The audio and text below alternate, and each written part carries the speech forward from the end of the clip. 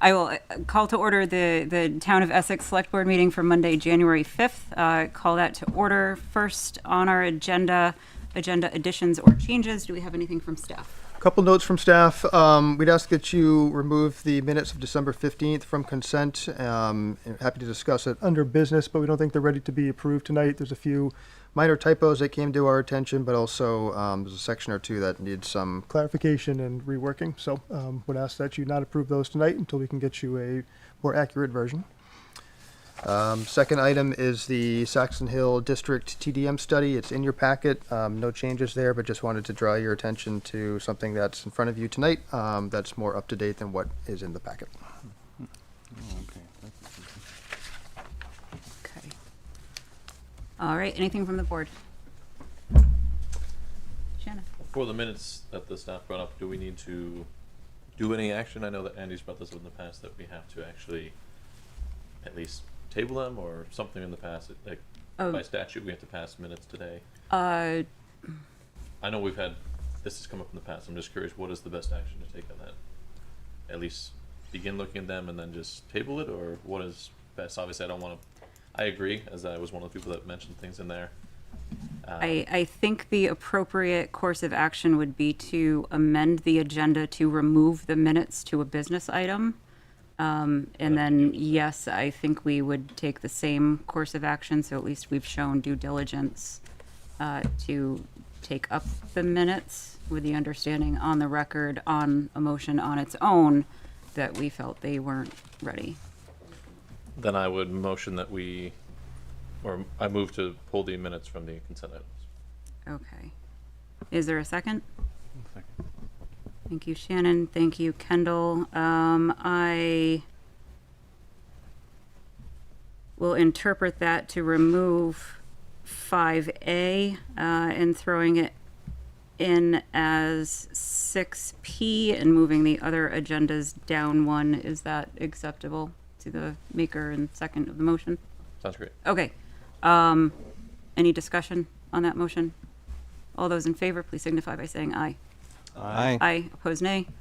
Motion carries 5-0. We have an amended agenda.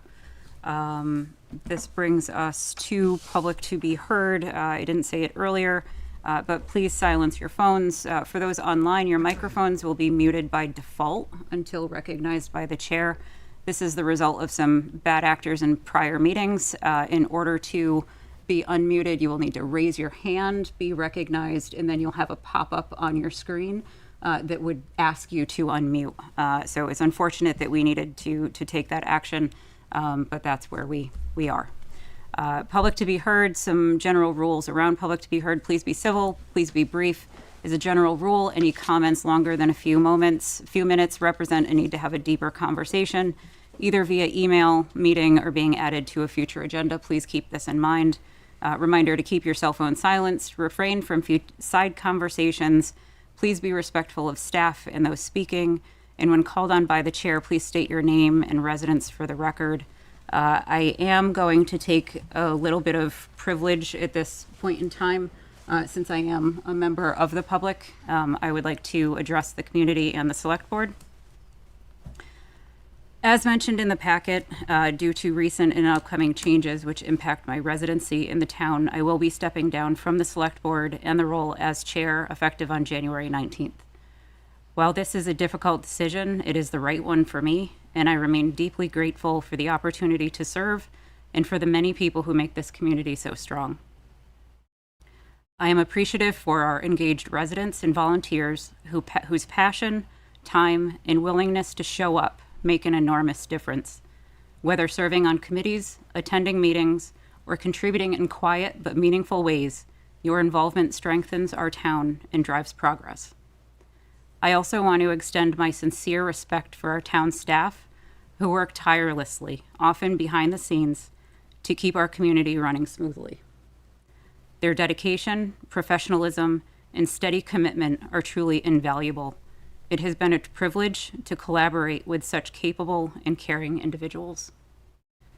As I step aside, I encourage both the board and the broader community to continue leading with kindness, patience, and first assuming good intent.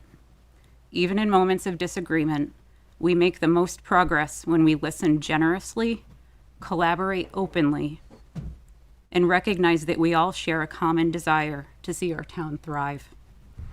Thank you for the opportunity to serve and for the trust, support, and partnership that have made this work so meaningful. Thank you. With that, I will open it up.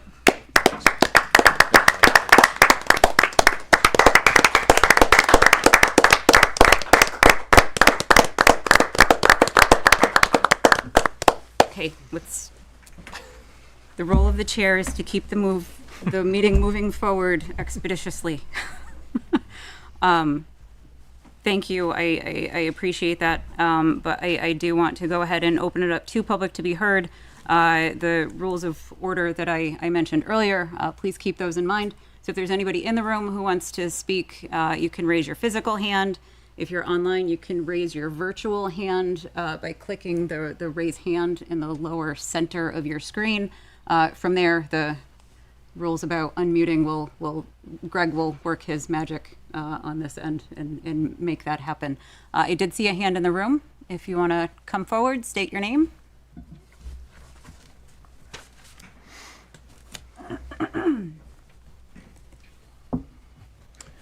My name is David Scopin, and I thank you all for permitting public to be heard. I think it's wonderful that you do that. I know it takes up extra time.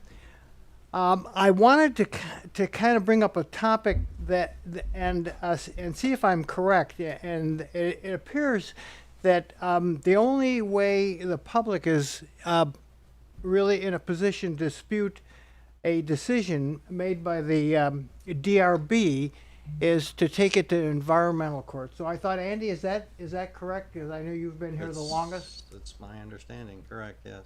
Gotcha. In view of what's taking place with acres, it's exceedingly costly to do that. I've already looked into it, and there's an initial cost, but there's also apparently a form that has to be filled out and information that has to be gathered. Ethan, does that seem fair to you, that if I simply wanted to challenge something that I thought was a clear violation of the regulations, that I would have to jump through so many hoops? Yeah. It's a discussion. Yeah, this isn't a discussion, and it really doesn't matter what the select board feels. That is the process per the state process. So the select board doesn't have any standing to change that.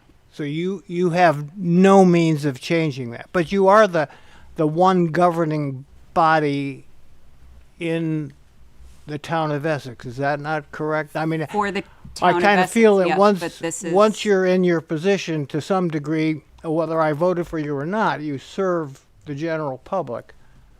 There's no way around this, and it appears to be exceedingly unfair.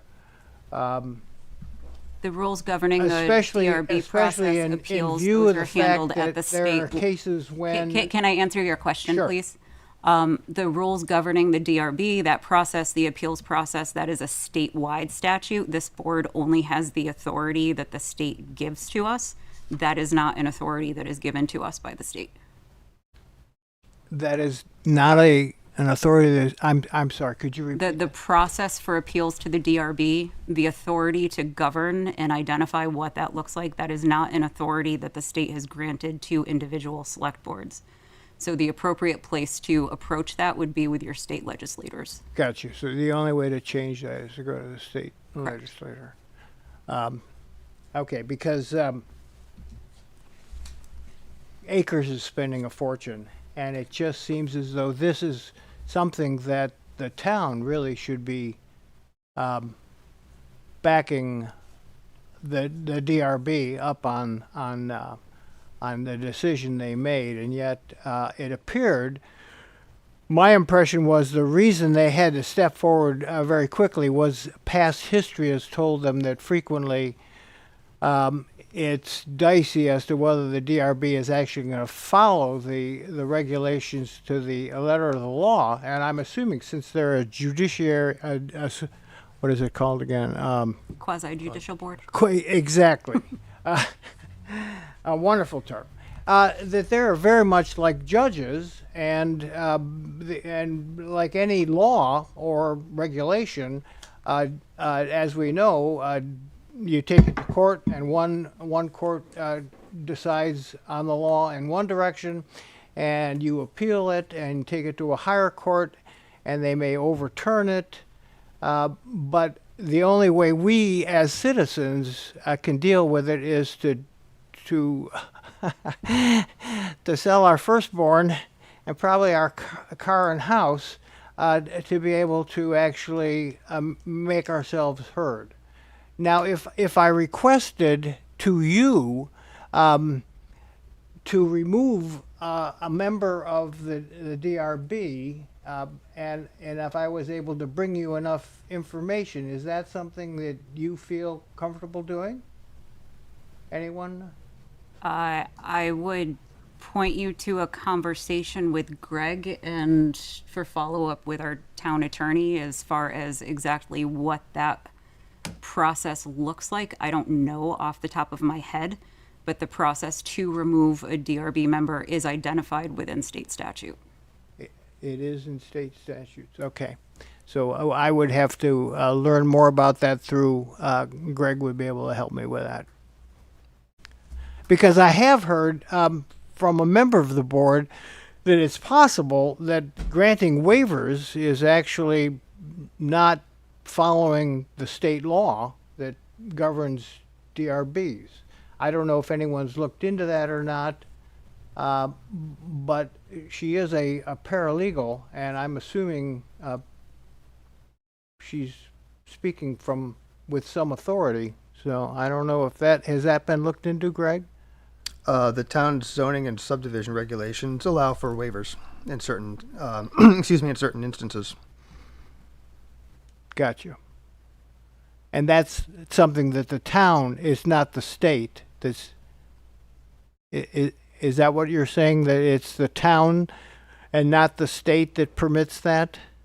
I don't know offhand exactly where the authority comes from the state to allow the town and its subdivision regulations or zoning regulations to grant waivers for certain conditions, but I am confident that it is permitted. I hear you. Okay. I'd have to do some more research to figure out. Yeah, I would greatly appreciate that, because it just seems as though we're coming up on an issue where there's a subdivision that wants to go in, and they're way beyond 20% slopes, and our laws, our regulations clearly define the fact that this is unacceptable, and they're expecting that a reasonable percentage, a fairly high percentage of the total land developed would be involved with steep slopes, which would appear to be that would have been shut down at the onset, that the developer would realize, the board would weigh in on the fact that in some cases, granting a waiver is not in the best interest of the community, and is certainly not in the best interest of possible homeowners. I certainly live in a subdivision where I'm on Skyline Drive in Pinewood Manor, and once upon a time they permitted you to build a road and then hit the hill. And when I come out of my driveway, a car will appear that fast, very close to where my automobile is coming out of my driveway, very, very suddenly, and same with walking dogs. So it seems to me that when we put in place certain regulations, and I know we have about how do you build a road, you don't make that all of a sudden you're going down abruptly.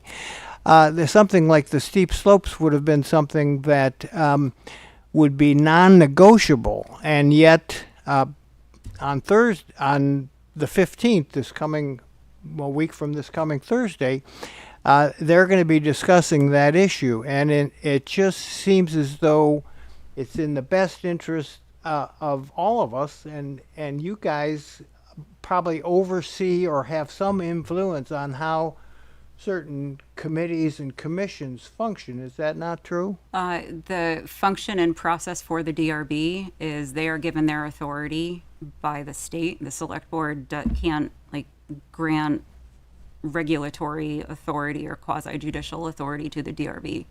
I think this is one of those instances where there needs to be deeper conversations specific to this item. It sounds like this is going to be at the DRB next week. I would ask that you direct your comments to the DRB and perhaps follow up with planning and zoning to learn more about the process, what's allowed, what's not allowed based on their regulations, as they're the experts, not us. Right. Yeah. Actually, I've been all through that in past years, and found that until just recently, when they actually voted 4-2 in favor of something that was obviously, pretty cut and dry. And that was the first time I've experienced something that I found to be to the advantage of the community. So I have been, and maybe things have changed, and I'll be very pleasantly surprised a week from this Thursday. So thank you very much for your time, and I'm going to go back out and brave the snow. Take care. Be safe. Any other public comment? I do see two people online. Peter Corella, I don't know if I pronounced your last name correctly. If I didn't, please correct me. We're going to get you unmuted. Nope, that was correct. Thank you. Go ahead. You have the floor. Yeah, good evening. And I wanted to also say thank you for the opportunity to speak. Like I said, my name is Peter Corella. I live on Perry Drive in Essex with my wife and our twin boys who attend elementary school in Essex. We bought our home 2 years ago because we believed that Essex was a community where families could build long-term roots. Unfortunately, during the entire time we've lived here, we have been unable to access after-school programming for our children. There is simply no availability unless a family is already grandfathered in through older siblings or prior participation. For new families like ours, the door is effectively closed. This lack of access has had very real consequences for our family. My wife was offered a full-time job at Instamart, a local employer, but she was only able to accept a part-time hourly position without benefits because she must be home to meet our children at the bus stop every afternoon. Instamart has now made it clear they need her to work full-time or they will have to let her go.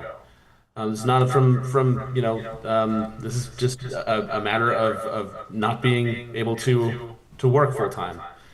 We have until April 1st, just 3 months, before she must forfeit her job and her income. This is not just a personal hardship.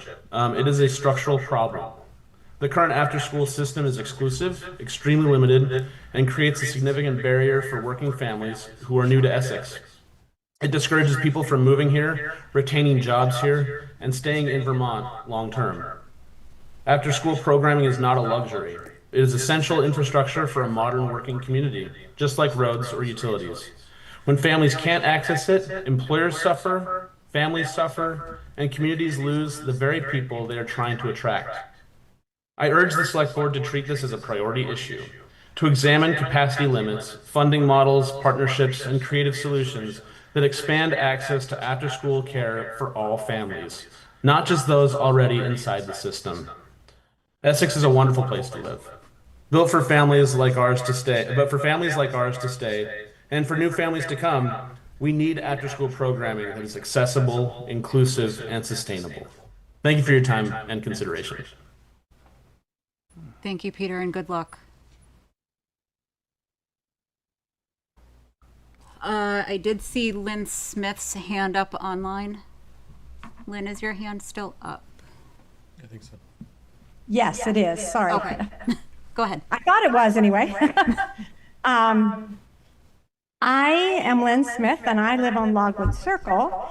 And as we approach another year of decisions concerning property taxes, I ask that you reconsider the 1% of the town budget that contributes to select 501c3 organizations.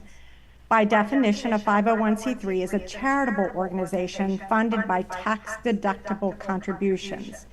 By conscripting my tax dollars and giving them to these organizations, you negate my right to claim those funds as tax deductible. I give to a number of charities, none of which are on your chosen list. Many of the charities listed I would not choose to support with a donation. You, by design, are compelling me and all Essex property taxpayers to contribute to charities that you choose and without the benefit of being able to claim that gift on a tax return. My solution to this problem: list your chosen charities on the property tax form. Give a place where taxpayers can choose to make a contribution, though they should not be compelled to do so. Then disperse the funds as people choose to donate. Thank you. Thank you, Lynn. I think I saw a hand in the room before we go back online. Come on up.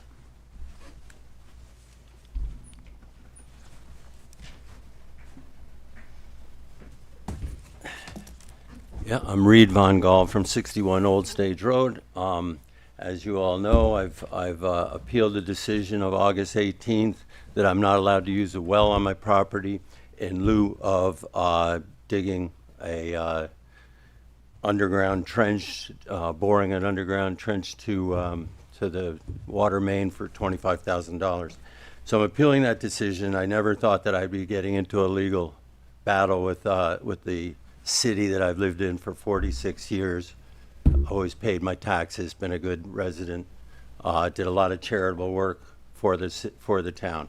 So anyway, I'm in that position now. I've been, a lot of people are coming to me and saying driving up my driveway to ask me, what is it that the town has against me? Why does the Public Works have some kind of vendetta against me? I have no idea why this attack has happened. But I wanted first off to be put in the minutes my email address so people can contact me, because they come in and say we didn't know how to contact you. It's my last name, VONGAL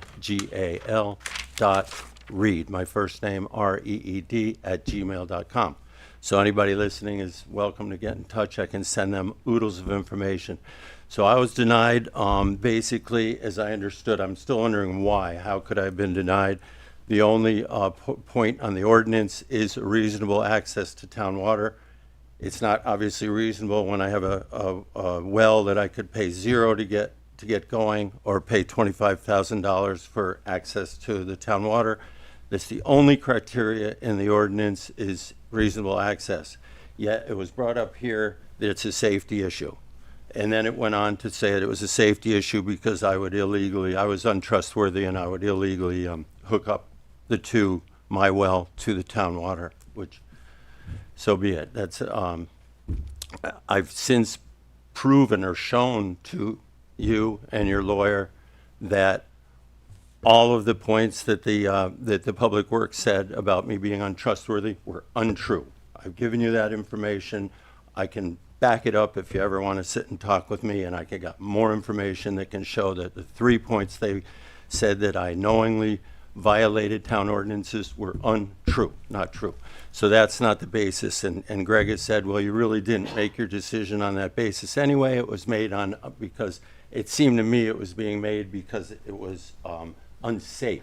It was an unsafe situation. Not me personally, it was just an unsafe situation. So I've since found oodles of residents in the town that have wells and have town water. I've only found 2 that Public Works knows of that are using both town water and wells on the same property, sanctioned by the town. There are a few others that people said, hey, I'm doing it, but please, that's my business. So it's happening around, and I haven't seen people dying. As Kendall said, hundreds of people die from this every year. I haven't seen any problems yet. I don't think people are hooking the 2 together, but they have the access to be able to do that. You should know that. The outcome of my situation was that the Select Board decided the ordinance was not comprehensive enough. The ordinance should be changed to prevent people from me, I guess, of coming in and getting a waiver. I'm not sure why. So the ordinance is being revamped. As it now, it only says reasonable access to town water. That's the only thing it says. So obviously they're going to pile on a bunch of other restrictions, I'm sure. Nowhere did it say unsafe. The Public Works said that their concern was unsafe. That's the issue. Obviously that's a big issue, but it's a moot point in this situation. So what I'm bringing up tonight is that I do not like the idea that I'm suing the town of Essex. It's been my town for most of my life. It's where I raised my children. I don't like the idea at all. I've asked multiple times in meetings here and meetings with Greg to let's sit down and figure this out, because every point that you've made is it's not true, or it just doesn't make any sense. I'd like to get it done as soon as you can. Your lawyer just gets and tries to get it thrown out on little technicalities, that I worded it wrong, or that I trying to go after the September 15th where I was promised to be able to come back with and support my case more after having what I called a character assassination. I was able to come back and give this proof. They say, well, I can't sue him for the August 18th, even though that's what September 15th was all about, was being able to get that figured out. Anyway, I want to ask you why. You're not going to answer me now because you can't talk because it's litigation.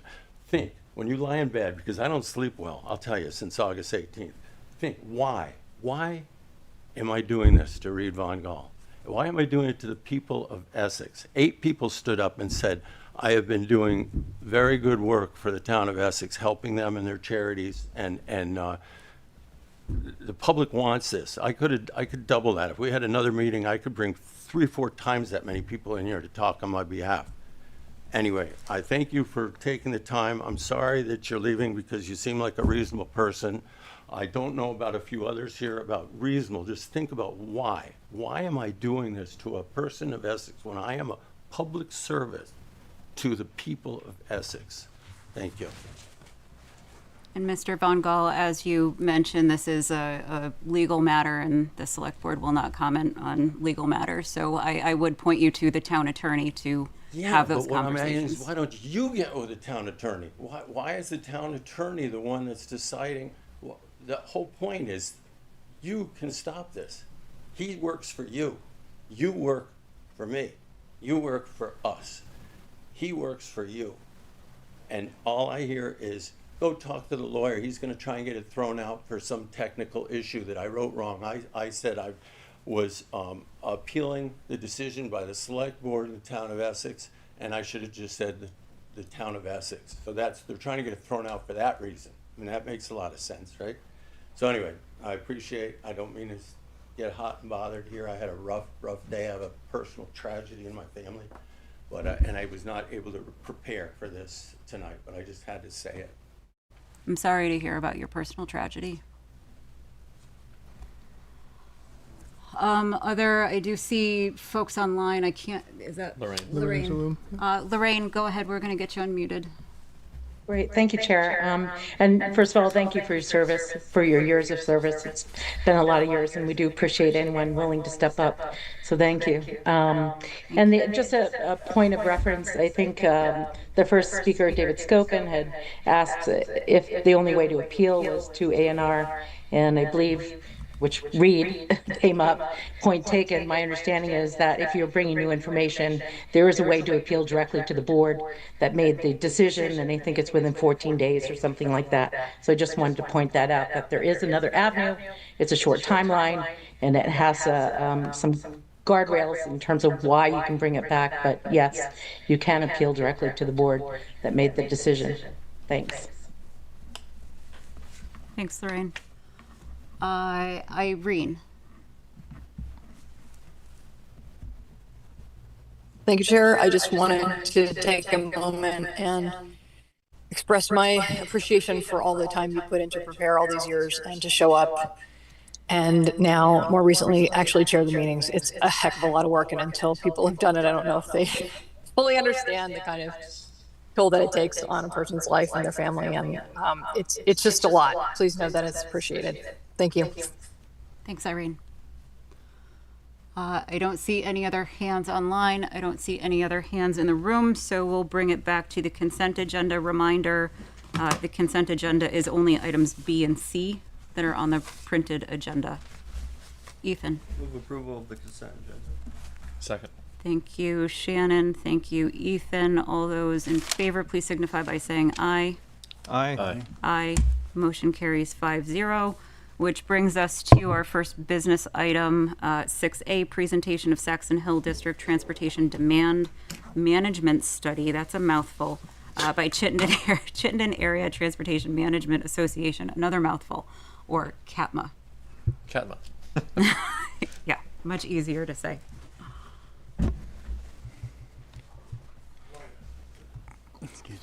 Good evening. Oh, Can you hear me okay? yes. Great. It is a mouthful, that's for sure. Thank you for inviting us tonight. Sandy Tebow, I'm the Executive Director at CATMA, and joining me is Emily Adams, our analyst at CATMA.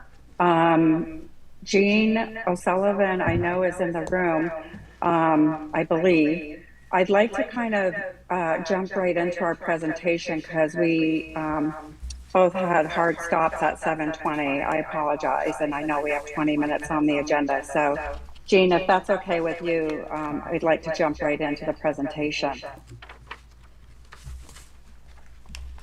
Yeah, and Jean is also online, so we may need to unmute her as well if. So is Emily Adams. Emily, do you want to share the presentation? Yeah, I had already unmuted Emily. Okay. Hi, also, sorry. Am I able to share my screen? Do I have those permissions? We will set it up, Emily. Okay, thank you.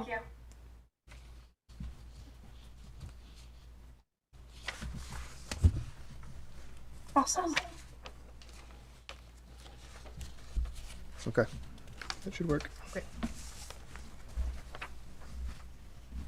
Awesome, great. So before we move into this project and the survey results, I did want to just provide a very brief overview of the Chittenden Area Transportation Management Association, also known as CATMA. We are a nonprofit that was formed in 1992 by the three Hill institutions, Champlain College, the University of Vermont, and UVM Medical Center. They formed CATMA to collaboratively and jointly plan transportation and parking in ways that better coordinate land use on the Hill, reduce environmental impacts and single occupant vehicles while improving the commuter experience in and around Chittenden County. CATMA, the way that we do reduce single occupant vehicles is we plan and administer and manage a suite of TDM, Transportation Demand Management, another mouthful, strategies and programs for our members and in the region. We do not operate any buses or shuttles. I just wanted to clarify that sometimes people think that we're operating buses or shuttles or the CAT UVM shuttles. We administer programs. In 2015, we expanded to a regional transportation management association, which meant that we opened up membership to businesses and developers in Chittenden County. And we also created a transportation coordinator network, which the town of Essex has been a member of for, I think, about 5 or 6 years.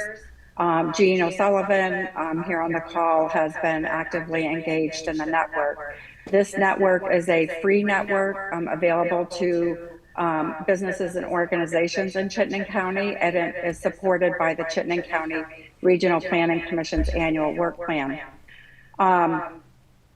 CATMA's mission is to lead and collaborate with public and private partners to advance transportation options that build a more connected, resilient, and sustainable network for our members and regions. And basically, we serve as a regional gateway between the transportation service providers and the organizations and local, regional, and state government agencies in order to advance TDM. On the logo sheet here, just really quickly, the top tier here, CATMA members, these are our dues paying members and our founding institutions. You can see the city of Essex Junction. They joined CATMA last year as a member, as a employer member. And then the bottom tier here, we have about 100 businesses and organizations in our transportation coordinator network.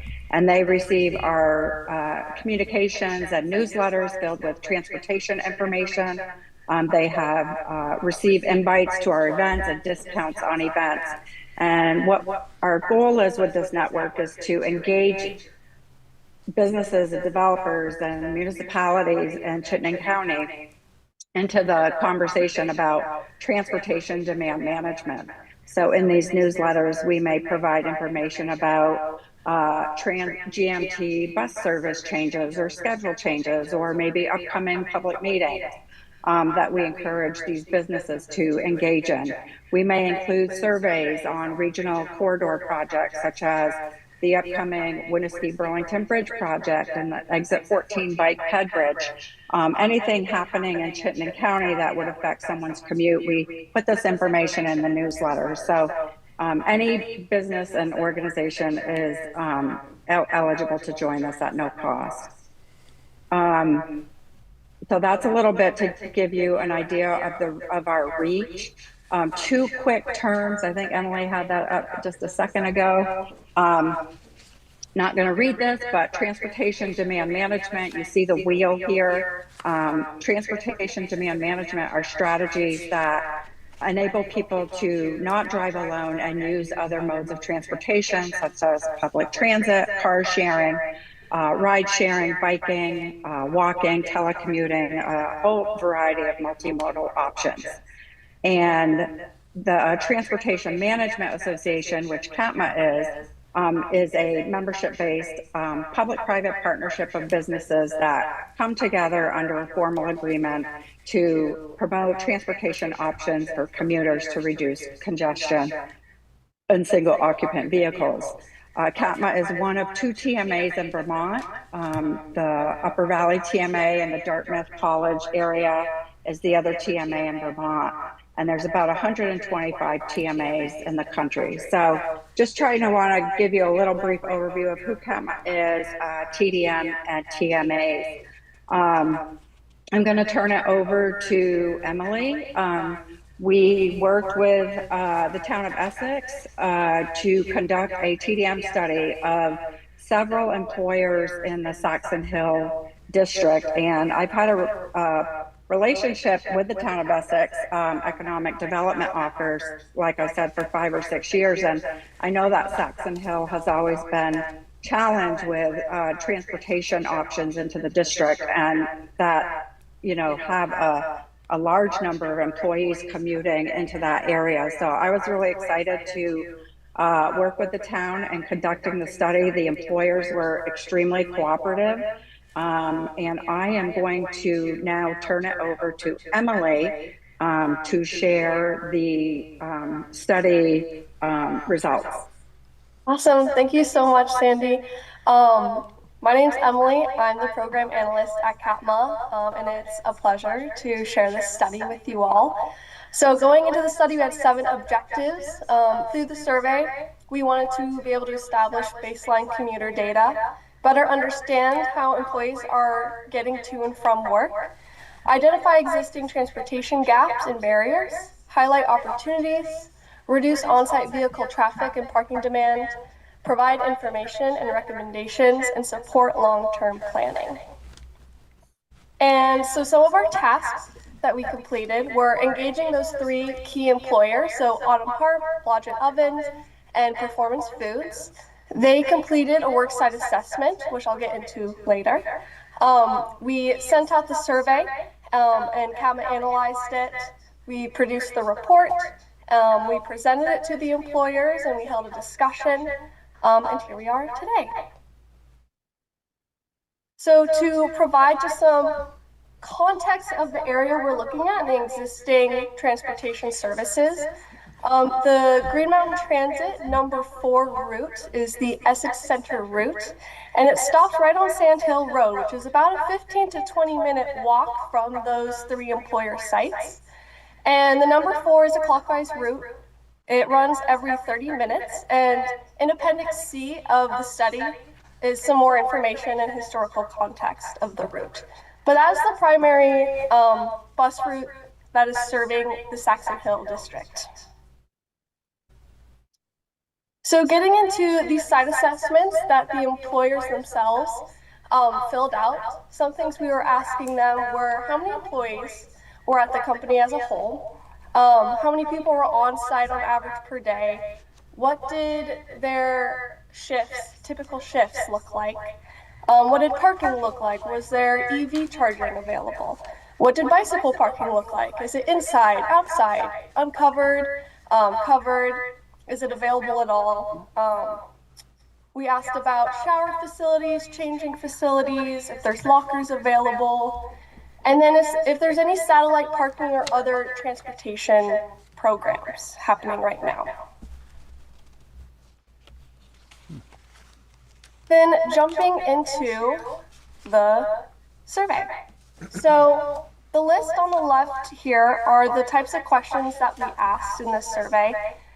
So we asked, what are all the modes that you have used to get to work in general at your employer? And this is a check all that apply.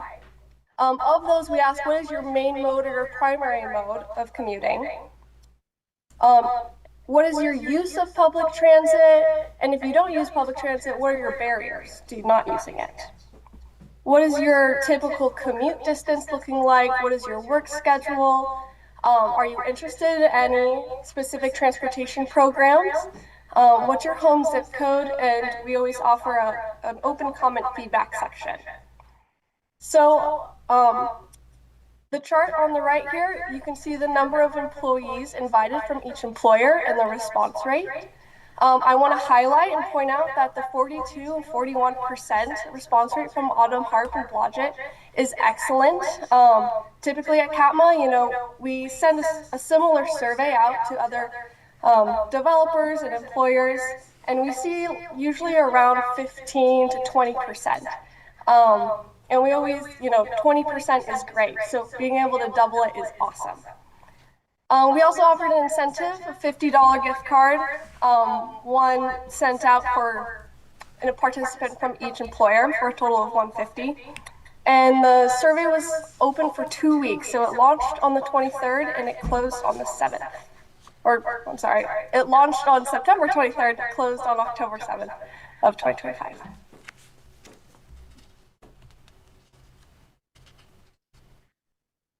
And here are some of our key findings. So, unsurprisingly, driving alone is the most popular choice.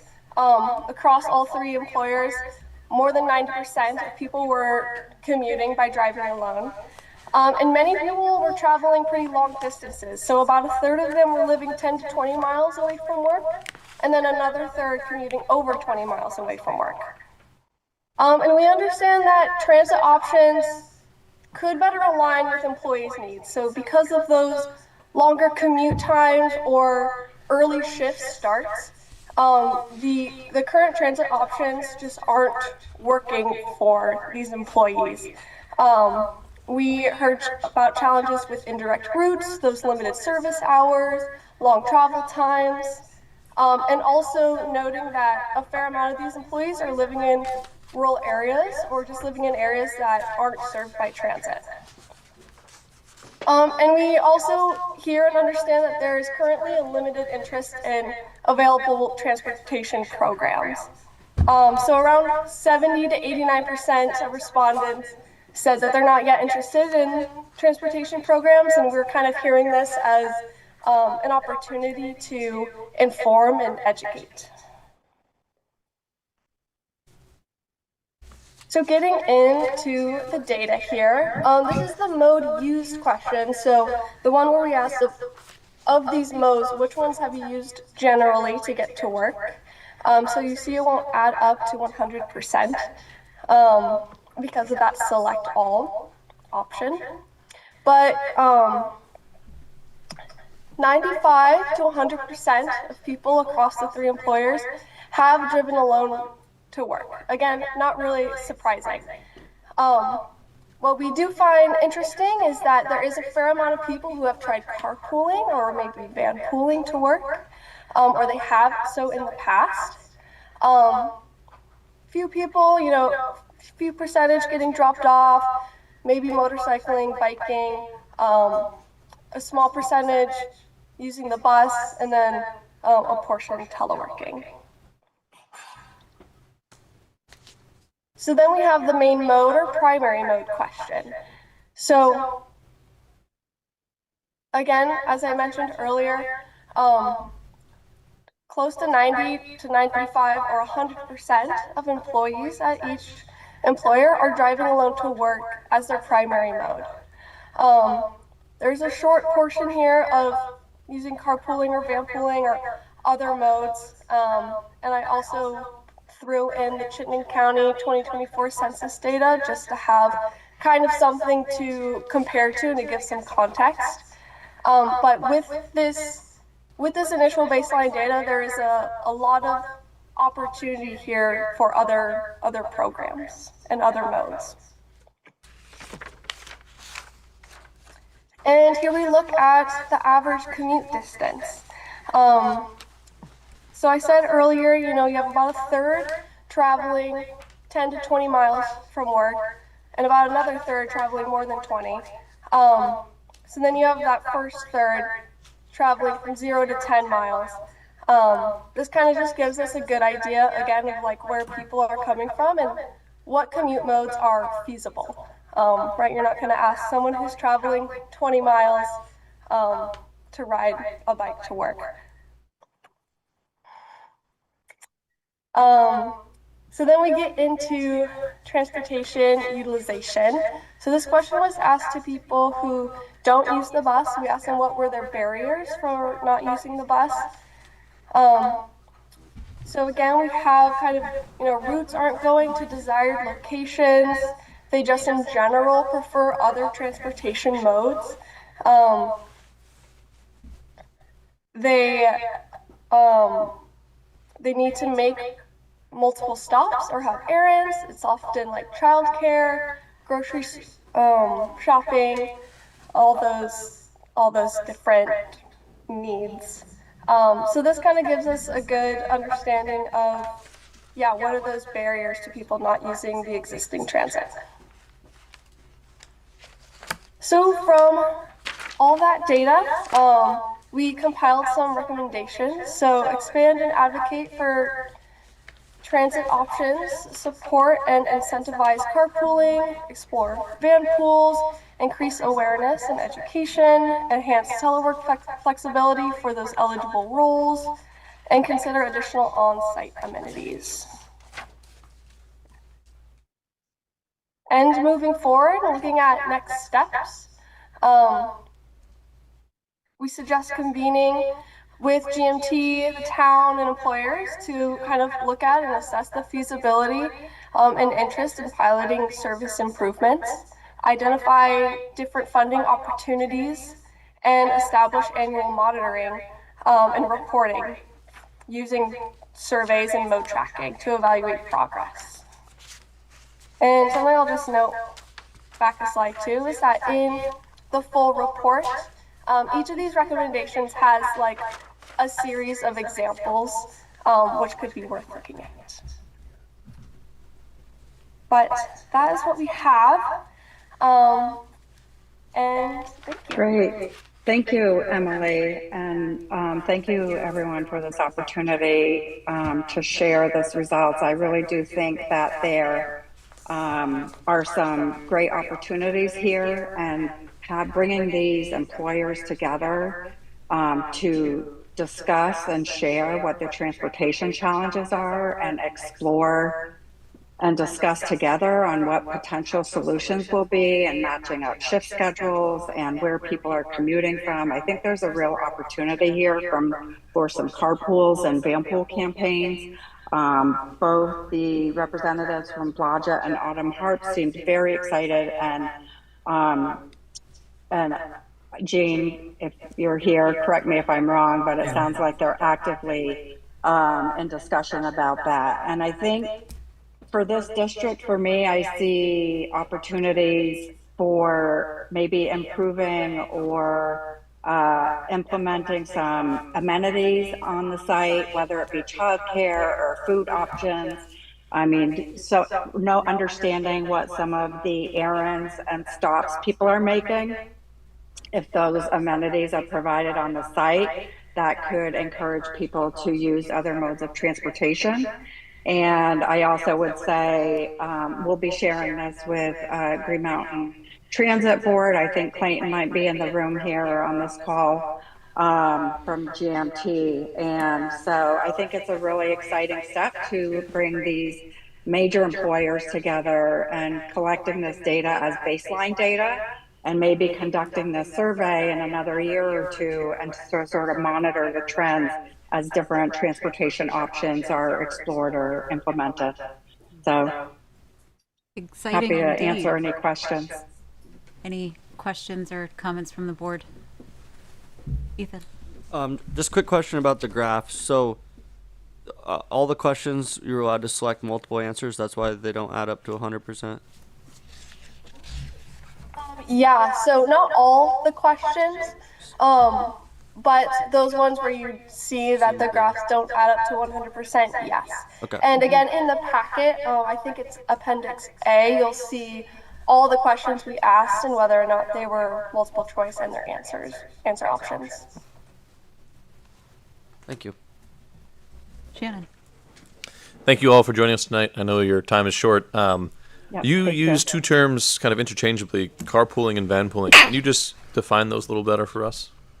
Yes, van pooling would be a commuter van. So it might be a 8, 9, 10, 12 passenger van where a group of people are riding in to from a location, whether it's a parking ride to a destination. And then carpooling might be where you're riding with one person or two person in your own personal car. The state of Vermont, V-Trans does have a van pool program. They contract with Enterprise. It's pretty, we're talking to Blodgett about that program. So they offer a nice incentive. So I think Blodgett and Autumn Harp already has a van pool with Enterprise. So that's the difference between those two travel options. I appreciate that. And I also just want to give a shout out to the companies. They must have done a very good job of promoting this to get those 41, 42% response rates. That's excellent. So I'm glad people partook in this. They were wonderful to work with. Seeing no other board comments or questions, are you okay if we open it up for some public comment? I know you said you had to leave at 7:20. Yeah, I think Emily has more of a hard stop than I do. I'm happy to stay on, Emily, if you want to scoot. Okay, thank you so much, Emily. Sandy. Thank you all. Bye-bye. Thank you. And at this point, I'll open up for public comment, if there is any public comment on the CATMA survey. Okay, and Jean, knowing that you are online, did you have anything to add? Yes, thank you. Well, first and foremost, I want to thank you and say how sorry I am that Essex is losing you, and for all of the hard work and wonderful work you've done. Let me try to get in screen here. That would be helpful. There we are. Not a disembodied voice. And I guess to be brief, which is probably the key takeaways are for me. This brought over employers who are covering over 700 employees, which is basically 14% of the incoming workforce that comes in daily into Essex.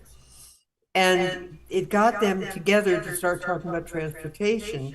And one of the conversations we're going forward with them is they're looking at possibly joining forces together themselves and do some sort of a employee workforce transportation system that they'll do amongst themselves that could also engage other employers in the area for both employee recruitment and retention. So that is really wonderful, and it's great to have them have this conversation about transportation. It also, you'll see later on in about a month or so, you're going to see the economic development study come in. And it's going to show you that about equal numbers of people leave Essex every day and equal numbers come into Essex every day. And this transportation study literally covers about 14% of those incoming people. So it gives you a good sense, by extrapolation of what that demographic is, and what are the opportunities for businesses in Essex to benefit from there. So there's that. And on a side note, it did open up an interesting discussion about food trucks and the possibility of having food trucks up around there during shift time, which people will not be jumping in their cars to drive and get lunch, but they could go to a food truck, and also it's another opportunity for vendors who are in Essex. So I think by and large, it's been a good study, and thank you for the opportunity of doing this. And then I'll just briefly say, I'm leaving you on the 16th of January, and I want to thank the Select Board and the staff of the Town of Essex for 4 really exciting years working with you, doing economic development. I think your study coming in is going to be a great template to work from. The Saxon Hill, this transportation study is a jumping off place for multiple opportunities up in that area. And by and large, thank you for the opportunity of meeting and greeting the town of Essex, which is a really wonderful, wonderful town. And I've enjoyed my time with you. Thank you. Thank you for the thoughts, Jean. Thank you for your service. And Sandy, thank you for being here tonight. Okay, thank you. Thanks. With that, I will move us along to item 6B.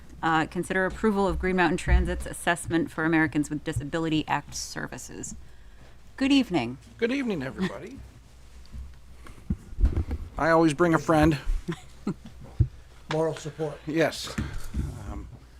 Madam Chair, I want to join the chorus of folks who appreciate your service as a Town of Essex resident. I appreciate all your time and efforts into our community. Normally I come about this time of year and I talk somewhat broadly and generally about GMT. And I'm going to be doing that sometime in the future, and we'll talk about our fiscal year 27 budget or assessment then. Today is much more focused because I'm asking you to help me repair a mistake that I made. Greg was kind enough to include the memo that I sent to all the town managers about the issue that we're trying to correct, and I'll give you the Reader's Digest of that. So, Green Mountain Transit had received feedback for many years from municipalities with concerns about the ADA service being such a volatile service when it comes to our annual budgeting. And folks may recall I've been in here before talking about how we have some communities who will have maybe as much as a 40% increase in ADA costs over a single year.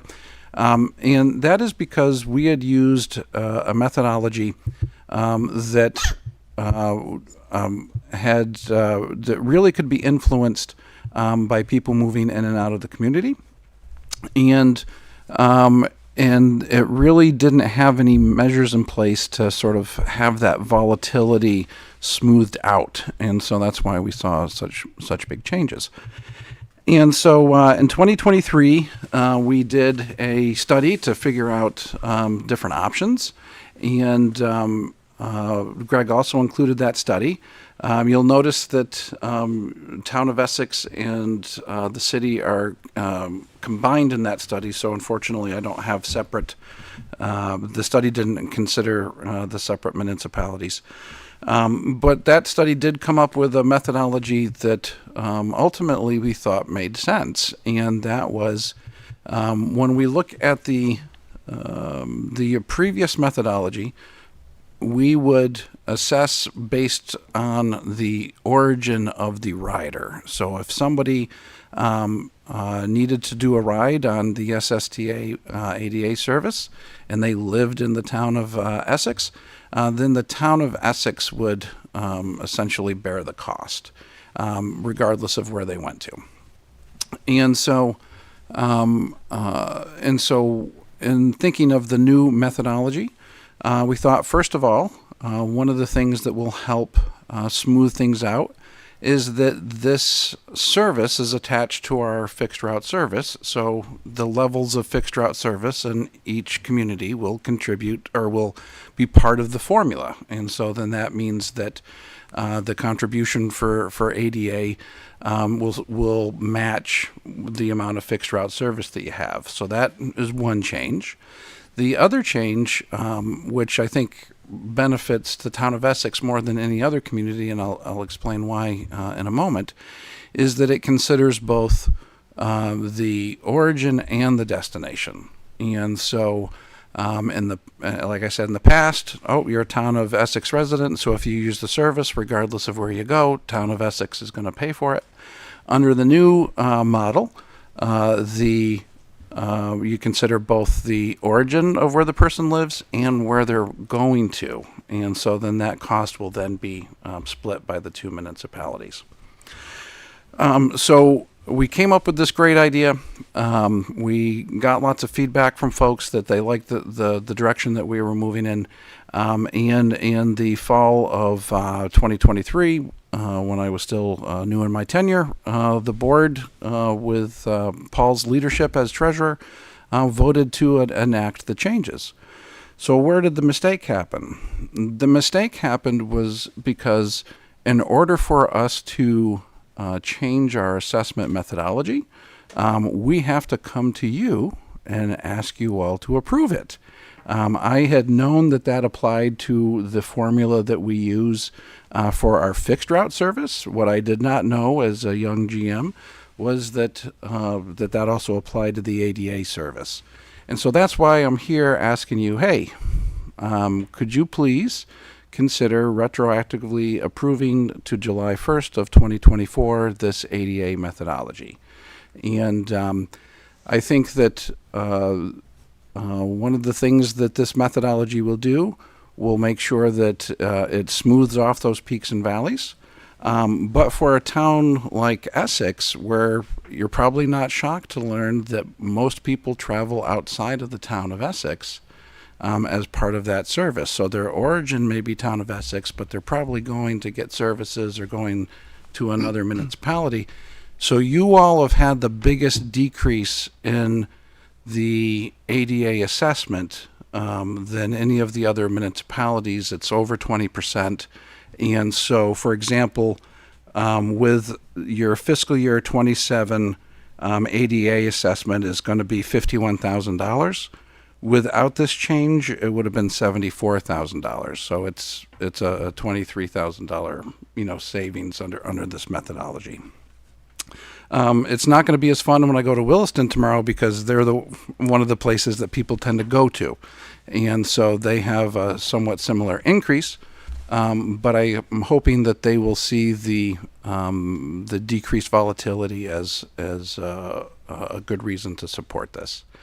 And so, really, for right now, I just want to stay focused on this and then keep other discussion about GMT in general, because there are some things I really want to talk to you about the future, especially our financial outlook and what that mean for the town of Essex. So I'm going to stop talking and field your questions now. Questions from the board? Andy? In reading the memo, there's a comment in there about members pay 50% and non-members pay 100%. Correct. Just want to ask for clarity because we've been considering becoming non-members. Yes. What that means. And so what that means is that for like the town of Colchester, their ADA service, they don't receive a 50% discount, and so we charge them the full price. So that is one of the downsides to becoming I would say probably the biggest financial downside to becoming a non-member. All right, thank you. Just wanted to make sure I was understanding that correctly. So thanks. Ethan. A couple quick questions for you. So in the graph, I see Williston.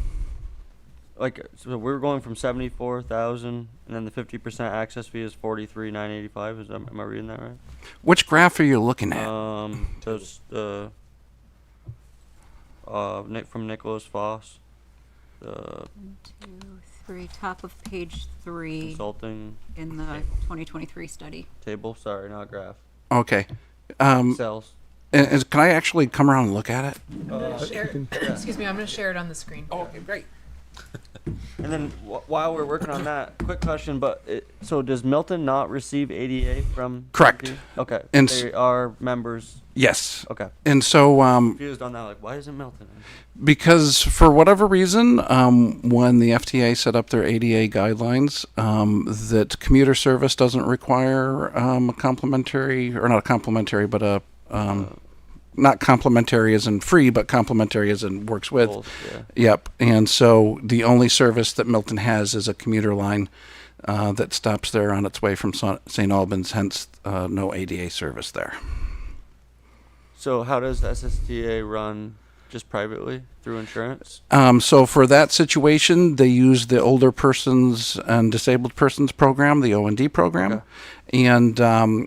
And then they can also contract directly with SSTA. I don't believe Milton has any special arrangements with SSTA. Yeah, I don't. Yep. I just know that they serve Milton, so I'm Yep. I'm not planning anything, but I'm just thinking in my head, Yep. Essex's unknown future, how the ADA system works on how you can not be a member and have service. And so the thing to keep in mind for SSTA service is that they do not only our ADA paratransit, but they do both the O&D, which is the older and disabled persons, and Medicaid transportation. Okay. So I'm sure SSTA is probably there doing more Medicaid transportation than anything else when it comes to their operations in Milton. Awesome. Yep. Appreciate that information. Then, so my question is, the full assessment based on the ratio, that's what was from last year? Yes. So 74,951. Yes. So these are estimates from the consultant that that studied this in 2023, and so you're looking at which number? I'm not seeing the. I understand that there's going to be a change down, but this doesn't show that. Yeah. So this won't show that at all. Okay. And I'm not even sure. So down to, I guess, the third table. If we scroll down, there we go. So on this one, is this showing the change? I think this is showing what a theoretical or projected changes would be, and so I'm actually not familiar with what the theoretical changes were. I'm familiar with what the actual ones were. I also think, and correct me if I'm wrong, this is inclusive of Essex Junction, which yes. you said earlier, so it's a little bit. Yes. Yeah. Yep. So, am I totally missed it, or is there a clear breakdown of? There's no. Okay. Yep. That answers my question because I'm like, don't understand. Yeah. I know you're saying it's going down, but I don't see it. You'll see it in your assessment. Got it. Yep. Perfect. Yep. Thank you. Just building off of Ethan, and you mentioned in here that it is, as Greg just noted again, it's combined Essex numbers when we were joined. Do you have a sense of, based on the numbers you kind of presented us from 70 down to 50 or whatever it was, what that will mean for the town of Essex? I can't remember off the top of my head, but I can definitely send the. I have it all on a single chart. If you could, I'd be curious. Obviously, when we're looking on this information here, I'd be curious how many rides are coming from the junction versus our town. Yep. But I appreciate you coming. I appreciate your honesty about a mistake was made, and I'm here to correct that. Yep. Following up on that part of it, I read it in the beginning of the memo that 80% of the towns have to approve this, and then it'll be approved. Is that correct? 75%, yes. Have any approved it so far? Yes. And so I've gone and testified to Essex Junction, the city, They wanted to do a little bit more research. They actually had a lot of questions about making sure that the boundary between the town and the city is accurate, because apparently there's been some issues there. So we are working with them to go through the data to make sure that what we have as the boundaries is correct. So they chose not to take a vote. And then the city of Winooski has already taken it up and voted for it. Great, thank you. Okay, thank you. Is there a, Kendall, did you? Well, it's hard to vote for something without information. That's all. Is there a date by which a decision would need to be made? Preferably before town meeting day. Okay. Yeah, but that's just because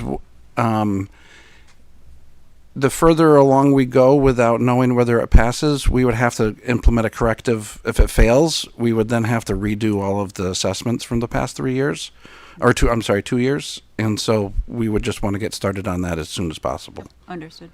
Andy? Yep. So I think it would have to be before we warn our budgets, not town meeting day. So it'd have to be 26. for us, it's the 26th of January. Excellent point. Okay. All set? Yes, I'm all set. Okay. Ethan? Will we have a number before then? When's our next meeting? The 15th? We have a potential for a special meeting on the 12th. The 12th. The next regular meeting is the 26th. 26th. Yeah. So I can have the numbers to Greg tomorrow, and so the number is that under the old methodology, your fiscal year 27 assessment would be $74,000, and under the new methodology, the assessment that we proposed for you is $51,000. So it's a $23,000 savings. Is that just us, or is that Just you? Okay, thank Yep. Yep. Just Andy? 10. Okay. So to be clear, our last 2 years have also reflected this change as well, right? So fiscal year 27 would be the second year. So yes, fiscal year 26 was the first, which I believe you would also have had significant savings. So I'll include that We've tomorrow. already seen the advantage of this change because we need to do it retroactively. We've already seen the first year of the change. Correct. If it's not approved, we'd have to pay back the difference, the savings that we got last year. And increase our And FY increase 27 operating. the current one. Correct. Yes. So with that, any other board questions? Should I turn it over to public comment? Seeing none, I'm going to open it up for public comment. Questions, concerns, curiosities, quandaries. I don't see any hands in the room. Karen, is there anybody online? I don't. Oh, yeah, I can see the side there. I don't see any hands there. So we'll bring it back to the board. Andy. I make the motion that the select board retroactively approve the amendment to section 1C of the formula for appointment in regard to ADA paratransit service effective July 1st, 2024. Thank you, Andy. Is there a second? I second. Thank you, Shannon. Final discussion. I'm just a little curious about how this was warned. It's not Consider approval of Green Mountain Transit's assessments in the memo. for ADA. It was on the agenda. And then the, There's no corresponding memo to go with it. But. yeah, the letter from GMT contained the language that Andy just read. First paragraph. After dear urban member I'm municipality. not opposed to it. I just want to Yep. make sure that that's legitimate, because I've never seen us take action on something that's not warned with its own memo from the town manager. Yeah, it's fine. It is warned for action on the agenda, and that's what matters. It doesn't have to be supporting documentation Yep. in a memo. From the town manager, no. Okay. No, we're good. Okay. So, sorry, I'm getting my brain back on track. There is a motion. It has been seconded. All those in favor, please signify by saying aye. Aye. Opposed, nay. Motion carries 5-0. Thank you. Can I make a pitch here, please, Tracy? Sure. First one is, thank you for your years of service. I know what you've been doing is difficult, and most people don't realize the time you spend. But maybe I could ask you before you leave, would you find an alternate to serve on the Green Mountain Transit Board? It would be great to have somebody who could serve on committees and learn about Mountain Transit, so that at the point in time where I retire, there'll be somebody who knows what's going on and can be productive. I think Thank we you. may be able to warn that and make something happen at a future meeting. Thank you. Thank you. Thank you both. Thank you both. Good luck tomorrow. Moving along to item 6C, work session, potential preliminary adoption of fiscal year 2027 operating budget.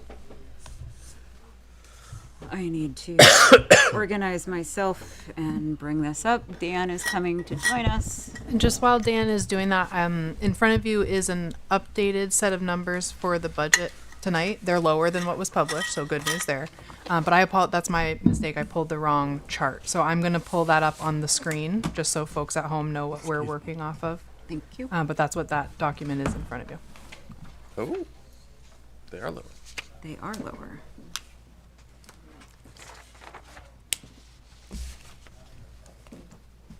Dare I try to zoom in here? All right, good evening. So later on within this memo is some descriptions of the changes that have been made since the meeting on December 15th. So below those couple of charts, just listing out, I can go through them pretty quickly here. There's a slight reduction in overall property tax revenue of $11,863. There's adjustments in relation to the assistant to the assessor position that we are anticipating filling soon. There's a little bit of a reduction in taser expenses that we are moving forward with. That's going to lead to less reduction from the city for their share of that expense. And there are kind of a myriad of changes in insurance and benefits from police administration through public works and other employee benefits based on personal individual plans that are selected or opt-outs that happened effective with the new calendar year that are kind of permeating their way through the budget changes as well in this document. The total cost is $17,189,166 to the operating budget. That would be the total expense that's listed on the chart, which is an increase of 2.54%. And so this work session is kind of designed to see if you have any other inquiries or things you'd like to address. Just as Tracy noted a little while ago, we do have January 12th reserved if you want to have a special work session. We also have the next item on the agenda today is to consider approval of public hearing, consider approval of the budget and public hearing warning of the budget for January 26th. So we kind of put a choose your own adventure option out there for you and just wanted to see where you were at tonight. Discussion, input. Ethan. I just have a quick question about the $4,800 for the phone allowance for the benefits. Are those personal cell phones? So I believe, I think it's a personal cell phone that's used that provides accessibility for the town, to the town. I don't know that specific plan. Some of them are. So, for instance, as part of my contract, I receive I think it's a $50 a month cell phone stipend. Yeah. We have other employees who receive a town cell phone instead of a stipend. So if it's the $4,800, that's probably the stipend itself, the actual payments. And I think that we look at that. I know. Oh, yeah, Just please, go ahead. because this represents your phone allowance and vehicle allowance, and it was already calculated in some of the underlying numbers of your sort of profile within the budgeting software. So we had added it in and then ultimately realized it needed to come out, if I'm correct on that. Because it was already, we were double counting. So it's only for the town manager? I don't know if that's only for the town manager. That's the total number that ultimately came out. Okay. Because I just have a concern about paying employees for a private cell phone to be used for town business. I feel like town business should be conducted inside of business hours and with a town property owned phone. But obviously the town manager is an exception to that. I don't know if there's exceptions to that with the police and fire chief, but those wouldn't be under the administration budget. Those would be in separate budgets. So I would just note that, and I would really like to see some information on where those stipends are going and if it's outside of the town manager. Okay. Any other board questions? Kendall? I just wanted to point out that the memo that came from Public Works should really be looked at carefully, because I don't think there's any question that they could haul that stuff with contractors much cheaper than using town labor, because you don't only have the cost of the actual hauling, but you also have all the manpower that you're missing that could be doing other things that need doing in the town. I know a number of towns are really starting to look at that, and even smaller towns with a lot smaller budgets cough up the money for contracting, because you get so much more work done in town when you got your crew here and your trucks. Not to mention that your trucks don't wear out anywhere near as fast. So I know that that's too big a thing to vote on in this budget, but I think next budget, that should really be a priority, because there's a lot of money savings there. I mean, when they come right up and they say that they think they could exceed the cost, or at least on par, I mean, you know it is. So that's my only comment. Other than that, the budget is, I think it's really tight this year. Thanks, Kendall. Andy, Shannon? I was actually going to raise something about the hauling. I thought that was a valid point. I agree. I think we're too far ahead right now to really dive into it for this year, but I would love to look into that. And also, we've talked about contractor use for a lot of public works, needs, plowing, mowing, things like that. So future years, but again, I echo what Kendall just said. Well done, staff, on tightening this up even further than what we saw on our, big day of budget workshop. I'm glad to see it going the right direction in my mind. Andy, any thoughts? Just going to ask, are we going to go to public comment, or do you want a motion? I'd like to go to public comment first. If anyone has public comment on the FY27 operating. I don't see anybody online. I don't see any hands online, I'll say. We've got one online. Oh. Just came up. Anne, go ahead.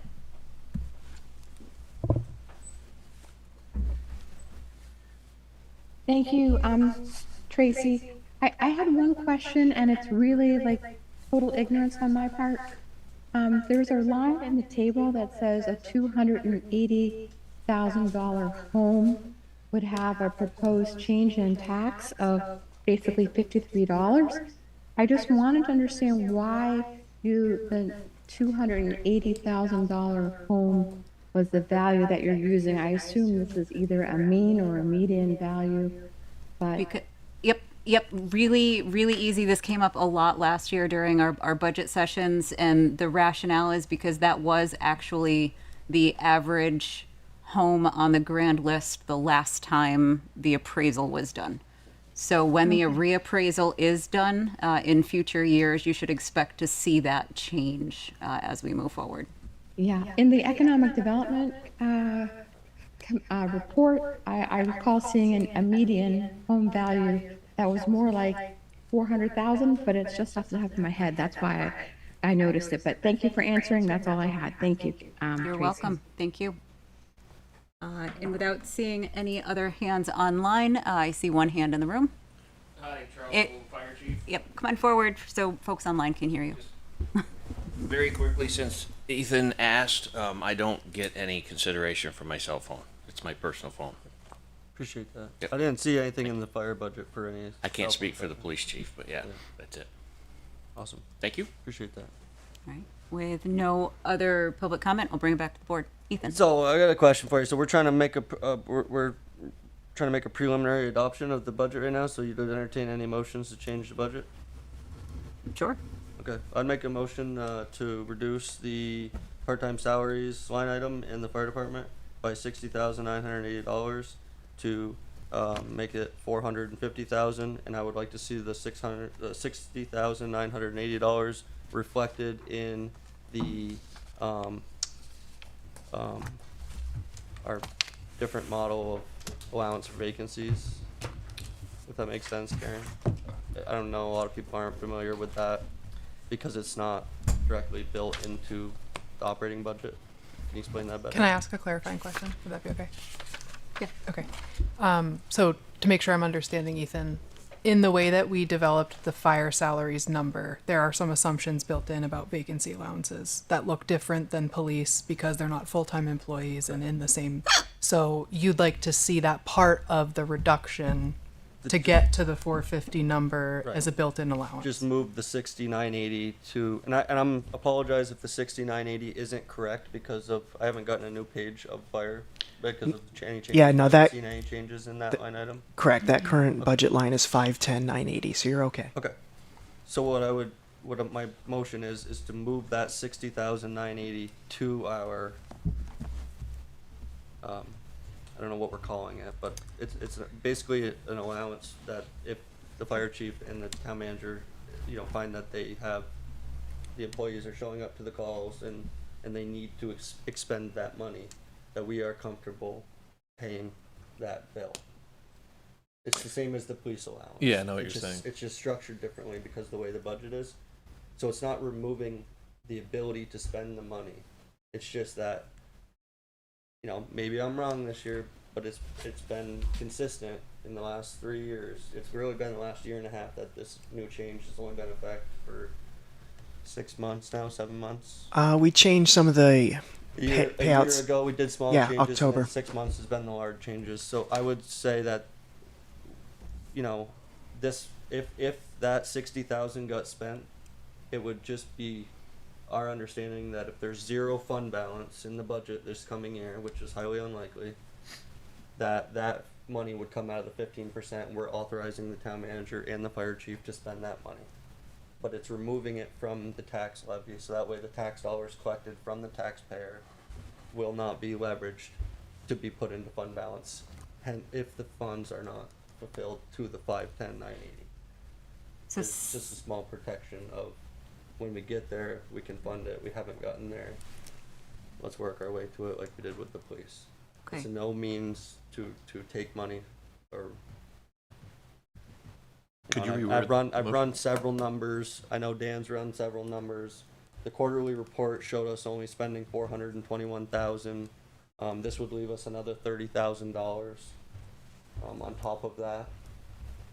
I know we had an uptick in our normal season that we do, which is for motor vehicle accidents in winter weather. Come springtime, it'll taper back off and be consistent with what it's been for the last 3 years. So. hopefully if it stops snowing. Well, we can hope. Hopefully it snows and doesn't rain every day. That's what we need. True. But that's the only change I'd like to make to the budget this year. So just a clarification, you mentioned that that we would pull it from fund balance. I just want to clarify that that's an option, but that's not something that we would be deciding ahead of time. Well, it would be future. It would be in the 27 audit. So if that expense happened in the year 27, theoretically, however you want to call it, that fund would have to be paid out of the 15%. The fund balance from future year 27 would refill the fund. It's coming out of future year 27. Yeah, I'm just saying that Yeah, would be a sorry if future I said it decision wrong, of the but select board. Well, they're gonna have to pay it from the 15% if it's approved by this select. They would have to find it from somewhere. Right. Yeah. In which case, if there's any fund balance from future year 27, and this select board committed to spending over the 15%.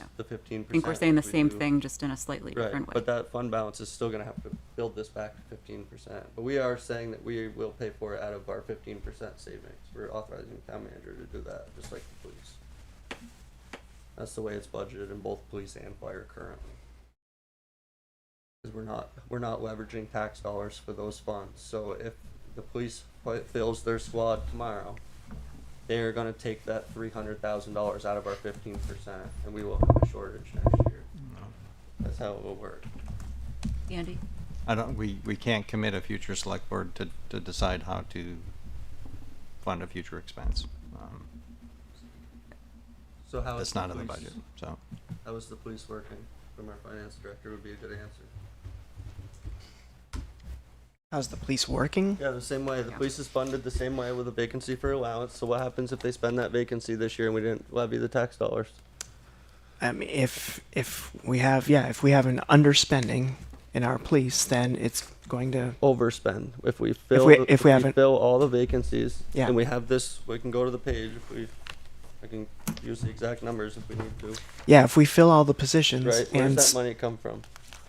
the money would come from The 15%. We would, Well, it would need to come- not directly the 15%. It would, the manager has the ability to move around funds within each individual Department. so that's an option, but Greg? I think if we were fully staffed in police or staffed enough that we were going to exceed that vacancy allowance, we would be coming to you as a board with, heads up that it's happening. We'd probably take a look at the entire police budget and sort of say, is it going to be absorbed elsewhere, or do we need to recommend an alternative, which is potentially dipping into that 15% unallocated fund balance? Right. Because that's $430,422 this year. The allowance number. Police vacancy. That's the allowance yep. number. Yeah. Yep. That's what we're allowing to overspend. We are not leveraging tax dollars for that. So I know the fire is different. Karen had it in a Excel spreadsheet she's gonna show us here, but that is only going to add another $60,000 to this number. And right now the per diem is the 36.5, and then the fire is the 40, so it's 76.5. So it'd be around $140,000. Okay, so I heard you make a motion to decrease part-time salaries in the fire town costing center by $60,980. Correct. Is there a second? A second. Thank you, Shannon. Further discussion on the motion. Andy? Given that we've been trying to encourage folks to volunteer, step up, to attend more calls, I'm not crazy about taking money away from that effort. I know we can always explain that, yeah, we'll pay it from someplace, but if it's not in the budget, I think we have a fiduciary responsibility to fund the budget in an appropriate way that provides the service that we need to provide to our residents, and I don't want to take money out of the fire salaries. Ethan? The fire salaries produced $160,000 of fund balance last year. So since we do have our fire chief here, would anyone mind if I asked for his thoughts on this?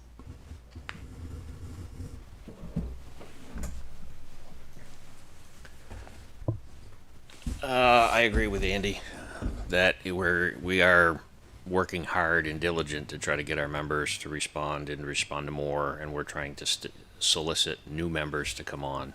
And we've done that recently, and we've got a lot of great people that have joined, and our numbers are up.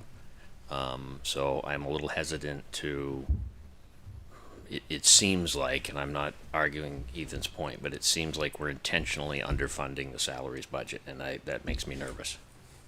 Have you seen a greater response to calls in the recent months? We have. Okay. Any other questions? Shannon? If I could just address the chief. Your actuals over the past couple of years, you say there's been a trend of us having more recruitment and more people showing up. Monetarily, do you think that is reflected in these numbers, or do you think there's room to, split the difference or something like that? Again, using this year and seeing our call volumes increase as well. Again, I'm hesitant to, I think this past year we did our due diligence to try to come into a salaries budget number that was very realistic. It may be on a little bit on the high side, but definitely realistic. We try very hard not to come back to you and say we're overspending the budget. I think Karen did a huge job with Dan to come up with the numbers that we have before you. At the end of the day, it's your decision. correct me if I'm wrong, we're still gonna pay everybody if they show up. But there's, nothing I've heard here suggests otherwise. It just makes me nervous if we're trying to budget to a very low side of actuals. Ethan. Just quick question for the chief. But so the only reports that I've seen was the quarterly report. I've gotten a little bit of information from Dan since then. But after the quarter one, we were only at 14.97% of the salaries for the year, right? I know Dan's spoke to this about the couple months after that, but we're talking from November, December, October, excuse me, November, December. We're going to be coming into January now. I understand those calls go up quite a bit, but when we go on the other side of March, we're going to see 14% again. And the number that Dan gave me for the increase in that next quarter was only like 18%, right? So we're still roughly 33%. If we have a busy next 3 months, which we're going to, right? Hope not, but you're right. It's already happened. It's happening currently, right? So we may hit 60% by end of winter, realistically, and then because the 14.97 by 4 quarters is only 59.88, which is 306,000. I understand that's not what we're going to spend, but we did budget 510 last year, and we came in at 353. So what I'm saying is, if we hit 75%, right? If we hit 75%, which is great, I would be thrilled to see 75%. That's only $421,000 to $290. So I'm giving you more than 75%. I'm giving you 85%. And we still already have, if you go, I'm sorry, These are the actuals Yeah. from the last. I was gonna- from the last, there we go, perfect. So do we have So, a yeah, percentage? so there- Sorry, do I dare zoom in? So there's an actual number there. That's $198,781. This is representing, that's not through all of December, because all of December's time has not been submitted yet. But pretty close. I wouldn't say pretty close. I mean, there could be another $35,000 or $40,000 piece potentially. We just don't have that information yet. But currently speaking, the 198 is pretty on par for my 420 for the year. 190. 6 months in at 198, missing a little bit of December. That's perfect. I would. It's basically a full month of December. You're in the ballpark. Okay. I'd say 200, and then maybe we're adding 30 or 40. So 450. Perfect. I'm in agreement. I'm not trying to defund it. I'm just saying the $160,000 in fund balance is ridiculous to continue to do. If the fire department is consistent and it continues to grow and you guys are closer to I mean, we can't budget 510 and spend 350. I understand that we're trying to grow and things like that, but we did the same thing with the police, and the police, before I even got on the select board, it went on for 10 years before I went to a town meeting and said something about why there was why I thought the average police salary was over $100,000 in Essex. It was because there were so many vacancies. It was funded every year. It went directly into fund balance. It can then be spent within the manager's discretion, within the purchasing policy, in that budget, in that, costing center for fire. So it's just, if we can get to closer to actual, be consistent, and give our full support to the members of our fire department to continue to show up and do an amazing job. I saw the numbers there. We had 2,000 calls. I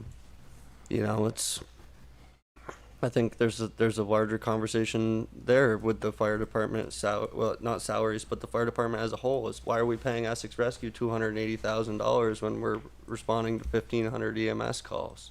And how many of those EMS calls do we show up to first? Any other board questions on the motion? Kendall, thoughts? I've got 40 years of budgeting experience, and I know how hard it is to get back something that you take away. And I think Essex has a very robust program when it comes to allocating the fund balance the way it should be. And I just think I'm in agreement with Andy. I think that we should just leave it where it is and deal with the fund balance if you have it, because you're not going to always have a fund balance. My 2 cents. I've heard from everyone. I'm going to open it up to public comment. Not seeing any. I'll bring it back to the board for the motion on the floor, which is to decrease part-time salaries for fire by $60,980 in the FY27 operating budget. Is everybody clear on the question? It's not clear. That needs to increase the allowance by 60,980. That was the motion. Thought you said it was to decrease the Correct, to part-time decrease- salaries by $60,980. And increase the allowance for vacancies, which is town manager's purview, just like the police budget. So it nets to zero. So to me, Ethan, that makes it sound like you're trying to make two $60,000 changes, but I think you're just trying to make one. But Okay. but they correspond with each Yeah, other. I would say here for this case, in my opinion, we're looking at a part-time salaries line item, and I think you're suggesting let's reduce it from 510,980 to 450,000 because there's no allowance in this budget structure. Right. I think that's the way to present it. Okay. And it'll automatically reflect the town manager's authority to fulfill, which is in that document. I'm not sure which. So allowance for vacancies is built into the police department, right? So Greg has Oh. the authority to fill those positions, overspend the budget by the select board, because it's built into the Yeah, if we find people to hire, yeah. Correct. The fire, Karen explained it to me and I can't remember exactly why, but the fire is not in the costing center because they're not employees, they're volunteers. I don't have a set staffing number, so we can't Right. budget the vacancies when we don't know how many. Exactly. we're gonna have. So, but my only concern is that I'm not removing this money for you to spend. I'm just taking lowering the amount in the operating budget and allowing the town manager and you to continue to fill the 510,980. Just like it is currently, there's proposed $70,000. That's the confusing part to me. Because right now it's budgeted for $580,000, correct, Dan? 510,980. I understand Or- the 510, but there's a $70,000 allowance in there currently already. Okay, Don't from bring yeah, those Can you bring that from the back spreadsheet, up? yeah. Please. So the total number that the town manager is allowed to spend right now is $580-something thousand via the select board's approval at the time that was created. Because this happened last year. This is where this all stemmed from, was last year. So currently the green, the 36.5 and the 40,000, Greg can spend that money on top of this 510,980 currently today. He's going to come back and talk If to us. passed, yeah. He would have to Obviously. come back and talk to any select board for the police department, for any of those things that are allowed to be fulfilled. But the purpose of that is that the select board's will is to fulfill the full, the hours and calls that we set with the chief. Our approval of that was that we intentionally commit to fulfilling those numbers when it comes. But last year we had $76,500 in that fund that we took out of the budget, and we still created $160,000 because the original ask would have created almost $236,000 in fund balance had we not taken out the $76,000. I brought this up last year. You guys entertained my argument, and you helped me remove $76,500 from the operating budget last year. So I'm asking again this year to take it another $60,980 out of the operating budget and increase this vacancy for allowance, which is not in the operating budget because they're. But I think that's the confusing part for me, that 36.5, like. That's per that- dealer's fire. But also, but so but it's it but it's 76. all it's all in the same line item. Like, this is a breakdown of what's in that line item, correct?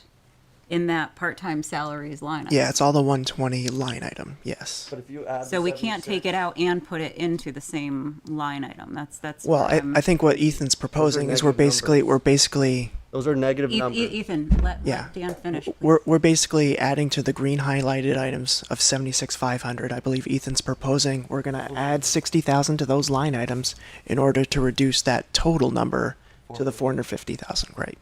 Because currently it's 586,900 or actually be $87,480.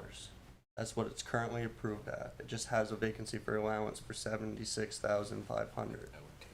The number isn't 510, it's 580. Because those are negative numbers. The green are negative approved numbers from the select board last year during operating budget. Yeah, and I guess what I'm saying is that it doesn't matter what the individual line item is, because Greg has the authority to move things around within the department to the tune of the total expenditure, $759,889. So whether we, Plus 76,000. no, Yes. no. Dan, will you help me out here? Is it that $759,000? Can Greg spend another $76,500 with this? Can he overspend the total expenditure that's approved Yes. by the select board in a department budget? That's why it should be in here, and I've been arguing this. Can I potentially throw a wrench into things? Sorry. I believe, Chief, we're currently paying a minimum call out of 3 hours per call. Correct. And I think that shows a minimum of 4 hours per call, which I think is something that slipped through the cracks last year. I think we had budgeted for 4 with the possibility of moving it up to 4. We've not done so, so it's still at 3. If we put that at 3, is that an accurate reflection of what the calls are? That I think also gets at some of the other answers. And sorry, that bulb just went off, so I apologize for bringing this up now. Again, it was brought up by one of the previous meetings of the board that we should be getting 4 hours call out. We increased the hourly rate first to see if that would incentivize more people to show up, and it did, and we've held it there. We've not gone to the 4 hour minimum. If we do go to the 4 hour minimum, then our actuals are gonna go up quite a bit. Do you have plans for going to a 4 hour minimum? Not as I sit here tonight, but it's something that I've discussed with the manager before.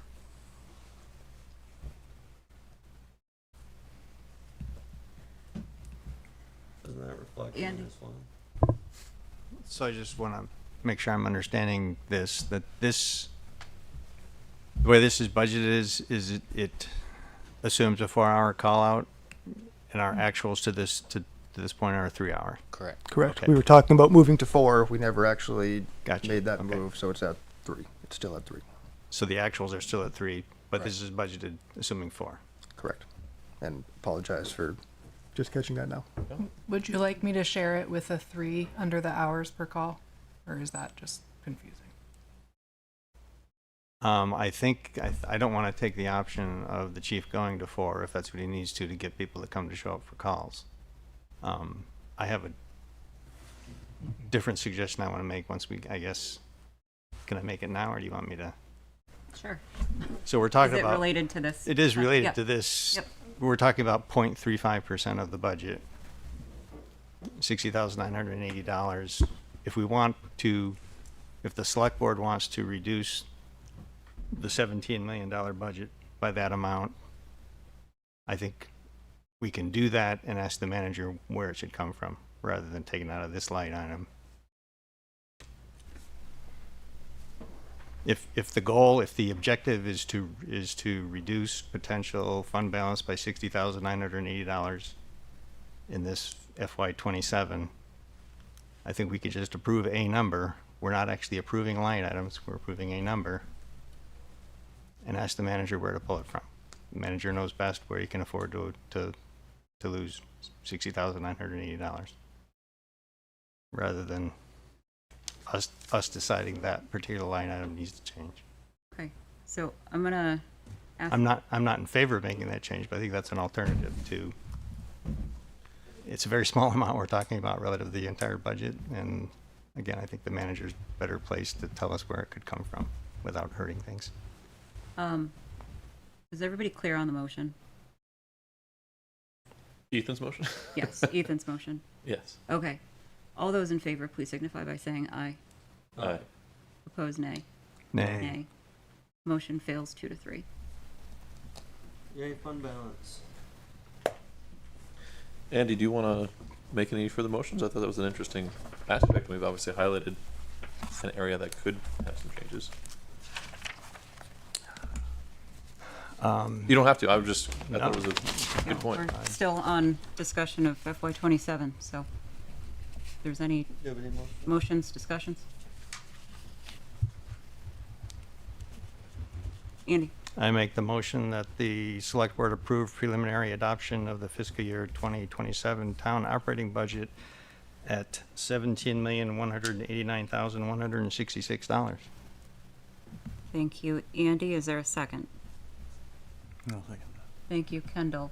I don't think that we've taken general comment on the FY27 operating budget. We took it on that motion, so I'd like to pause for a moment and see if there's any public comment on the FY27 proposed budget. Okay. My apologies. Nope, you're good. You're good. I'm not seeing any hands up online. I'm not seeing any hands up in the room, so bring it back to the board. Is there any final discussion on preliminary approval, adoption? How's it warned? Preliminary adoption. One clarification, I guess, is if we do this, if we approve this, do we need to have a meeting next week?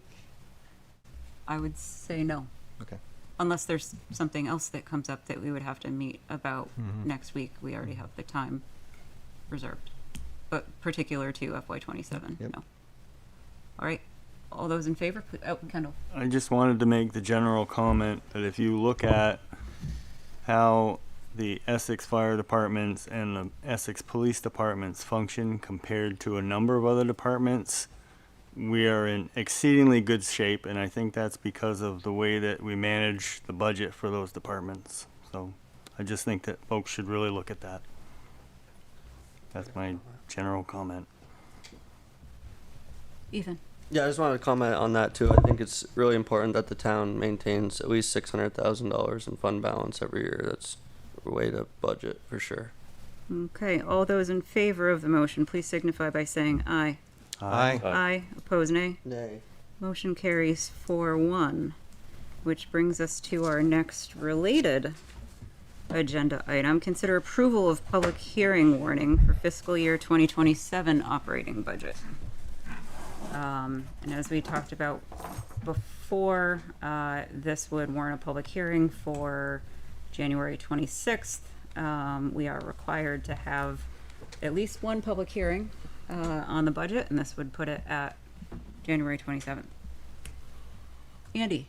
Make the motion that the Select Board warn a public hearing for the fiscal year 2027 operating budget for January 26th, 2026. Thank you, Andy. Is there a second? Thank you, Shannon. All those in favor, please signify by saying aye. Aye. Aye. Opposed, nay. Nay. Motion carries 4-1. Bringing us along to 6E, discussion and potential preliminary adoption of fiscal year 27 capital budget and 5-year plan. This is kind of the same concept here. Sorry, I'm just trying to find the item on my agenda. Karen, here typically. Sure. So Dan and I think we'll tag team this one. I'll give an overview of the budget just for folks who may have missed the original conversation and then note any changes from that. So the proposed capital budget for fiscal year 27, the number at this meeting is $2,946,025. This is a reduction of $600,000 from the original ask. That's due to the way that the town is intending to purchase fire vehicles. We'll talk more about that in just a second. But so with that $2.9 million in spending, there are a number of projects proposed. What I'm going to pop up on the screen is the summary table that just kind of provides an overview of all the planned activities in the event someone wants to pick out a specific project. But ultimately, that's the only change from the prior meeting. Dan, is there anything else that you think is important for this conversation? I mean, it hasn't changed too much, so. Yeah, I think the focus is really just the change in Engine 3, as you alluded to, moving to fiscal year 31, placing it after the potential purchase of an aerial truck, and in a better spot to kind of assess the needs and the service value of that vehicle at that time. Thank you, Dan. Perfect segue into, there's also some context included for the aerial truck. So in the last meeting, there was some conversation about the value of that equipment for the department as well as the cost. And so in that, it sort of captures some conversation that's been happening internally about the justification for a truck and the things that the chief is weighing when he's considering how we're going to meet the needs of our community in the future. That's also why we invited the chief to come speak with you tonight in case you had any specific questions about the inclusion of that vehicle in the 5-year plan. Currently, that is planned, I believe, in fiscal year 30.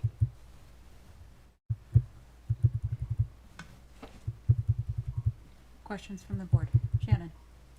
On page 2, if you go up there real quick, I was under the impression that the select board approves anything over $40,000, and at the bottom of page 2 it says bullet point 3, it would be $50,000. Is that a change? So this is what defines a capital project. So items that are under $50,000 that don't have a life expectancy of over a year wouldn't be considered a capital project. But that's unrelated to fiscal spending authority. Okay. Ethan? Yeah, I just got a quick question. So a couple of years ago when we started the stuff with 8090 Upper Main Street, one of the points for the fire department was that the new fire department that was proposed in the grand plan there was that the ladder truck, the current fire station was not sufficient for a ladder truck. There wasn't space for it to be added to the fleet. So I'm just curious as to if that's changed, if we plan on eliminating a truck, and where the storage for this vehicle would be purchased. And then my second part of the question would be, I guess I'm looking for more clarity on the purchase is going to begin to start in 2030, so the deposit would be made in 2030, the delivery would be 2033, or we're going to be this year putting the bid in for the truck, and then we would be receiving the truck in 2030, and we won't start making payments until we receive the truck? Or what is the process there? I can take a shot at the second question. I'll ask the chief to speak to the location and the space for such a vehicle. If you look at the there's a document in the packet about an email string between staff and the chief about the aerial truck, and I think to answer your question, Ethan, some of that's going to depend on exactly what we come back with and recommend to you. Some of those questions are, should we go for a ladder truck or a bucket truck? Should it be a new vehicle or a used vehicle?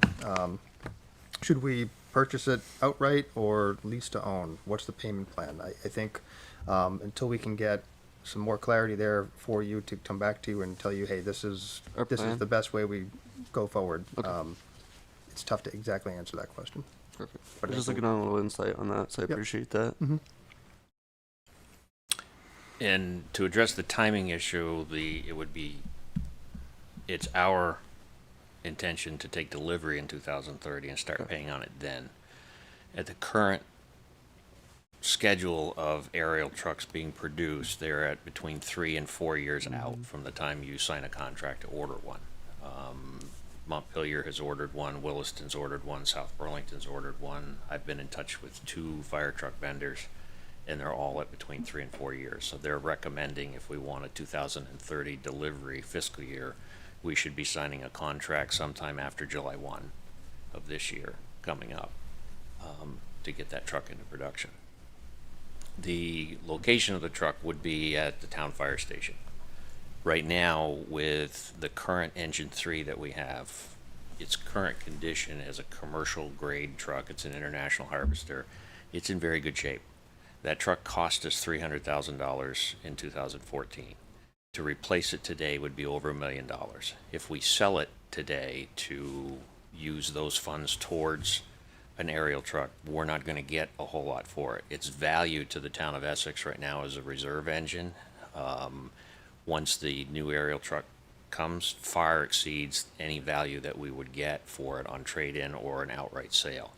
In addition, that truck is actually outfitted as one of our rural firefighting trucks. As we all know here, about 2/3 of the town geography is without hydrants. We also have a lot of what I affectionately call goat path driveways to a lot of people's homes in the rural areas that we need a lot of hose. So that truck is equipped with 2,000 feet of large diameter hose to be able to lay a line up someone's driveway. And it also carries forestry hose. We have a reel full of it. We have bags on it. So it's set up to do rural firefighting as well as an attack engine. Again, to outfit one of the other frontline engines for that same mission would then, you'd have to take off certain pieces of equipment that we need for our high occupancy multi-story buildings that we have here. So when you weigh that all in, that truck has a lot more value to the town of Essex to keep it. Yes, we would likely have to house that somewhere else, whether that's in taking a bay in one of the neighboring buildings that we have up on Sand Hill Road or elsewhere is yet to be seen. Okay. Thank you.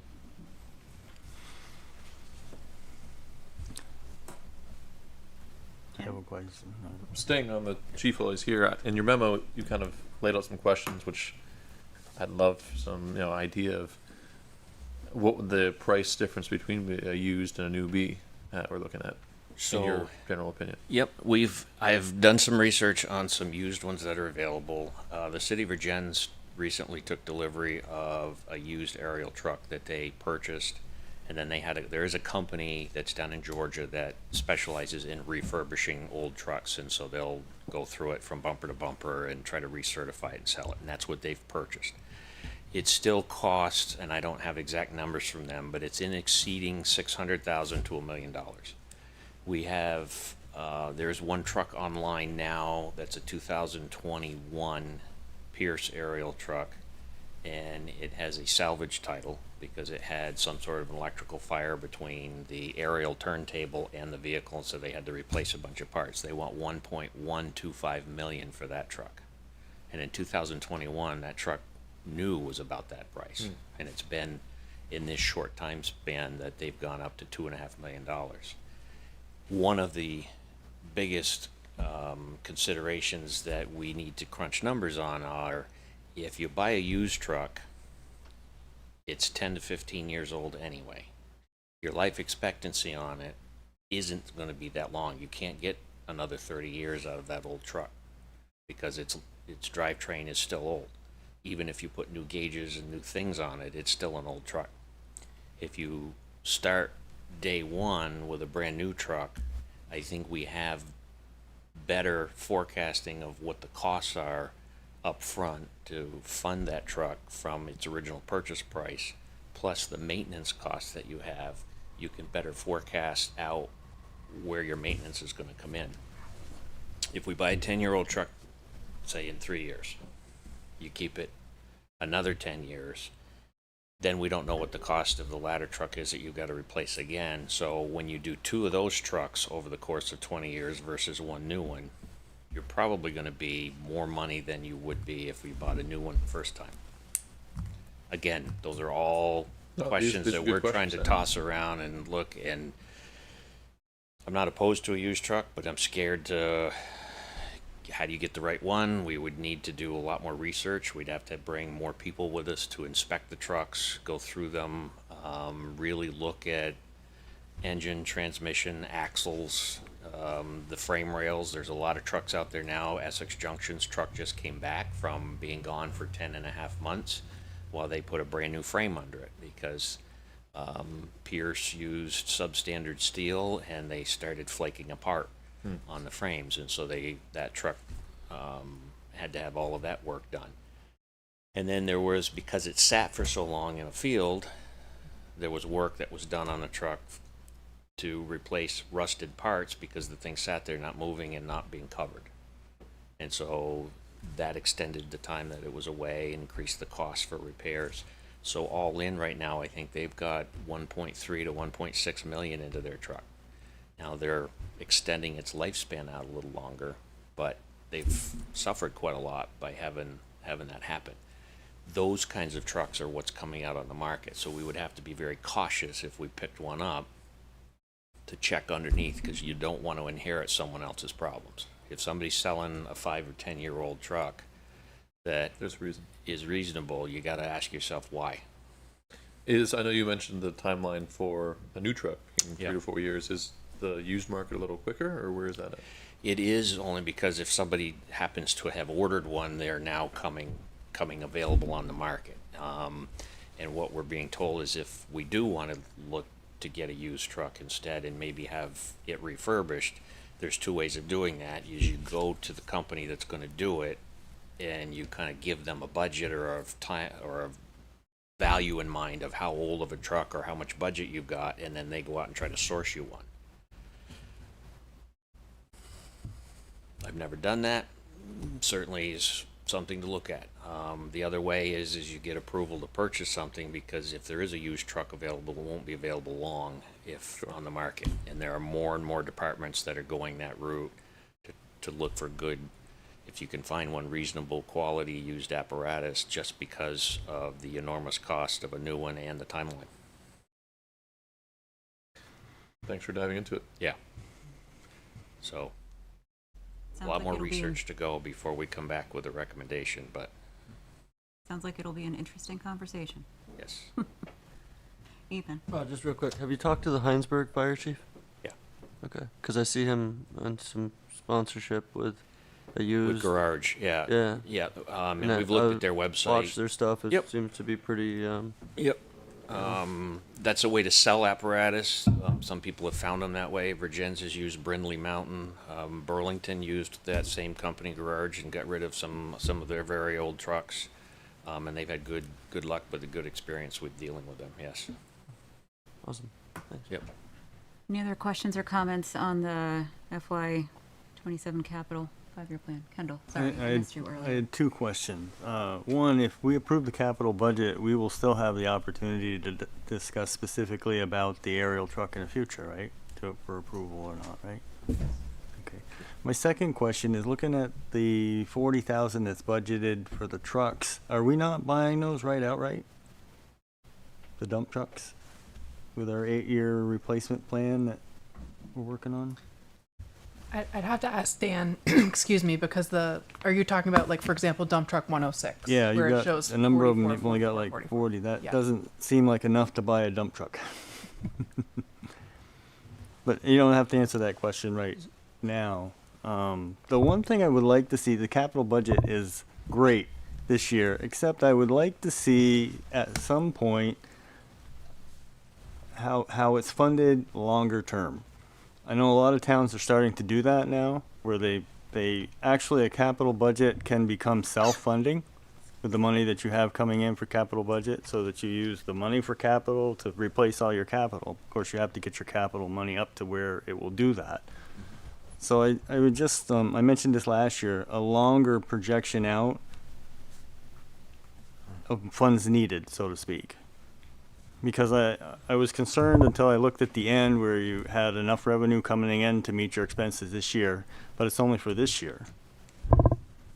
And then it's not really a projection as far as exactly what you might be spending over the next 5 years. There's just items with anticipated costs. So each year we have to shuffle stuff around to fund it, right? No, there is an element to this, Kendall, where we are focused on the fiscal year 27 budget, obviously, kind of first and foremost. But even looking out 5 years through fiscal year 31, we were making sure that each grouping was sufficiently funded to support the activities that we believe we need to execute in the next 5 years. Could this plan go beyond 5 years and maybe encompass a full replacement cycle of a PW, truck group? Yeah, it could do that. But we've done work to kind of make sure that it is self-sufficient for itself for the next 5 years as well. And I think you'll find that in the supporting charts where the fund balance is disclosed at the end of each area. Yeah, I just think for residents, it would be easier to look at a longer framework to get a better picture of just how many capital costs there are that are separate from the operating budget. So. Yeah, I think it's pretty tough. I mean, the way that Karen has consolidated everything here, I think it provides nice capsules of kind of bite-sized information. And then, I kind of have that nastier spreadsheet that we used in the past. Yeah. That was really tough to navigate and kind of bring everything together. And now I kind of use that spreadsheet just to make sure the numbers in the background kind of work together to support this document.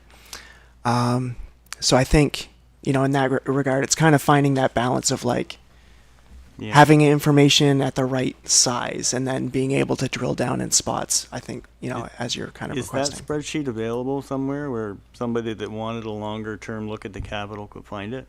There's nothing beyond the 5-year period. Okay. At this point. So, if we wanted to build this out for 10 years, that's just not built on the capital projects side as robustly as it is in some of the PW equipment or the fire equipment. Some of those areas have longer plans, but as a comprehensive capital plan, we don't go out to 10 years. Yeah. Okay. That was my only comment. Thank you. Andy, I saw your hand. Yeah, our charter requires us to do a 5-year capital plan. And I have seen the Public Works, right? They've got a 20-year vehicle replacement plan that shows going out quite a bit longer than Okay, is that available? that we're required to do by our charter. Yeah, I think we've had that in our packet. We've seen it before. Okay, so Before, that yeah. so the residents can Yep. find that and see the replacement. Yeah, Okay. absolutely. Thank you. Ethan, I saw your hand. Yeah, I just got a earlier. quick question for Greg. I got into fire mode and slipped my mind what I forgot to ask earlier. So really quick on the Public Works dump trucks. So truck 106, I know we changed it from I think it was 10 years to 7 last year. We tried to change our replacement schedule. Yeah, we put all the dump trucks, that was it 8 years? I think So- it's 8 years. Yeah. 8 years. Okay, we went 8. I was gonna say because one of those trucks is 8 years, but we didn't get an updated list of age of vehicles this year. Just throwing it out there. But my question for you is, beside the age of our vehicles and needs of replacement, I just noticed this with truck 108 that we just, I think, or not 108, maybe it's the truck before we just approved. But my purpose and my point, don't let me mutter here too much, is Viking, our preferred plow dealer, is considerably backed up right now by 2 years, is my understanding. So my concern that I wanted to bring forth today was, can we jump forward in some way with either capital money or potentially, I know this year's fund balance we've already started working on, but can we start purchasing those trucks immediately and getting them in the build line? That way, when we get to our slot, when we have a replacement, like truck 106 for next year, right? We're going to have money for truck 106 next year. But when we call up, we can get a truck from Charlie Boys in about 6.5 to 8 months. Good turnaround from Charlie Boys still. Truck producers, we don't really want spec trucks. But then from that moment on, so now we're mid-year 28, so it'll be 27 July, or it'll be end of July or end of December. Now we're 2 years to get the truck built. Mhm. So thinking ahead of, like we were talking with the fire apparatus, that's why I mentioned the 27 thing, because we're probably gonna have to put down. I'm not saying what option we're doing, but if we go to build a brand new truck, we're gonna have to drop some money this year and then plan on paying for the rest of it in 2030. But can we start doing that with our dump trucks before they become scrap metal? Because I understand the repair bill was a little bit better this year. We got rid of some pieces of equipment that were really driving it up, but I was riding through town the other day and the air brakes were squeaking so bad on one of the trucks. I actually called the Public Works office and asked what was going on. They said, it's an old truck. And it got in my mind thinking of, are we 2.5 years on replacing a plow truck? Because I don't know. I just wanted to bring it to light tonight that maybe we can bump ahead 2 trucks right now and get those purchases rolling so we can kind of catch up to it when we get to 29.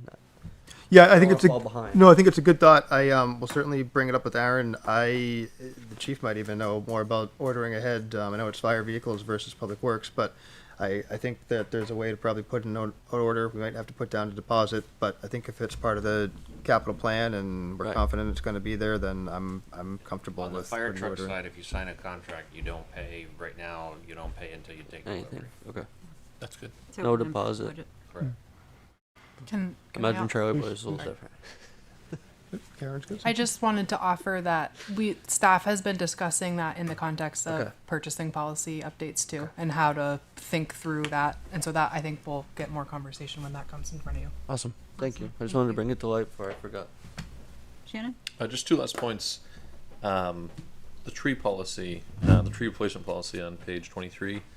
I know, having previously been on the Conservation Trails Committee, that's when we got the first Tree City USA certification. We weren't looking to add $23,000 to the budget. We were looking to just be able to track that, staff time, volunteer time.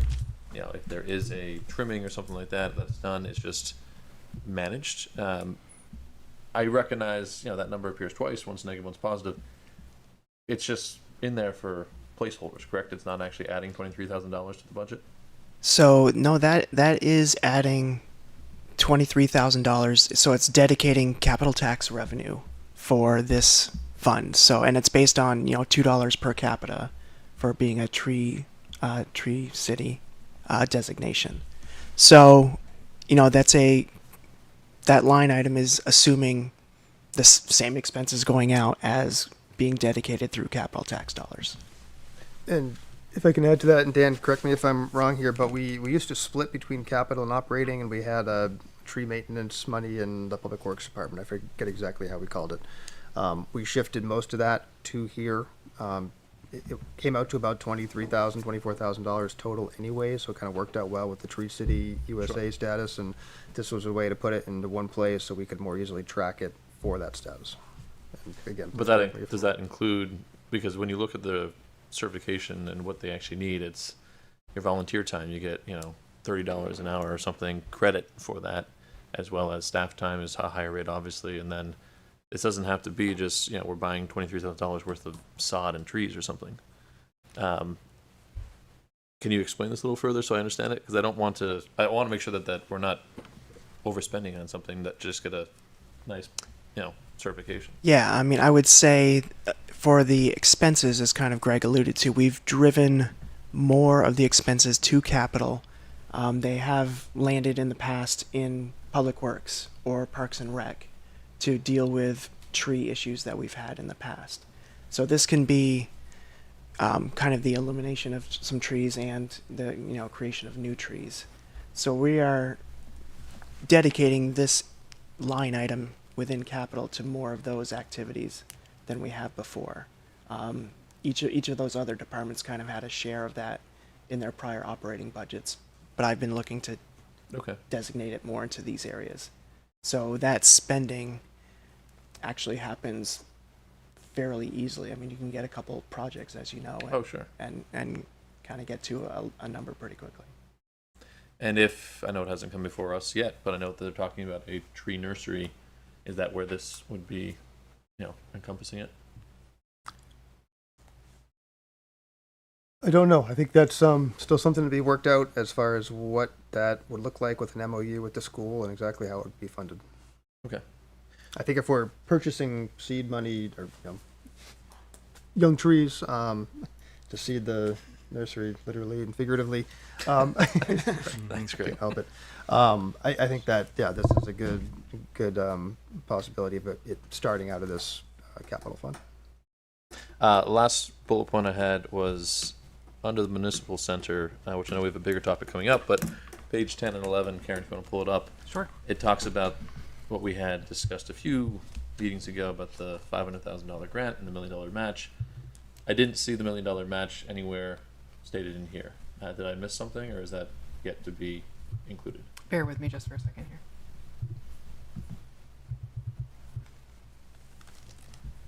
Just to let it catch up here. So you're correct. The $1 million doesn't show here. What shows here are the town costs associated with that effort. So we have not accepted that grant and didn't build it in to just negate it with, we would have had to offset it with the grant's portion of that funding. Does that make sense? So the $500,000 that's encompassed in 27, 28, and 29 in terms of spending, this is the municipal complex funds portion of that. The rest would be made up by water, sewer in the proposal that staff has made. And the $1 million would just, it doesn't show in here as a revenue source. Okay. It certainly could, but it would just be netted out with other funding and then program expenses. So that could certainly be something we look at doing in the future. Okay. Other questions? If not, I will kick it over to any public comment that may exist. Public comment on FY27 capital budget and 5-year plan. Ken, your hand is up. We'll get you unmuted. Am I unmuted? Yes. Excellent, thank you. This is Ken Signorello. Can you go back to the capital equipment detail page, please? Bear with me just a second.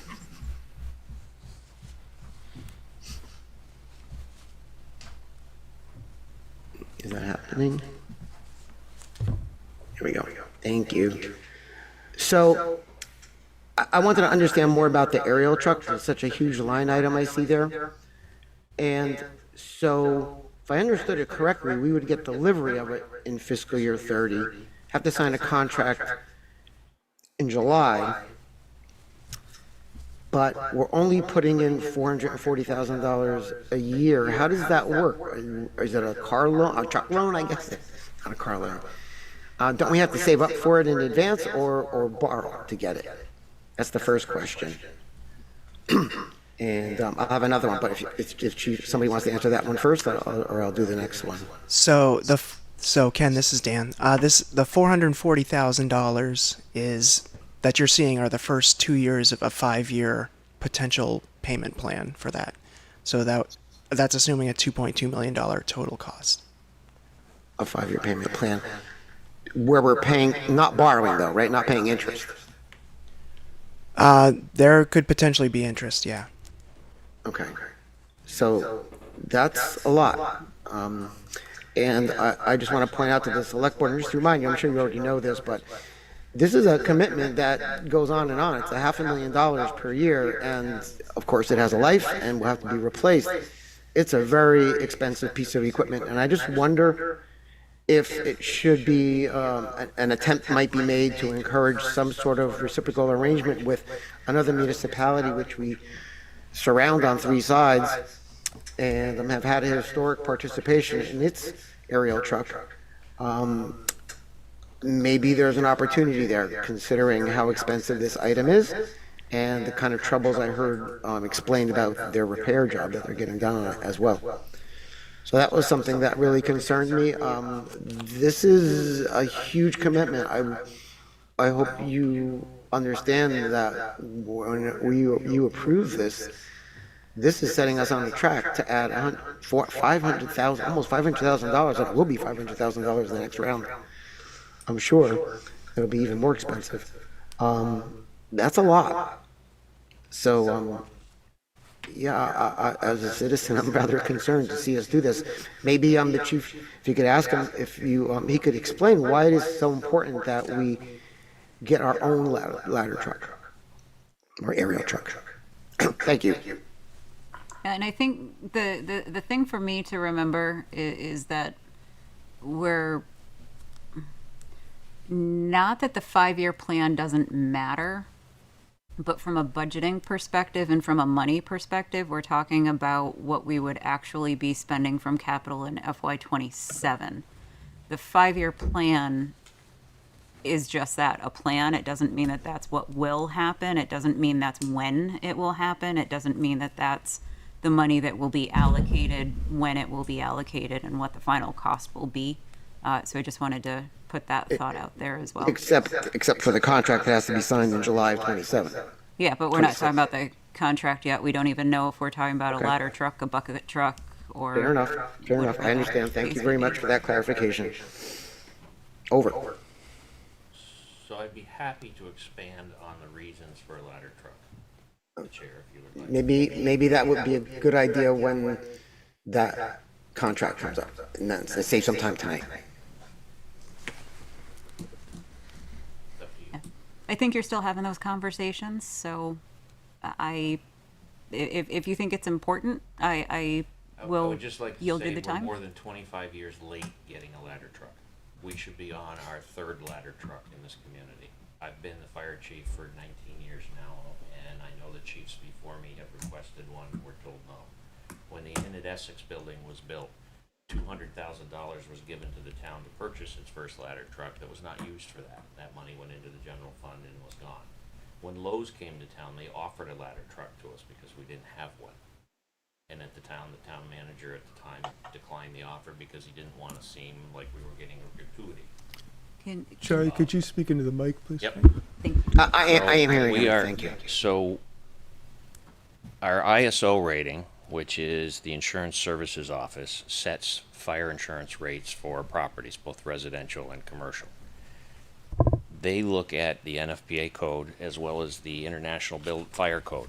And both of them say that if you have a building that's 35 feet tall or taller, 3 stories, you need an aerial truck in your community.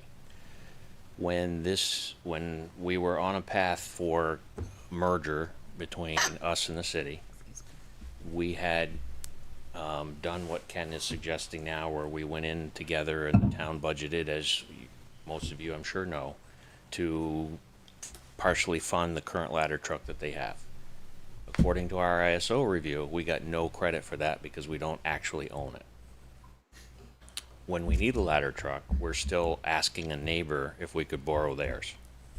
So think about that for a second.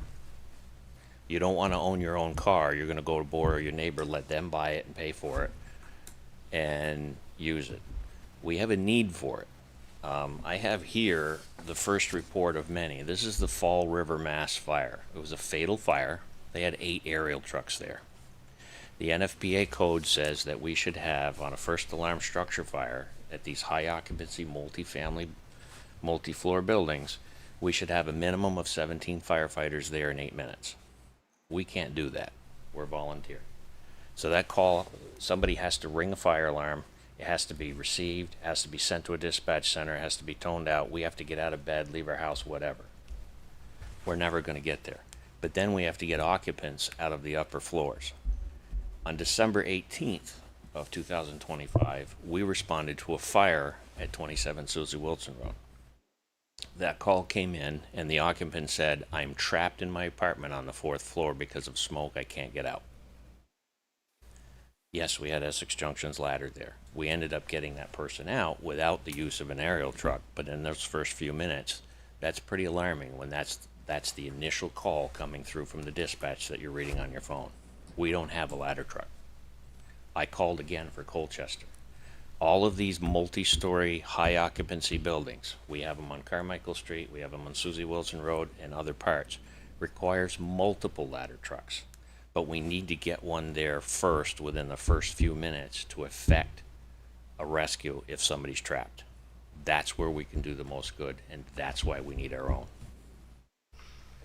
When these ladder trucks, and it doesn't matter whose they are, it doesn't matter what brand it is or anything, when these ladder trucks need maintenance, they're required to go to a certified maintainer. Anything at all on the ladder, if it's marred, rusted a little bit, chipped or whatever, they have to take it down to bare metal and repaint it and recertify it, because it is an aerial truck and people's lives depend on the fact that it works and it's certified. So the maintenance is a little different when you own one, which is why a lot of our area ladder trucks go out of service and have to leave the state of Vermont, because we don't have a repair facility here. Mobile service trucks can't come here and do that type of work all the time. They can do some of it, they can't do all of it. There was a time last summer when Junction's ladder was still out, Williston's ladder was out, Colchester's ladder was out, Winooski's ladder was out. Our first ladder truck would have been the city of Burlington's tower. So, I mean, when all the planets align, there still aren't enough ladder trucks around the area for us to rely on mutual aid from another department. Thanks, Chief. Hopefully that answers a little bit, Ken. Can I just say there was a question in the chat about sprinkler requirements? Are you able to speak to that? Some, yes. Yeah. Depending on the building, if it's a multi-occupancy, multi-use building, more than 2 families, then it would be required to have a sprinkler system. Now, a sprinkler system is only a suppression system. It's not an extinguishing system. The Fall River, Mass fire is a good example of how fire sprinklers activated and worked. The building still burnt to the ground and people still died. Lightweight construction, composite materials burn rapidly, they burn fast, and they burn at over 3,000 degrees Fahrenheit. That's a lot of products of combustion that people are breathing in, and the smoke and things, and the sprinkler systems aren't keeping up with it.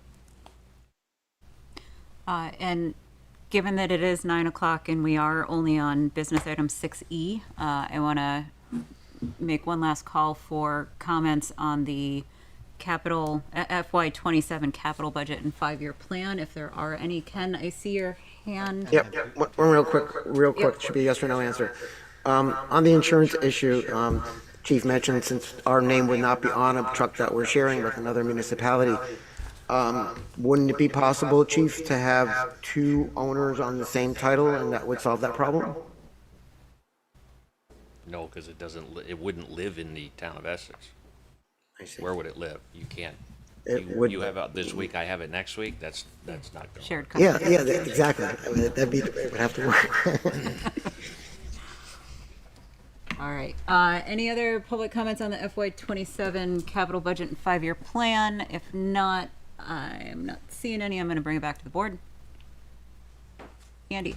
I make the motion that the select board approve preliminary adoption of the fiscal year 2027 town capital budget at $2,946,025. And the 5-year plan? I don't know if that's in the motion. It was on the agenda. I just want to make sure we're including what we need to include. And the 5-year plan. Okay. There's a page missing, or it's not actually there in the recommendation. It may not be. I didn't see it. I was only looking at the agenda. But it should say and the 5-year plan also. It should, Yes. yeah, sorry. Okay. All right. Thank you, Andy, for the motion. Is there a second? Second. Thank you, Shannon. Any final discussion? Seeing none, all those in favor, please signify by saying aye. Aye. Aye. Opposed, nay. Motion carries 5-0, which brings us to 6F. Andy. Make the motion that the select board warn a public hearing for the fiscal year 2027 capital budget and 5-year plan for January 26th, 2026. Thank you, Andy. Is there a second? Second. Thank you, Shannon. Any final discussion? All those in favor, please signify by saying aye. Aye. Aye. Aye. Opposed, nay. Motion carries 5-0. Thank you. Okay, thank you. Thank you. That brings us to business item 6G. I will note that the next 4 business items are broken out from the FY25 fund balance assignments. At our last meeting, we wanted, it was asked for to have a little bit more detail on each of those. So that's why you're seeing G, H, I, and J. So discussion of possible housing fund. I just thought you were trying to get the whole alphabet. You're like, Well, if that was the case, I failed. So I'm happy to at least start the conversation here. So Brittany is the staff person. Her title is planning technician, but she supports the housing fund. She couldn't be here tonight, but did offer some comments from them that are included in the packet. Essentially, it sounds like this is a project they'd be excited to work on and ultimately excited about the possibility of dedicating the funding to support it.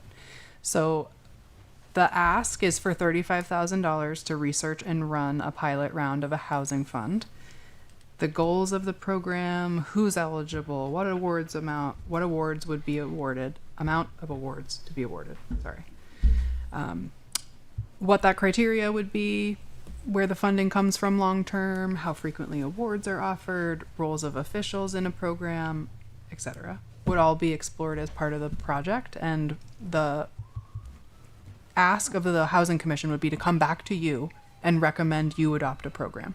So that would be the approval process, so that there's no action that they can take without your oversight or approval. They'd have to go do that research, get a recommendation formed, come back to you, and then hopefully move forward. So I'll stop there. Any questions or curiosities? Andy, I saw your hand. I'm totally, fully behind moving toward a housing fund. A question I have is the first paragraph says $35,000 to research and run a pilot. Mm-hmm. Is that different than what you just said, where I thought you said they would do the research, then come back to us with a program recommendation? Yes, so thank you for the opportunity to correct that. The request is for $35,000 to be dedicated to research and run a program. There is, in the second paragraph there, it says, should the select board ultimately create a program, the remaining amount would be applied to that grant round. So that's the idea. I'm happy to amend the ask in whatever way feels the best for the select board, whether it's an initial approval of the technical assistance funds or whether there's some other arrangement just to ensure that you folks feel comfortable with the way that the money is being assigned. And to follow on my grave concern is that this select board has voted not to lower the barriers to housing development. And so I'm concerned about putting town taxpayer dollars to something that the select board has chosen not to support already. So that's where I'm fully behind doing this, but we've already voted not. This is the tier 1 where we decided not to opt in on tier 1. And so it's going to be more expensive to build in Essex than in other communities that have opted into tier 1B. And so I really, unfortunately, don't want to put taxpayer dollars into something that we potentially are already and potentially could continue to work against. And so unless there's a reconsideration of our tier 1B request, I'm unfortunately not going to be able to support this $35,000. I think the difference in my brain, at least, is that tier 1B would impact new development, where a housing fund could be utilized for existing housing stock. So I think that it might still be, it would still be applicable outside of the tier 1B conversation. At least that's how my brain thinks of it. Then I would say I only want to do the research and come back with a proposal. And I don't know that research is $35,000. Because if it's in conflict with the position we've already taken, why spend taxpayer money to go in that direction? Shannon, I saw your hand go up. Andy, I hear what you're saying, and I appreciate your opinion always. I think your recollection of the reason this board chose the path they did on the tier 1B proposal was because it was half-baked at best in a lot of regards. And I know personally, while I voted against that, is because I felt it was actually exclusionary and like skipping over parts of the town that we want to encourage building in, and it didn't. I mean, when Darren was here, and I know his colleagues and even our members of the Planning Commission spoke about it, the idea was that they were going to come back. And I was excited when they did come back. And there was a lot of clauses and regulations that I felt it wasn't a fully baked plan, that I didn't want to be a guinea pig for a situation when right now, anywhere the bus route is, you can have the exemption to Act 250. And this would have limited that. So it just, I don't think, I bring this up purely, I don't want to rehash this, and I know we don't have time. And I look forward to when the plan is more baked and they come back to us, because that's what they said. They would come back to us in a couple months or even a year, in which we could, at that point, opt in, just like many other communities had chosen to not jump in head first the first time, but sit back and see what's this actually going to be like. I think this committee, and not this committee, this board has proven, especially in our stated goals for this year, in putting housing as a priority, that housing is important. So I'm a little, offended, and it's not about me, but I just think that was a strange way to frame things about this board, because I think this board's priorities are very clear, that we care about the community, that we're safe about the community, inclusion, we want housing to be a priority. And so I think this is great. My question about this particular plan, one technical thing is, in a further conversation, I see that there's actually a 37.5 kind of set aside for it rather than 3,500 in the fund balance document, which we can get to when we get there. So those numbers seemed a little off when they're asking in this memo for 35,000 specifically. And this might be worked out in their future establishment of the program, but would this be an annual expectation that the board or the town budget 35,000, or would this be a initial seed money and then grow from there? I think that's part of the what we don't know is this would be $35,000 to study and research to inform what those future costs may or may be, what a plan would look like. Karen, if I'm misstating anything, please. I think that's fair. Let me know. So, yes, and. And would this also, I mean, I'm not as familiar, I know in the memo it talks about even in Chittenden County, there are other towns that have these funds established that we could look to for examples. Are they used for certain things such as refugee resettlement and things like that? Or what does this encompass? So I'm not educated on ones that exist around the county. I can't answer that.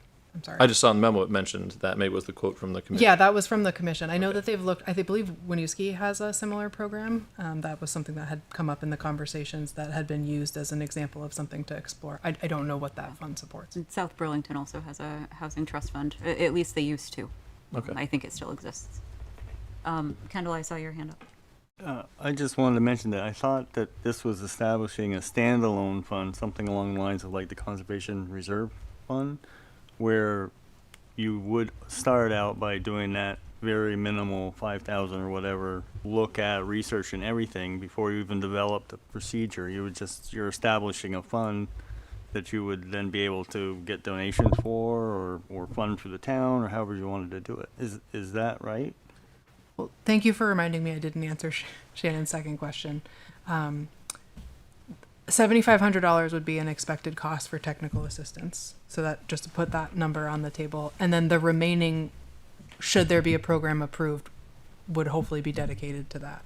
So the goal here is to assign that money for a housing fund, have the board do that research and come back to you all. Once there's a program that you feel you can support, adopt the program, and then the remaining money, whatever that number is, would fund that. It is not a perpetual, ongoing, recurring assignment.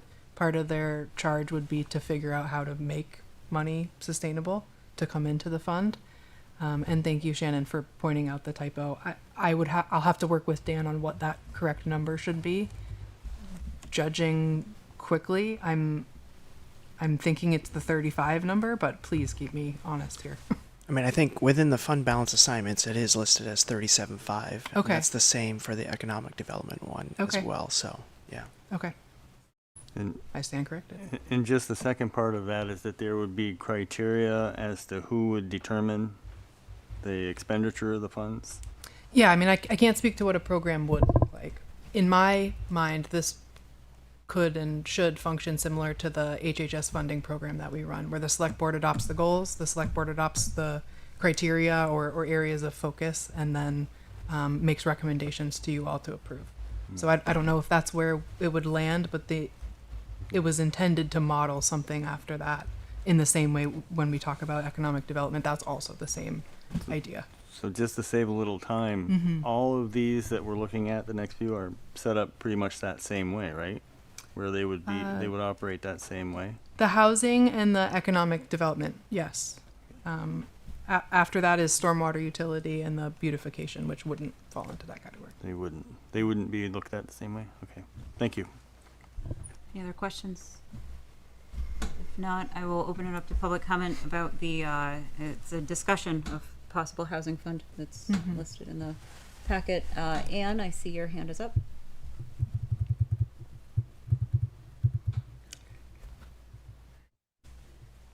Sorry, it took me a second to unmute there. I'm not on the housing commission, just to clarify.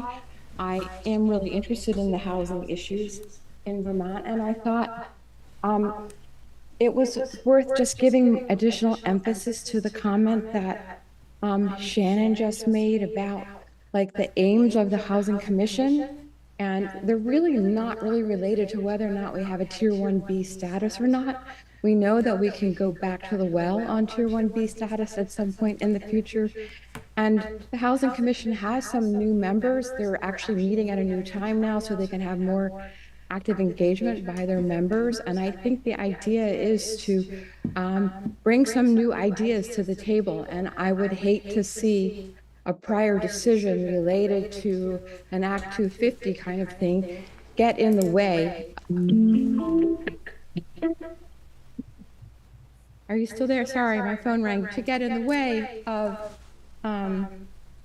what the Housing Commission is trying to do. They're really interested, from what I understand, to move away from just taking surveys and actually do something to try to increase the availability of housing, especially for younger families or older people who are needing to downsize into a smaller property. So I encourage you to support the housing fund discussion that's allocated in the budget, and I'll be quiet now. Thank you so much. Thanks, Ann. I don't see any other hands up, so we'll bring it back to the board. Again, this was just discussion support for a lower item. So not seeing any hands go up, we'll move ahead to the proposed economic development grant program. As mentioned earlier, sort of the same concept, setting aside some funds to determine best practices, guidelines for proposed effort. So any questions, clarifications that the select board has on this one, Shannon? I don't think any was first. No, you were first. I noticed on here, and this was new to me, that in 2014, 2015, we had this fund established. What were the success stories that came out of it? It was a fund that was established. I'm not sure I would call it this fund. It was. I think it had the same title. That's why. Yeah, similar concept. It was my understanding. It was that there was a group. I actually think it was probably earlier 2000s. That was kind of a local chamber of commerce type of thing.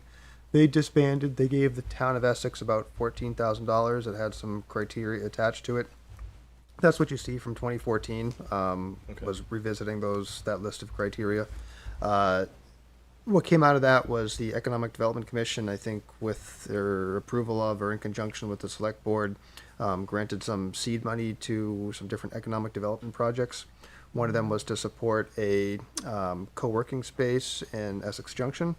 I think that was the primary one. I think they ended up giving a little bit of money to support Steamfest, which was a event that happened in Essex Junction, maybe some locations in the town as well, probably about 2015, 2016 timeframe. Different events. It was highlighting STEM, so the arts, math, engineering, science, stuff like that. Out of that $14,000 or so originally, there was about $5,000 spent, so there's still about $9,000 remaining in that. Karen can speak more to the idea itself. I think if this was to move forward with an economic development grant program, there would be questions of would this money fall into that EBPA fund? Would it be separate? But I think similar idea all the way around. Thank you. Appreciate that history. Yep. Andy, was your hand up? Yeah. It was included in this document. The memo is a request from the Economic Development Commission to treat it the same way we're treating the one-time purchases in the general fund budget, and I'm not in favor of that because it would restrict its spending to FY27. And if it wasn't spent, then you would have to disposition it as fund balance at another point, I guess. So I'm much more in favor, if we do this, to put it into that same fund, that 9713 that's been there since my first days on the select board. 12 years I've been asking if we can spend that. So anyway, I'd rather put it into that fund and have it available as needed rather than tying it to FY27. Any other, Kendall? Or, Yeah. Sorry, Ethan had his hand up earlier. Yeah, I was just gonna bring up the same point, and I was actually gonna do a little bit different and think on the terms of maybe the select board should come up with a funding mechanism so it's not just a random number.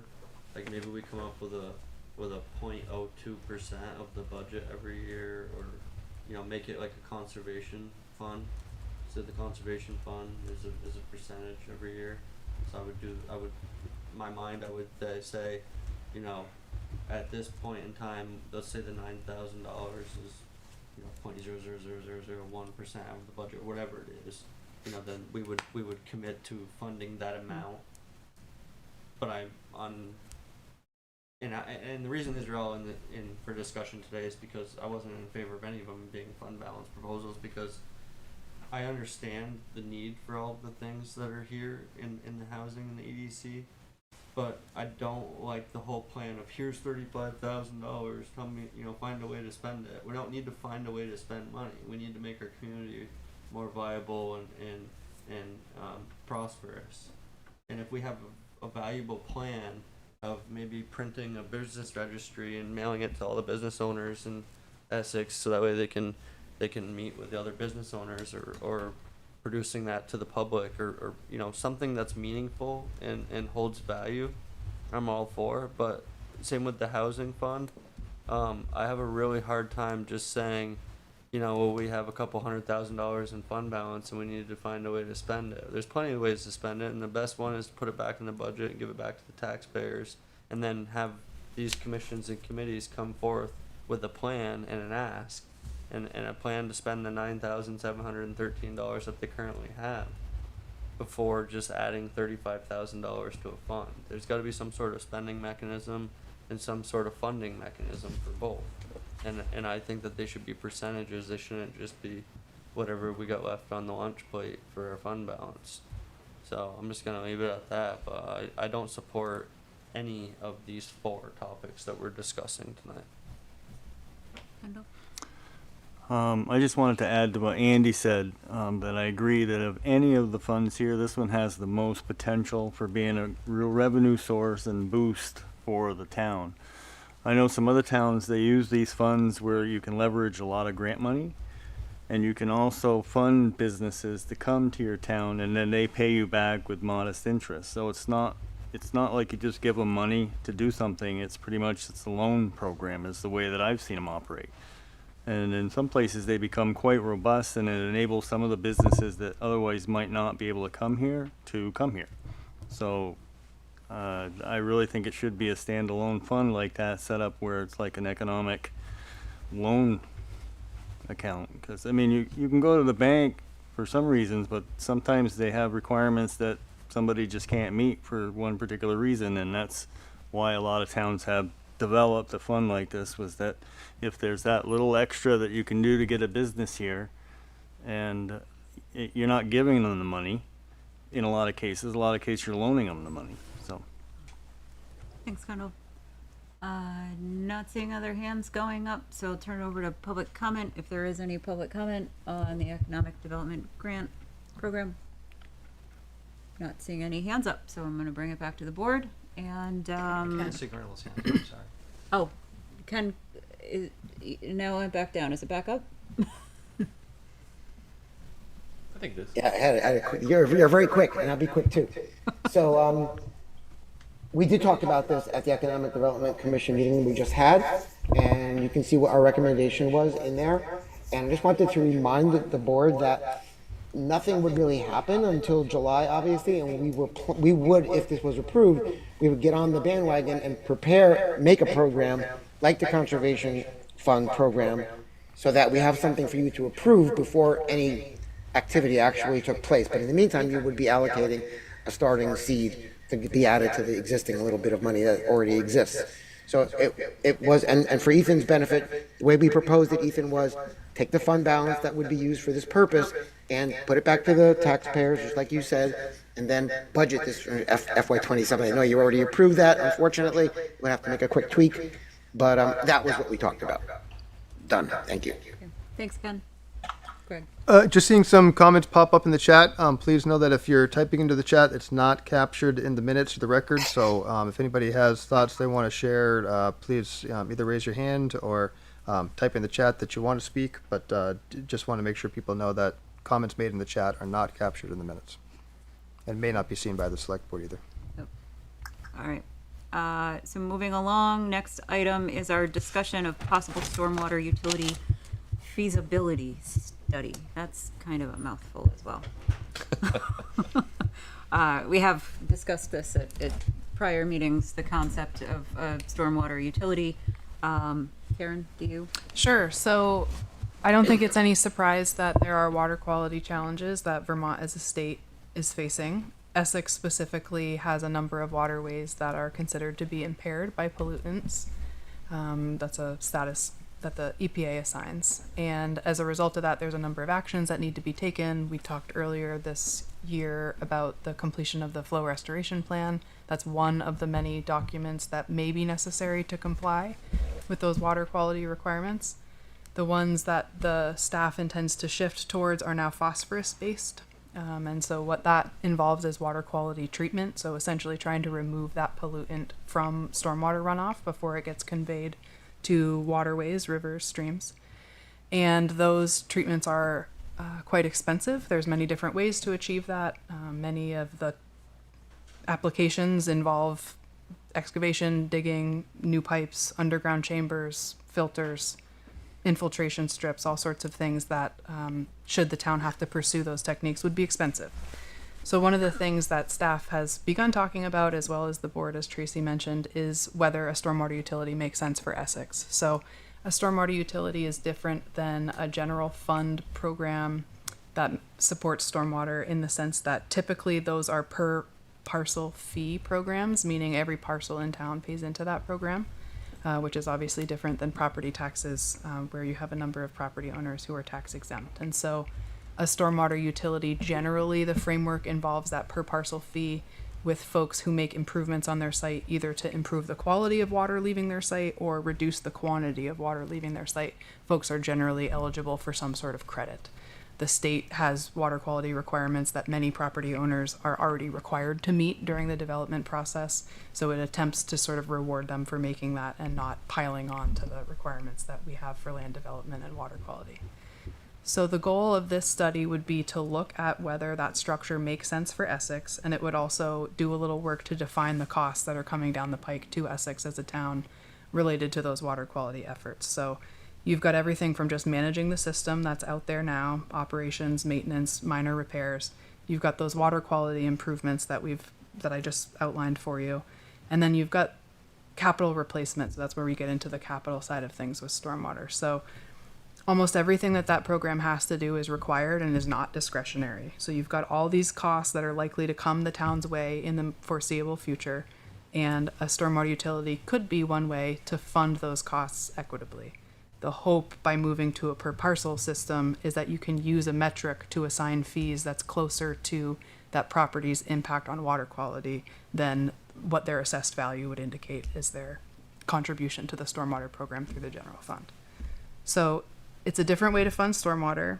The proposal in front of you is whether you'd like to fund a feasibility study to understand whether that makes sense for Essex. And similar to what we've been talking about, none of this would move forward. No ordinance amendments would be drafted, anything like that, as part of this effort. It's simply to explore what that would look like, could look like, and whether it makes sense in terms of helping us meet our need with funding water quality. So I'll stop there. You can tell water quality is my thing, probably. Really appreciate the memo and also the examples you gave. I thought that was really Great. good to understand that. In the first paragraph, you say, I think you just forgot to put in the waterways in Essex. I'm curious, are there specific waterways that are in worse condition than others, or is it just the big ones? I'm not in the position to pass judgment on which pollutant is worse.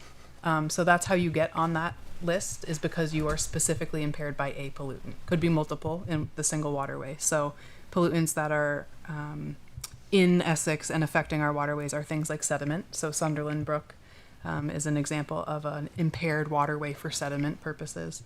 You also have chloride. I don't believe there's any chloride concerns in Essex now. The state is talking about revisiting the testing that they've been doing around chloride. Colchester and Williston, I believe, are under a chloride TMDL, so they have to make certain choices within their snow removal programs in line with that. So you've got chloride, you've got phosphorus, which probably everyone is familiar with, but in large amounts is problematic in waterways. You've got sediment, you've got E. coli and other bacteria. There's a number of different things that could cause an impairment status, and there's all sorts of things you need to do to demonstrate to the state you're doing everything you can to bring that back into the attainment category with regard to activities you have control over. Right, so with chloride, you're not out there trying to influence the state or, private business. It's just what you're doing with your own actions and how that affects water quality. Thank you. Andy? And to answer that a little more, it was Indian Brook and Sunderland Yes, Brook that thank had to have flow restoration plans. They were bad enough to require those plans. Alder Brook, is my understanding, is in danger of. It's not quite as bad, so it wasn't bad enough to require a flow restoration plan, but it's also at risk. Okay. So those are the three that are probably the ones to be concerned about. Yes. Thank you. Thank you. Kendall? Fully support this. Yeah, I'm all into it. Yeah. All right, not seeing any others, I'll open it up for public comment on the stormwater utility feasibility study, if there is any. Not seeing any hands, so I'll bring it back to the board and move on to 6J, discussion of proposed beautification projects. Okay. Last but not least, this one hopefully can be a short conversation. There's a slight change in this number. I'm thinking this is where the discrepancy came from with the numbers that are requested for the housing and economic development funds, because there was some discussion about what to do with some additional money that had previously been assigned for police tasers. So I'm refreshing my memory as that's probably leading to some of these changes. The goal with this project, which will likely be a series of smaller projects, is simply to look at implementing the town plan vision from an artistic and visual perspective, right? So in all of the conversations that staff was having around the budget, there's been a number of how are we doing with town plan implementation, you know, where are our goals coming from, how are we judging our progress? And there's a lot of conversation in the town plan about a vibrant, inviting, engaging, visually attractive community. And this is an assignment that's requested to support seeing that tangibly in the community.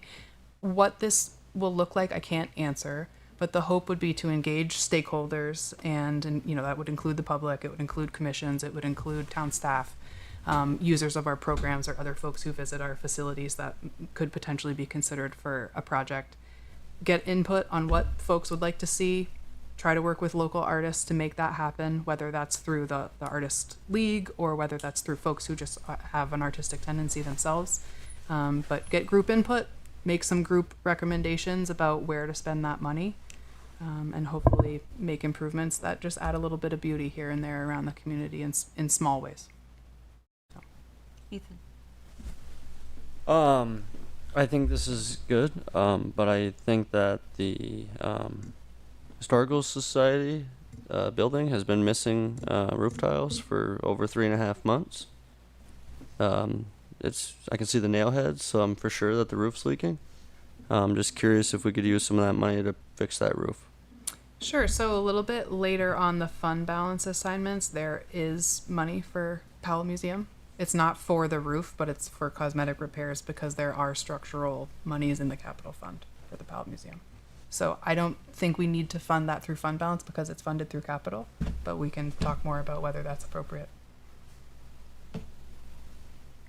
Any other comments, questions? Kendall? I was just going to suggest adding trees as a possible use of this as well, because you'd be surprised how many places plant a tree when there's, especially if you got kids. You plant a tree with a kid, 20 years later the tree's huge. And I remember that. So that was my only suggestion.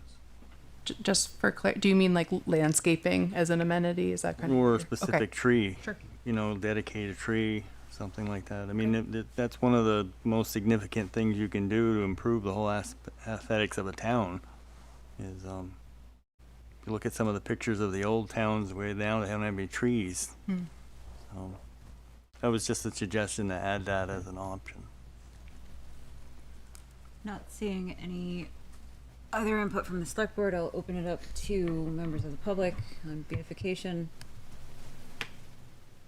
Not seeing any hands, so I'll bring it back to the board and we will move on to 6K, discussion and potential approval of fiscal year 2025 fund balance assignments. So those 4 are contained in there. For more information.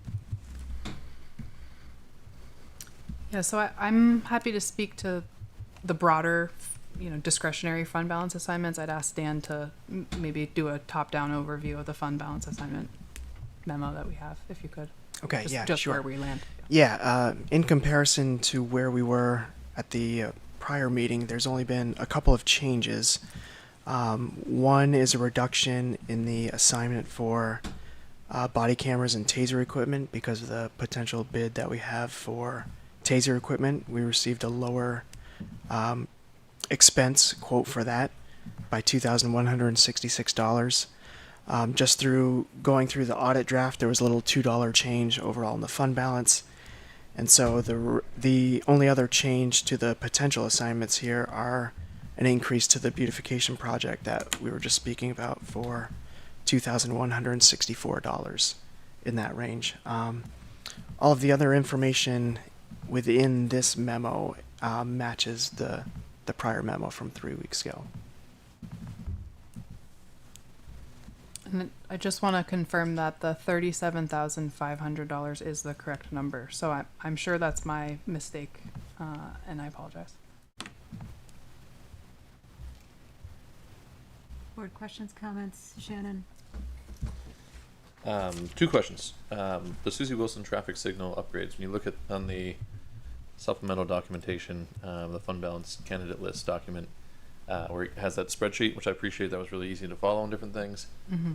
It mentions in the details that, it's unclear how much this will actually be, but it could be upwards of $50,000, and only $25,000 is, set aside for this. Should we be focusing that more in case, it's much more than we project? You certainly could. $25,000 was, in speaking with Aaron, our public works director, the minimum he felt it was going to be. So I didn't want to ask for more than we might incur. So that's how we landed at $25,000. In the past, when we've had similar traffic signal issues, and we fix them, is that a estimate that's rung true, or has it usually been 30, 40, 50? I can't speak to that. I'm sorry. Greg, do you have a recollection? No, I do not. Sorry. Andy? I'm sure we have had expensive repairs. They're expensive. Oh, I'm sure. It's seeing the details when I see a number that doesn't really match up with the requests. It just seems odd. Fellow board members, do you have any thoughts on this? I think it's worth looking into, just like the missing roof tiles off Powell Museum, but we're worried about plumbing. So there's a lot of things that are worth looking into. Just talk to Greg and get directly with Aaron and have him ask Aaron the question and get a printout of previous receipts of the traffic lights, and I would be cautious to approve something that you don't have all the information on, because a lot of times there's more information to be viewed than what's presented. So, but if you're uncomfortable with it, I would strongly recommend that you find some more information about it, because 9 times out of 10 there's more information to be looked at. So I wonder if on that topic, I wonder if like 25,000 is proposed to come from fund balance, but I'm sure that Aaron likely has another funding source within either the budget or capital to cover the difference. Okay. That would be my assumption based on prior conversations, and this doesn't have to be reflective of the total cost. It's just we're funding part of it. Andy, I saw your hand go up. Yeah, I was going to say essentially the same thing. I Oh, don't think okay. the intent here is to pay the full cost of any of these projects. It's the staff's best assessment of the best use of the extra funds we have, but it doesn't necessarily pay the entire cost of individual line item.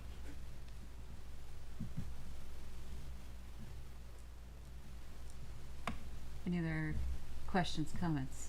Not, I'm going to open it up to public comment on the fiscal year 25 fund balance proposed assignments.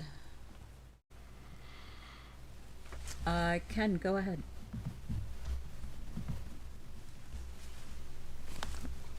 I'll be very brief. Just want to get on the record and say that I'm seeing that we are taking $681,000 worth of taxpayer dollars that were budgeted to be spent one way and voted on, and now reallocating them without those same voters getting the chance to vote on them. Just wanted to get on the record and say that. Thank you. And as some additional information, the voters do vote on an entire budget number. They don't vote on individual projects or line items. So just wanted to also add that in as well. Not seeing. Don Hill Fleury has her name. Oh, Don, go ahead. Well, anyway, I couldn't get unmuted. I don't have anything to say about the fund balance, but Tracy, Shannon, and Ethan need to sit closer to their mics because it looks like you're having side conversations and no one can hear what's being said. Sorry, is Just that so you better? know. Thank you, Don. That's much better. Thank you, Don. Thanks. I know it's come up in the chat, people can't hear, and I just wanted to raise my hand and say it, so thank you guys. Thanks, Don. Appreciate it. All right. Ken, is that a repeat hand or is it a leftover? New hand. Yeah, I just wanted to respond to your remark, Tracy. Thank you so much for making that. Yes, it's absolutely true. The voters don't vote on individual line items, but there is a budget that is published in the annual report, and the budget that's published by the select board is what people vote on. And granted, yes, things can be shifted around within the department. I totally understand that. I'm just pointing out that we vote on a budget as proposed, has details, and that when there's extra left over, this is what happens. I see that, and that is my comment. Thank you. Thanks, Ken. Not seeing any other hands up online or in the room, I'll bring it back to the board.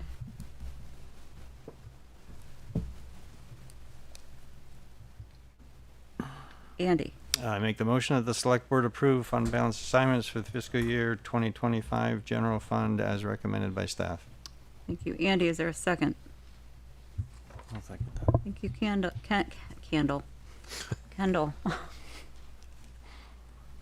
was going to say Kendall and Andy, but it, came out twisted. Motion has been made and seconded. Is there any final discussion on the motion for fund balance assignments?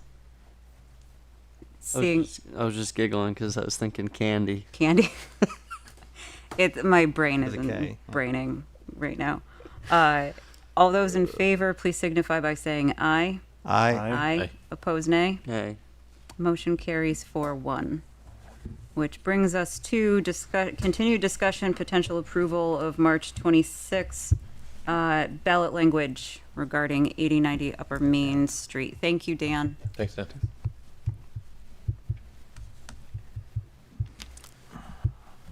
So this is ballot language, updated ballot, suggested ballot language from our last meeting. I'm happy to start. Yes, thank you. So the goal with this memo was to bring back to you some revised language based on the conversations that we had at the December 15th meeting. And so just as a recap, there were two questions posed, one specific to the funding and development of the infrastructure on site, and then one was a more general, I'll just call it temperature taking question of sort of giving the voters an opportunity to just say, do you want us to continue on this project or not? And so the changes that we're recommending to the language include the addition of a disclaimer around local option tax, that those would only be eligible should they be adopted. A ceiling of $2 million in spending was added to the question with regard to the infrastructure work. That lists possible funding sources and includes grant funds. So that number would need to reflect what we see the estimate to be, which is 1.5 million. And then we included a $500,000, I'll call it contingency, in that number to account for project costs that we can't influence. The grant funding was added to the question, so there's a $500,000 number in there outlining the amount of grant eligibility that we have for the project. Some slight amendments to the way that the project is described, just for consistency between the two questions. We're also taking into advice Tracy's comment about using the term advancement. So we've changed that to continue overall progress on implementing, and then added the advisory label. So I'll pop them up on the screen, but you'll see the revised language that's reflects the two questions and then the changes that we are recommending you consider to the original language. So I'll see if I can get this as big as I can. It's got Ethan. So my only question is, did you update your funding plan to be $2 million? We kept the, we're still anticipating $1.5 million total project cost. We just wanted to build in a buffer. It is an advisory vote, but if it came back and the project ends up being $1.52 million and it goes over by 200,000, we just wanted to put in a little bit of a buffer. We felt 2 million was a plenty of buffer. Okay, so I know this is advisory, but let's just say that this gets passed, which I have a opinion on, but the funding plan is for 1.5 million. So if the select board approved you to go after the grant for the 1 million and get the 500,000 grant funding, I'm assuming the way this is worded, the 2 million is 1.5 with the 5, like you just said. Just want to double verify that. It's still the $500,000 of grant funding. Right. Okay. So my question is, if this is approved, not this question, but if we run this out as 2 million and we approve it as 1.5, does this give you? There's no authority given to overspend until it's brought back to the select board. Correct. That additional $500,000. Correct. Should the voters of the town of Essex advise the select board? Yeah, I know this question, but I'm more focused on you asking for 2 million. We don't have an updated. If this were to pass, grant. it would not give Greg spending authority. I understand. 2 million. Okay. But I just want to know that the ask is still for the 1.5 from the select board. The ask is for that if we $1 million of additional, or sorry, not Right, additional, yeah. existing funding with the resources here to access Wait, that let's leave that. $500,000 grant. Yep, it's still a $1.5 million Total expected project. Yep. Okay. Okay. I like this a lot better. I don't love it, but I like it a lot better. Progress. Yeah, thank you. Sorry, I'll sit up. Correct my posture. Sorry, Don. Andy. Do we need to clarify that condition 2 of question 1 is also advisory? Or would we, at the time of asking for public input on construction, then say that it is advisory? Because it's still advisory, right? Yeah, the way, and this was a little bit tricky with the listing the conditions out there. We put the advisory with the main body of the question. Yeah, The so intention all of trying to it's show that the entire advisory. question is advisory. Okay. Again, open to suggestions. If there's ways to make that more clear, all for it. You put No, it at the you- beginning of the word question, like advisory. Shall the voters of Essex Town select the? No, I'm fine with the way that is. I'm okay with that if that's the position we want to take. I just want to point out that when we get to the point, if we get to the point of having to ask for permission to do any construction, that vote would also be advisory. Oh, A bomb vote. yeah, the Unless it's a expectation bond would be vote, right. that it would be a bond vote. Correct. Right, And okay. I think, yes, I think if Okay. somehow we came up with a funding mechanism that we did not require a bond vote and the select board wanted approval to the. Okay, so it's, the select board at that time would then decide if that vote would be advisory. okay, that helps me a little bit because it's unlikely that we would start building anything there without a bond anyway. Yeah. Because we don't want to build a road to nowhere. I think that was the words that Karen used. Thank you for that. Thank you for the clarification on that. Yeah, and then the other thing is where we're saying not to exceed 2 million might imply that it will cost 2 million. I'm wondering whether we should put something in there about current estimate 1.5 million. Because, I know some people will read the material we provide, they'll come to the informational meetings, but if people just come and vote and they see 2 million, they're going to think it's going to cost 2 million. I don't know what. Is there a way to buffer that? Yeah, I mean the way we phrased it was to put in a buffer. It would be an advisory vote if the select board's more comfortable keeping it at 1.5 million, and if it's overspends by if it goes forward and overspends by whatever amount, you have to take that into consideration of an advisory vote. I'm not suggesting taking out the 2 million number. I'm suggesting adding in parentheses, current estimate, 1.5 million, or something like that, to say that's our expectation is 1.5, but we it could be more. I don't know if that just muddies the water and makes it more confusing, and Yeah. I'm talking out loud. You can talk me out of this. Yep. No, I see what you mean, and like I wouldn't want anyone to think, oh, it's going to cost $2 million when we know that the project is scoped at 1.5. Given that this is advisory, it's not spending authority. See, now I'm talking myself out of the buffer from the last one. But costs for this phase of work are anticipated to be 1.5 million to come from the sources listed above. And if it goes over, this isn't spending authority, it's an advisory vote. So I think that may. Can I speak? So yeah, okay. Yeah. Ethan? I'm more than happy with that. I brought that up at the reason this has a number in it, but my ask was to have the 1.5 shown in there. So if you want to change the wording and have it be projected at 1.5, I'm more than happy with that. I just don't want it to say, can we do this? Because can we do this is like, can we do what? You know what I mean? Right. Can we spend $1.5 million? Great. Make it $1.5 million. Doesn't bother me. Yeah. $1.5 million or two Yeah. people are going to look at it the same way in my eyes. Yes. And again, I'm walking back my comments from last meeting because it's, I'm comfortable with that.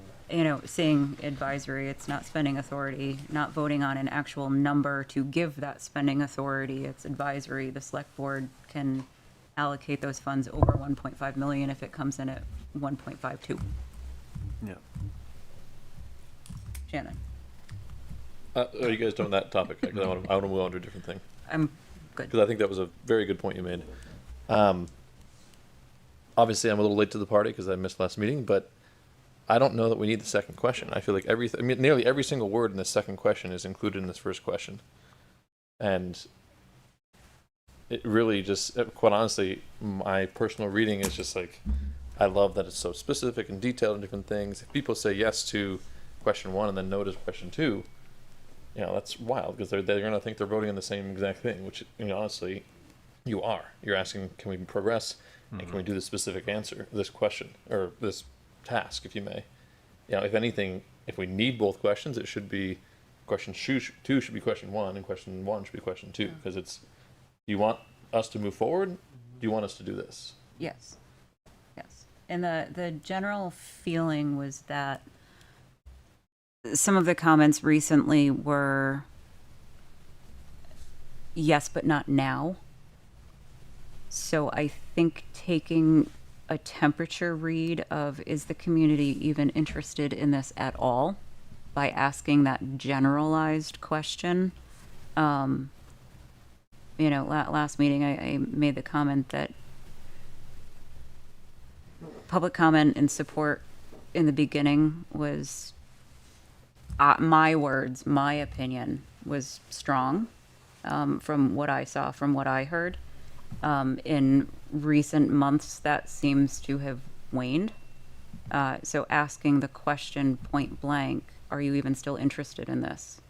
And leave it at that and let it stand on its own was the concept of, I agree. I think question 2 should be question 1 and vice versa.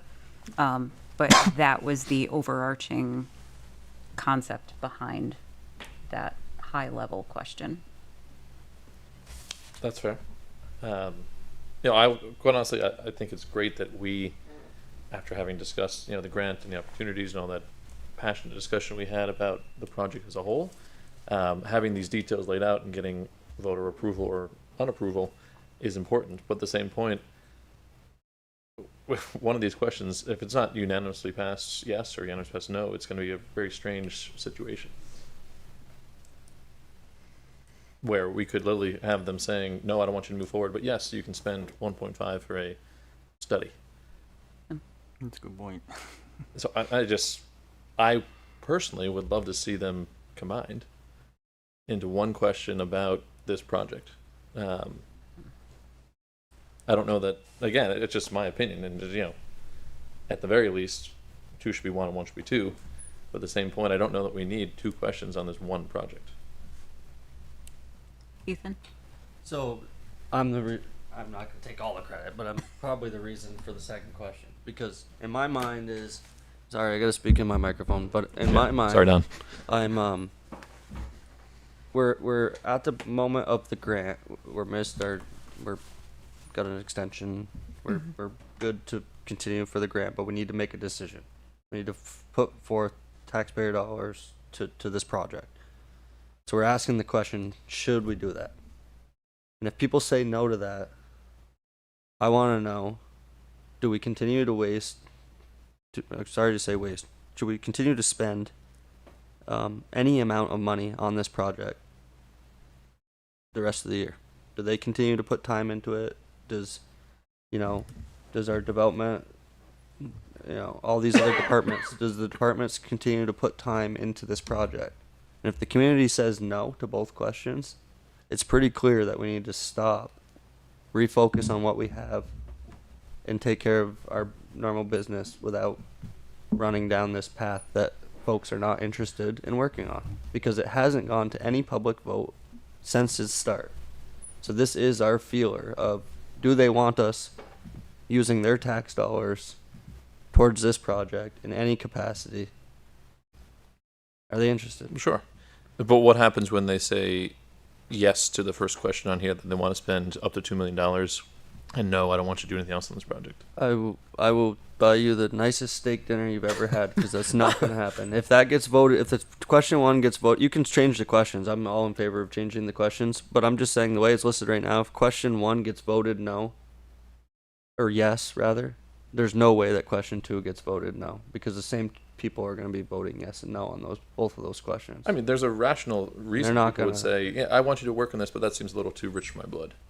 Yeah, they see the $2 million, the $1.5 million. When people look at their, dollars and signs, they could get concerned about this. Right, So there's a world where that could respect happen. I respect that, but it does say for this, which the select board adopted a conceptual master plan in March 2025. When these ballot questions get posted, when we warn them, people are going to look into what the conceptual master plan is March 2025, and they're going to see $100 million, and then you're going to get a louder no than the $1.5 million.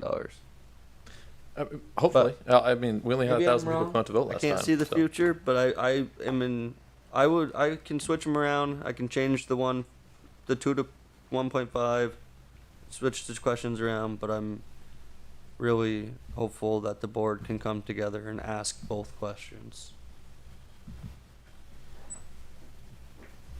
Any other comments, questions? Seeing none, I'll go ahead and open it up to any public comment that may exist on asking these questions. Anne, I see your hand is up. Yeah, thank you again for all of this really good conversation. I do agree also with the suggestion by Shannon and Ethan, I guess, to rearrange these 2 questions. That seems to me to make sense. One thing that I was kind of a friendly amendment, I thought for the question that's currently labeled question 1, it's really a design phase, right? That's being proposed here in question 1. And I thought perhaps, like, if there could be any way to modify this question to give more emphasis to this. For example, on question 3, costs for the design phase or this phase of design work, just because we talk about it as being public infrastructure. Yeah. We talk about it being public infrastructure, and sometimes it sounds like you're actually building the infrastructure as opposed to doing the design work. It depends on how it's mentioned in conversation here in these meetings. So I'm just suggesting that you do something more to give more emphasis to complete the design of public infrastructure.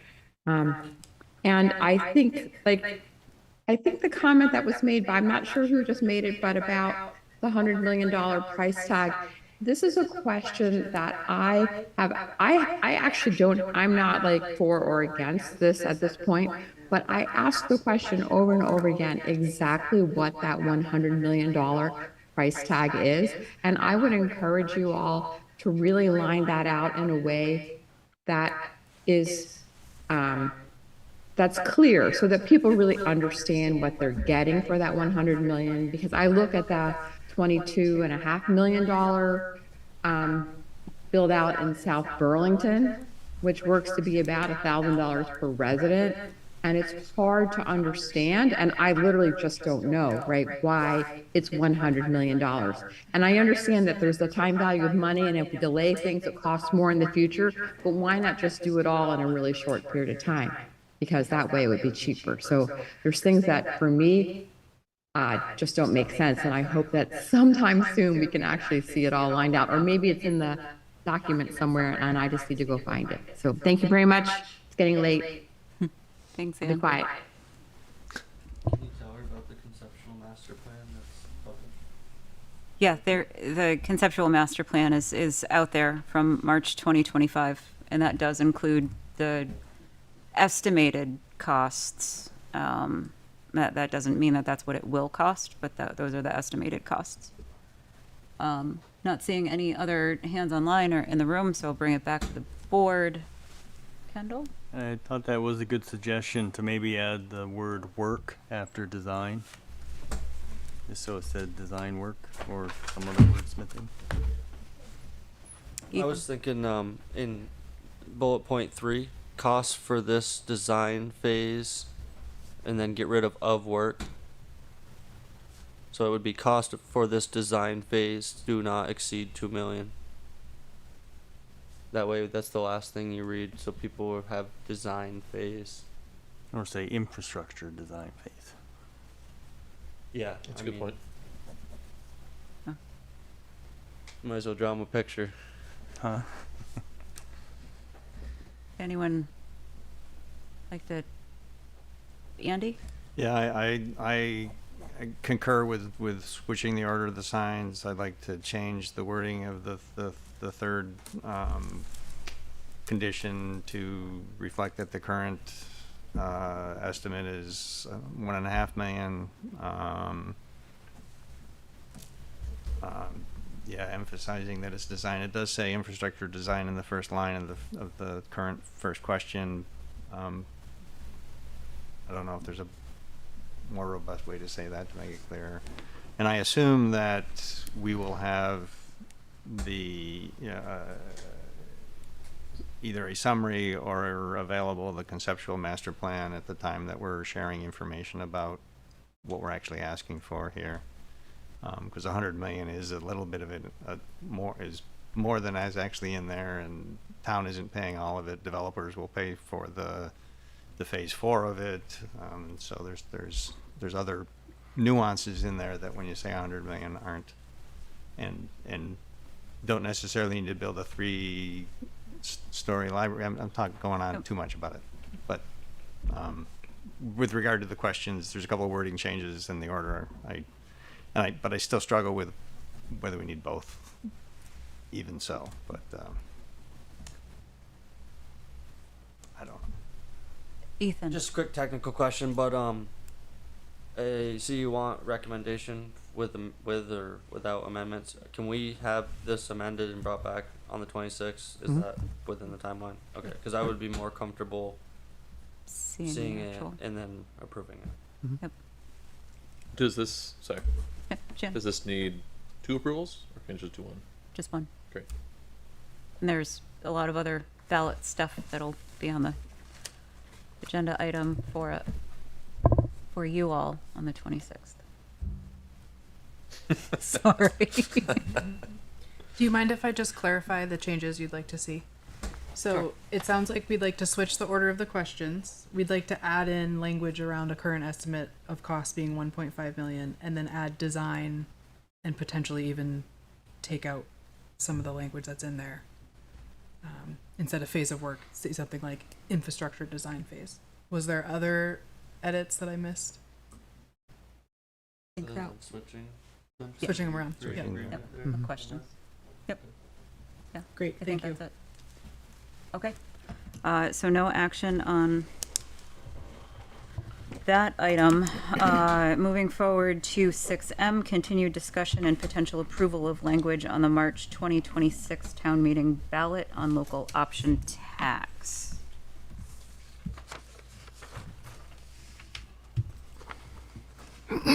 I'm happy to kick this off. So in your packet is information that staff has put together. There's also a memo from the Economic Development Commission, and we have a couple of representatives, or maybe even 3 representatives here tonight about that. I had a conversation, and Karen with Ms. Renner and Mr. Signorello from the Economic Development Commission just before the day ended today. Some questions about the data that we have from the state. So there's an email out to the state to try to get some clarity on exactly what is shown on their website as far as revenue estimates and revenue that's come in from the state. So we're trying to get clarity on that to make sure you have the right information going forward. But otherwise, yeah, up for discussion. Staff has not changed our recommendation at this point, which is to put 3 questions on the ballot, 1 for each of the local option taxes. The Economic Development Commission has taken a look at it. They've recommended not moving ahead with a local option tax question, but happy to take any questions or hear what we have from the EDC. Andy. There's a paper copy of the EDC memo. Is it different than the one that's in the packet? My understanding is it's the same. Irene had asked that a copy be provided. Okay, all right. My other comment is that we've already developed a budget and preliminarily approved a budget. We've also approved a capital plan, neither of which reflect a local option tax. And so if we were to approve in March, I would assume that the implementation date would be July 1 of 2026. And so anything that we collect is not reflected in any of our just approved, preliminary approved budgets or plans. What I strongly support or recommend is that we defer a vote until November for implementation the following year, so that we can comprehend whether or not it was approved when we put together our FY28 budget and the associated capital plan, rather than going forward with it now. Again, having already developed all these budgets without reflecting that additional revenue is going to be there. It would all fall into fund balance, and we'd have to decide at some point outside of the budget process how to spend it. I think you and I were having the same thoughts as we were doing agenda prep, because I did ask around an effective date as part of the proposed ballot question. And the response I got was the language in state statute suggests the state begins collecting the tax, quote, beginning on the next tax quarter following 90 days notice to the Department of Taxes. So it seems as though that date isn't set in stone. We could warn it as of being effective at a date certain, but the trigger, if I'm reading this correctly, seems to be the date that we notify the Department of Taxes of the intent to implement. Would that be accurate? I would agree. I don't know what constitutes notification, so I'll just put that out there. But you're absolutely right. It's based on the date of notification, but I don't know if that's a public vote or some other. Regardless of that, this feels awful rushed to me. Like we've decided 2 meetings ago to ask the Economic Development Commission to give us a report specifically today so we could make a decision to whether to warn or not at our next meeting before town meeting comes up. It feels awful rushed to me, and I think, we did get feedback in prior surveys saying I voted against it, but maybe I'd consider it if I knew how you were going to spend it. I cannot support justifying it by saying we need more capital. But we might. But the memo that came with our budget request from the manager says that the capital plan is whole till 2030. Our capital plan says it's whole until 2030. We've asked for a capital tax increase each of the last 2 years. I cannot support a 3-year in a row capital plan increase request. Since we didn't reflect it in our FY27 budget, I think it's just wrong to do it. And I think we should take more time to think about it, talk about it. You know, could be several other people here at the table after March, because I think there's 3 seats open.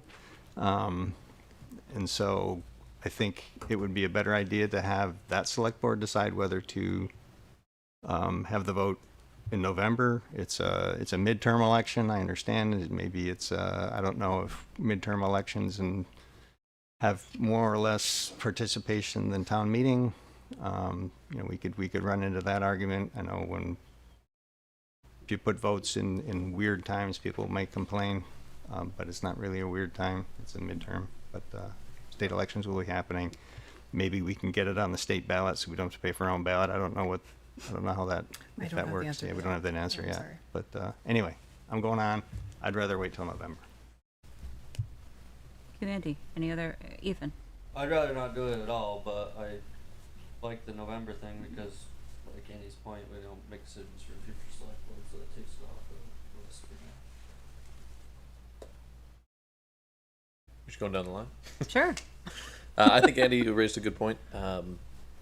Traditionally, obviously, town meeting day in Vermont is not a huge voter turnout, but midterms are usually higher. So I like the idea that more people would be weighing in. I want to first, obviously, thank the EDC for them rushing and having multiple meetings to put this great memo together, as well as the staff working with a lot of people to gather as much information as possible. I think this is a great starting point, and I think putting this on in November is a smart move, or bringing it up for a November discussion. I'd be okay with that as long as that is actually in the work plan as something that is considered. Recommendation, anyway. Well, you and I will be here. Hopefully. It only takes to know. It takes more than 2. I'll bring it. I guess since we're going down the line, I'll include myself in that. I think it's hesitate to use the phrase flawed logic, but that's what sticks into my brain. Town meeting day is an institution in Vermont.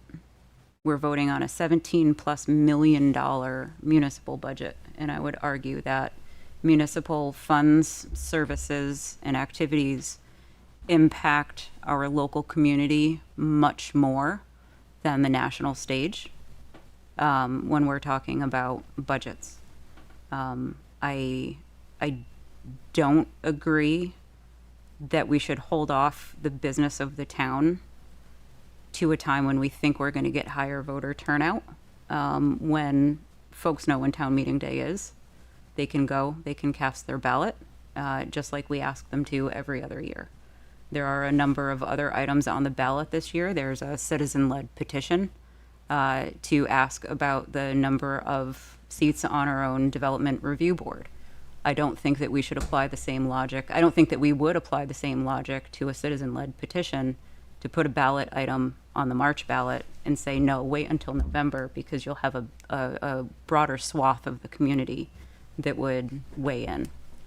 So I just wanted to chime in on, me, I'm a huge believer and supporter of town meeting day in local democracy, and I think that that's where it begins with. And I think that it's up to the select board to get people out to vote and support people voting. I think it's up to every member of the community to do that, to get people out to vote and to care about the issues on the ballot. So with that, I'm going to step off of that soapbox. And if no one else on the board has input, I'll turn it over to public comment on this item. Well, I would just add that you make a compelling case. I would love to just ask the questions. I mean, if you ask the questions and they get turned down, then you market Essex as not having a lot tax. If you ask the questions and they get approved, then you worry about notifying the state and the changes that it makes to the budget going forward. So I don't know if that's helpful. So while folks think about that, I will turn it over for public comment on this item if there is any. Irene?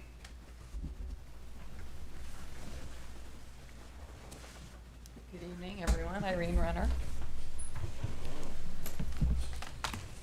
We've seen a lot of success stories in several local communities as far as the revenues they've been able to take from mostly other people, and I think it is important to keep those other communities and the amount of commerce they have in their locations, namely along an interstate, top of mind when we think about what are the odds that Essex will be as successful in raising money from people other than ourselves. I would ask that you consider carefully what's on page 1, which is that competitive advantage that I think Kendall mentioned earlier, the regressive nature of a local option tax, which is something that I haven't heard anybody bring up yet. The fact that we still have zip code issues and Essex Junction is probably still taking money that is rightfully ours. 25% of this money goes to the state, unlike any other tax that we levy on our residents. And of course, the voter turnout question, low attendance in March is really important, I think, because if you look at the history of the select board, we have taken certain issues like, should we bond for a new police facility? And we've held it till November of 2012 because it was going to be a big election and the turnout was going to be big. When there was a proposal for a separate recreation special taxing district, that could have been voted on in November of 2016, which was a big presidential election. But there were behind the scenes moves, we found out from public records requests, to set that election a few weeks later. And so on December 13th, 12 days before Christmas, a select number of people that happened to know it was on the ballot came out and voted on that issue. So I appreciate our lofty intentions, but please know that March is just a time people are often away. You know, they come back from school break and there's a day or two before the March election most years.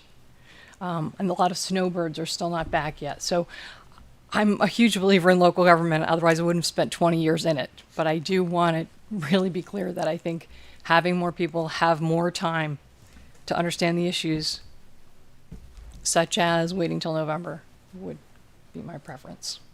And I'm willing to answer any questions about the memo. And I do want to point out a typo. The second paragraph under discussion, it says who have been traditionally adverse to levying a lot should say traditionally averse. There's no D in that word. Thank you.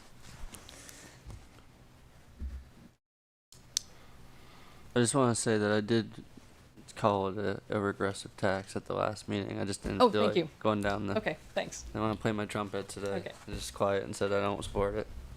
Appreciate it. And I think folks often are unaware that utilities are also charging us local option taxes. A memo that I got from Karen just today, in fact, was from Colchester, and when they were looking at it, they mentioned that Green Mountain Power brings in more local option tax for Colchester than Costco does, which blows my mind. So every little thing I read just opens up another new angle on this local option tax, and I've been looking at it since it was first brought to my attention as a select board member in 2008. So the more we know, the more we learn, the more towns have this, I think the better decision we can make in Essex, because we now have years and years of considering this and more charts and graphs and tables to look at. And I think all these data points really do help us make a better decision. And I do think it's a decision to be made at this table and among the boards of the town before we throw it to the voters, because it is a complex issue, and I don't think it should just be a knee-jerk reaction among the electorate who may hear the word tax and say, oh, I don't want that. I think if we can lay out a case for it that we can make with data, we all win. Thank you.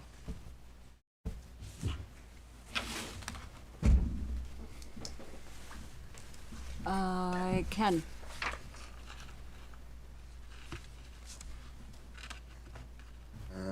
There we go. I think I'm good. Yep. Thanks so much. I just wanted to point out that we do have a quorum of the Economic Development Commission present.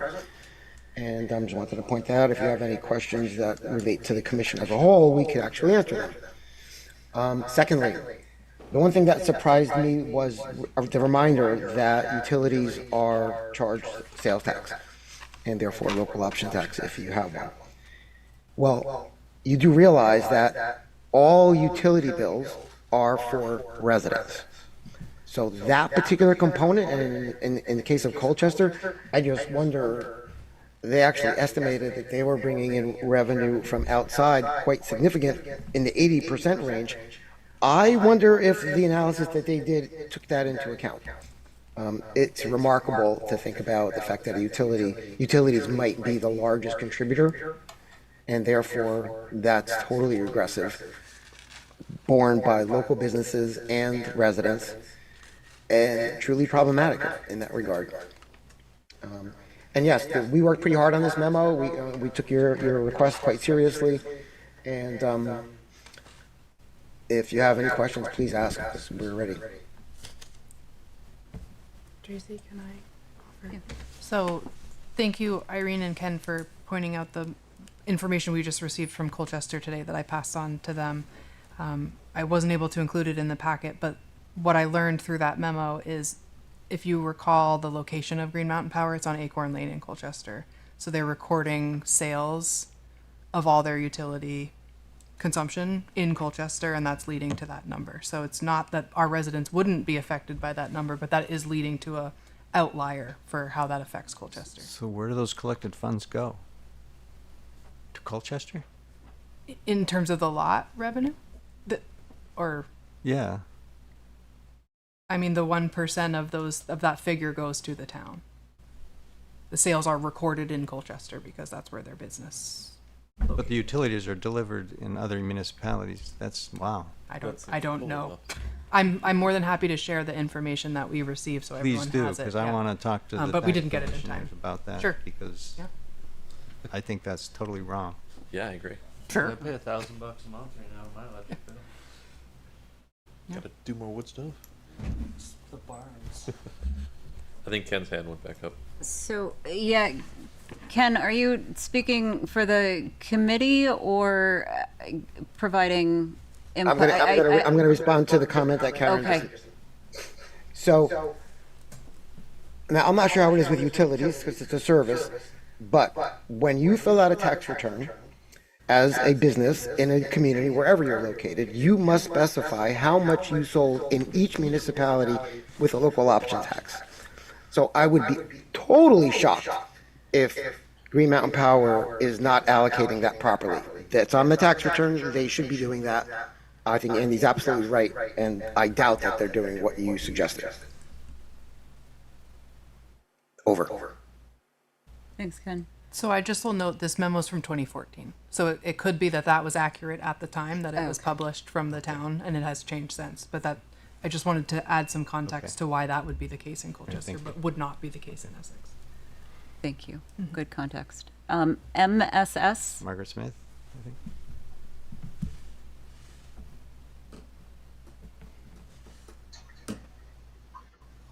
Hi, yes, Margaret Smith, sorry.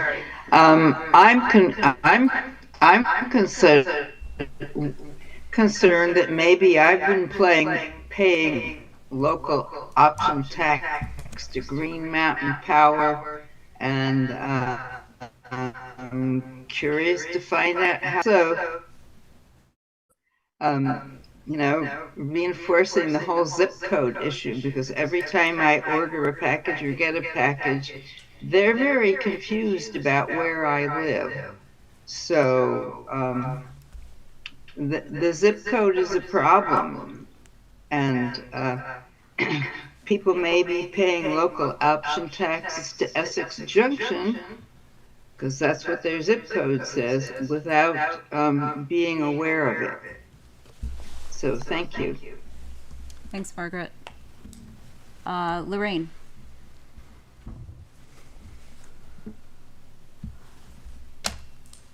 Oh, I'm trying to trying to find the unmute. Thanks. It'd be great to get clarity on that if you guys could, because that's very confusing to me. Certainly GMP sells other products, not just electricity. So I'd be curious what the sales are actually, and if there's a way to find that out. Thanks. Thanks, Lorraine. I don't see any other hands up online. I don't see any in the room. I will bring it back to the board. And I did have some, we were talking about data. I did have some questions on the memo from the EDC. And first of all, I want to say I appreciate the quick turnaround and the work. The first table showing the average local option tax collected per resident. I'm curious whether that's for all options, just one, a combination. And additionally, it presumably assumes that all residents spend the exact same amount and that no revenue is generated from out of town based on that chart. Is that correct? Correct. Okay. And was that for all three if they were instituted together? I don't know what you mean by all three. Whether it was full sales, meals and all, yeah, all those towns approved all the taxes. All of them. Okay. For the FY25 average collected per capita, what was the methodology for the quote theoretical non-resident collected per capita numbers? So what we're trying to do is provide some way that we could equalize this and handle it in our brains, because when you see these numbers off the chart for cities like Williston and South Burlington, it's so overly optimistic, and we wanted to sort of say, wow, are those people buying that much stuff? Or and we thought if we broke it down by per capita, which means just dividing the total by the population, the most updated population numbers, I think they were 2023 numbers, we could at least get a handle on how much of this is different than, say, the chart on page 3 where it shows the totals, right? And you can see that the big difference. South Burlington collects a lot more revenue, but when you do it on a per capita basis, kind of reins it in and provides a little more context. And then, of course, using a baseline number, and this could be any number, it could be half that, but we decided to just use Essex Junction because we didn't see a whole lot of commerce going on there that people would travel to. And that's just a judgment call we made, just to have a baseline. And you look at Colchester, they're earning more. So we can show that there must be people from outside Colchester going to Costco, paying GMP, whatever. South Burlington even more so. And then, of course, Williston, the highest number of what we would assume are non-residents paying toward that per capita total. Does that make sense? I think so. Okay. On the same chart, it seems to indicate that Essex Junction and Milton are not deriving any revenue from non-residents because there's no theoretical non-resident. Yeah, and if we had had the Milton data sooner, which we got just at the end of December, we could have used that as our baseline. But since we didn't have that originally, we said, let's just make Essex Junction our. Ken, you have input? Sure. No. There is, in the Essex Junction box, there is some from outside and some from residents. We have no way to know how much. So when we did the per capita analysis, it was just to indicate how much more might be coming from outside residents versus residents. Yes, there's some assumptions about consistency between the municipalities, and you really can't be 100% sure, but we're pretty sure that Williston residents don't spend 5 times more or don't pay out 5 times more in local option tax than Essex Junction residents do. So it's a baseline, not residents. It's just a baseline. That's what Essex Junction is getting. Some of that is resident, some of that is non-resident, and Williston is obviously a lot more, so probably most of that red is from outside. Okay. If not all. Some of the blue is also from outside, but we don't know how much. Okay. So it seems like the only known factor is that some percentage will come from non-residents. This is Correct. the big headache with this whole project. And the state can't give us numbers. There's no way to find out who is buying what in any one of these towns. Exactly. That's Okay. why that other chart that we discovered very, very late in the process, if you would scroll to it. The that next shows one? About, This one? Yeah, this one. when we got the Milton numbers very, very late, we were shocked to see, my God, Milton is thinking about a local option tax, and this is what their expected take is. What's wrong with Milton? They're on the interstate, just like Williston. And we were wondering what the heck is going on. And then we got this. And we said, oh, that might explain it. Again, might. There's a correlation here, not necessarily a causation. There's something that these numbers tell us we could expect, because we are also in the net negative. So we're not going to benefit tremendously. I mean, we'll be better off than Milton, obviously, but it's not going to be great. Yeah, and I'm, the correlation causation, that was kind of my last question was, how does this chart apply, and what are the flows for evenings, weekends, holidays, etc.? Those are not relevant. Taking into consideration out-of-town folks who commute through Essex, like stopping to pick something up on your commute through. Right. So my comment was just that this only seems to be part of the story, but it would be interesting to Totally see part of the story. the rest of those data. It's one of the biggest headaches that we have, because we cannot know how much is being paid by. And by the way, the state, at a state level, has a similar problem. They don't know how much they're getting from out-of-state people visiting Vermont or having stuff shipped.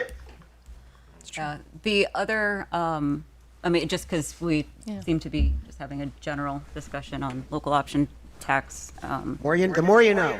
But I was having a conversation recently with some folks from VLCT, and the topic of local option tax came up. I forgot even where I was. It was one of those events that I had gone to. In this concept of, the administrative fee, it used to keep 30%. This last legislative session, it went down to 25%. When it was at 30%, the state, based on their cost to administer the program, they had twice as much money in that fund as it actually took to administer that program.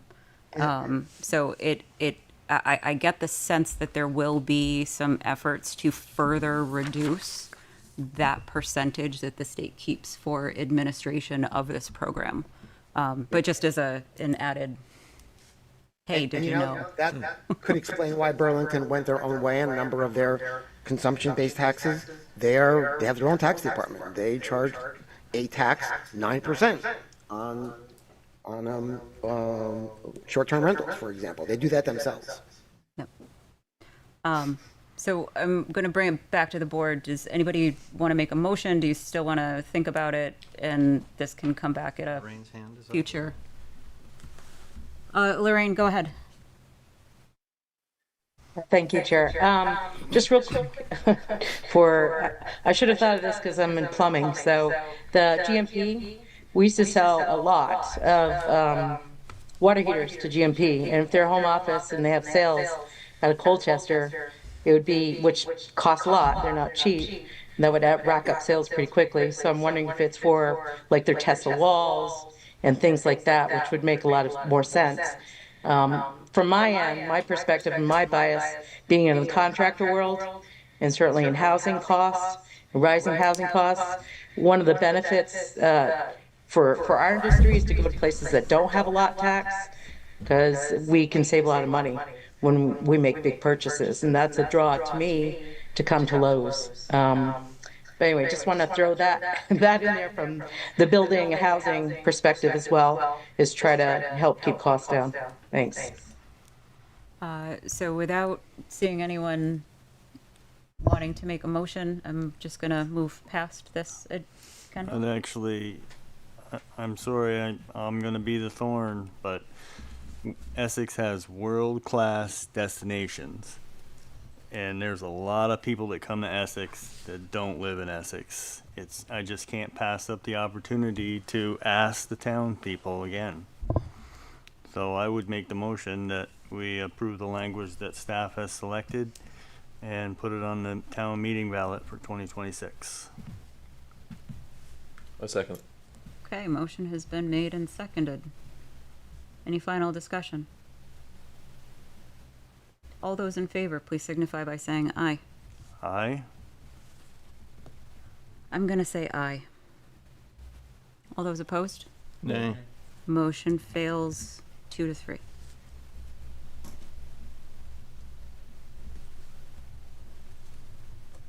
Cross that one off. Next item, discussion potential action to advertise an open select board seat and hold a reorganization at a future meeting.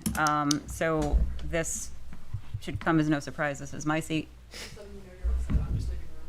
Okay, awesome, thank you. So this is my seat. There are a few options open to the board. Whenever there is a vacancy midterm, the select board has the opportunity to appoint someone until the next town meeting day, which is just in March. And at which point a person would be on the ballot to run for the remainder of my term, which expires next March 2027. So the board does have that opportunity to appoint someone if they wish. With advertising time, the earliest you would be able to vote on such appointment would be June 26th. That only gives 2-3 weeks. January. Wow. There's snow. This is January. January 26th, which only gives, what? 2 weeks. 3 weeks. 14 days. What? 21 days. You okay? I am. In order to advertise that vacancy, if I can throw in my personal opinion here, by the 26th, the work is largely done. And at point, we're waiting until the election occurs, at which point the board could choose to appoint someone who actually ran for the seat to attend the meeting in March. Not much really happens at that meeting anyhow until the new terms start in April. The other thought to consider here is that a midterm vacancy needs to be filled by agreement of the board, which means that that vote needs to be unanimous.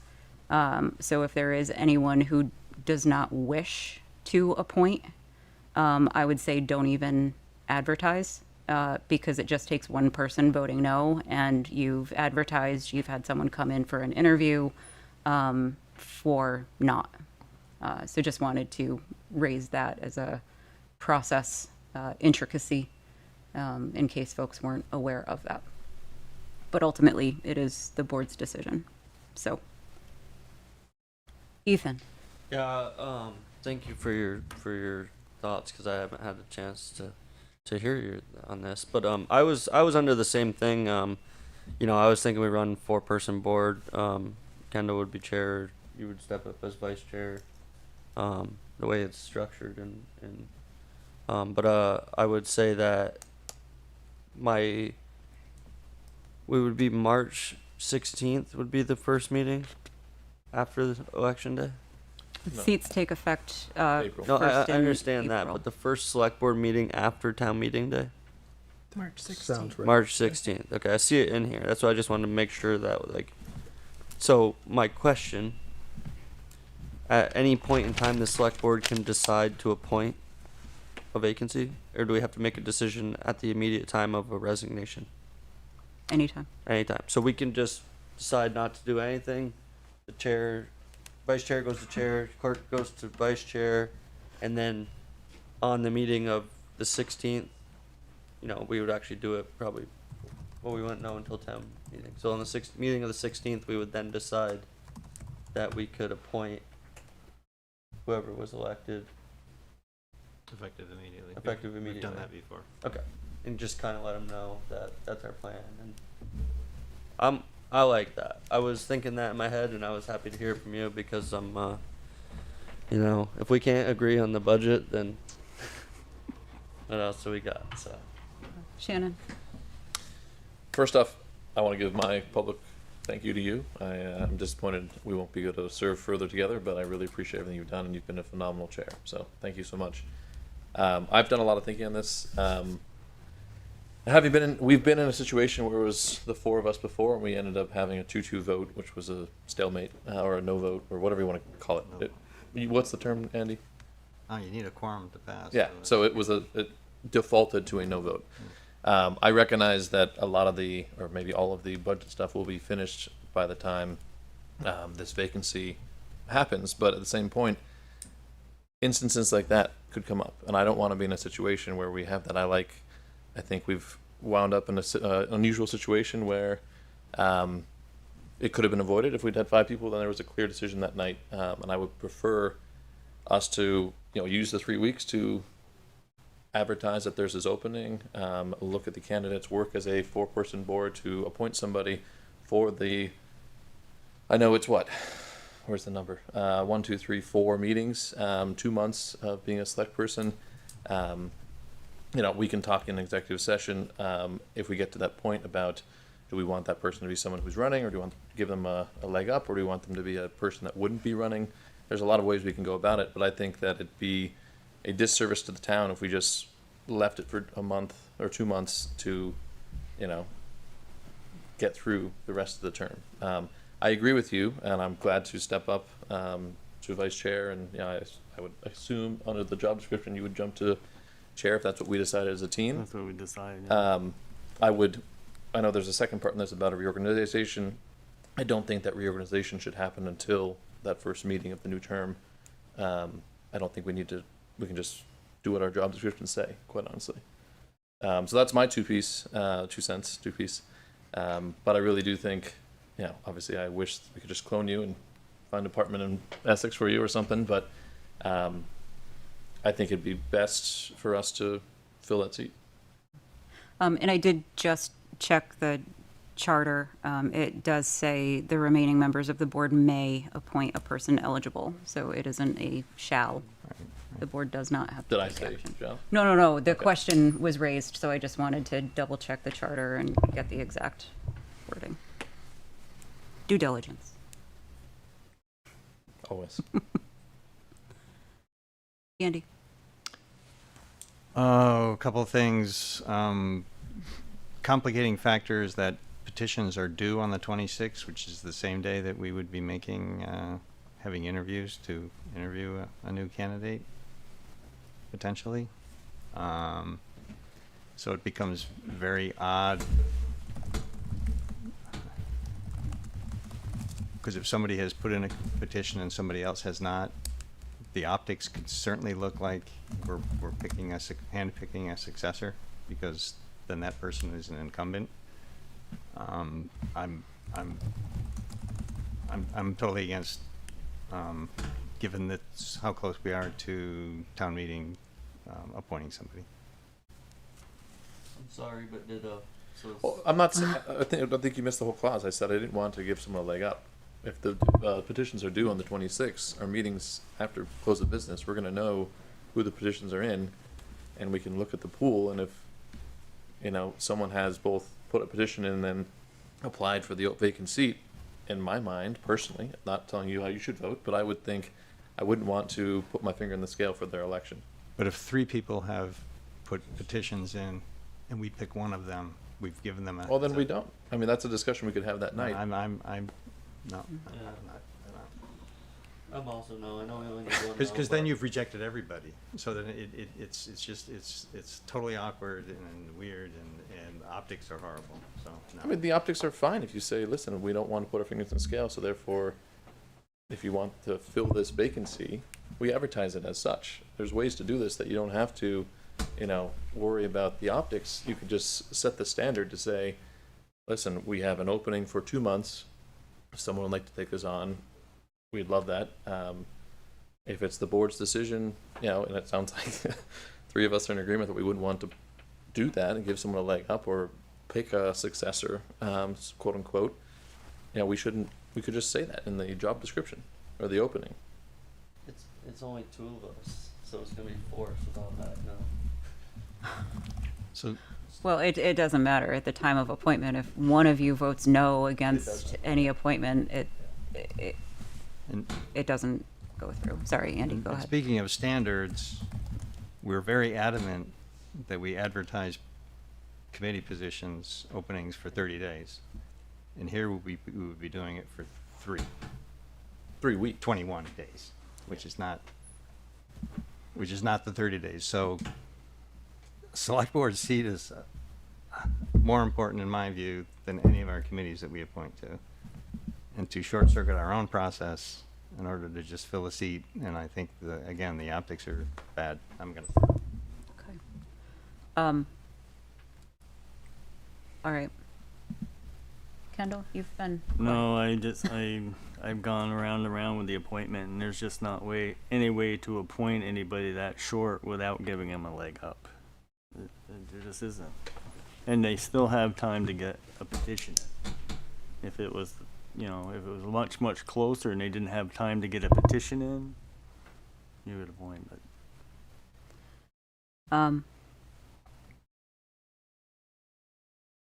I'm going to move past this agenda item. If you. There was the second question of a reorganization meeting. Right. I got confusing. I had thought that someone said wait till April, the first meeting in April to have the organizational meeting, and so I'm confused as to what the thoughts are there. I'm going to move into my microphone. I think Kendall, as being vice chair, can continue to be vice chair and perform all the functions of the chair. I don't think we have to have a reorganizational vote right now to reassign people's positions. Okay. I think they just leave them the way they are and become acting until we have that first meeting in April. I agree. So, okay. I wasn't sure where. No, I was just saying that the clerk has to step up to be the vice chair. There has to be a chair, vice chair of the meeting. So in the case of a chair resigning, there has to be a vice chair, which is now the acting chair, and if he's out, he's the chair. Yeah, I agree, but title doesn't necessarily change, because then we'd have to elect a clerk too, who signs all of the. Acting as. We'd also have to get new name tags. So. Yeah. Right. but a lot of it has to do with quorum, because if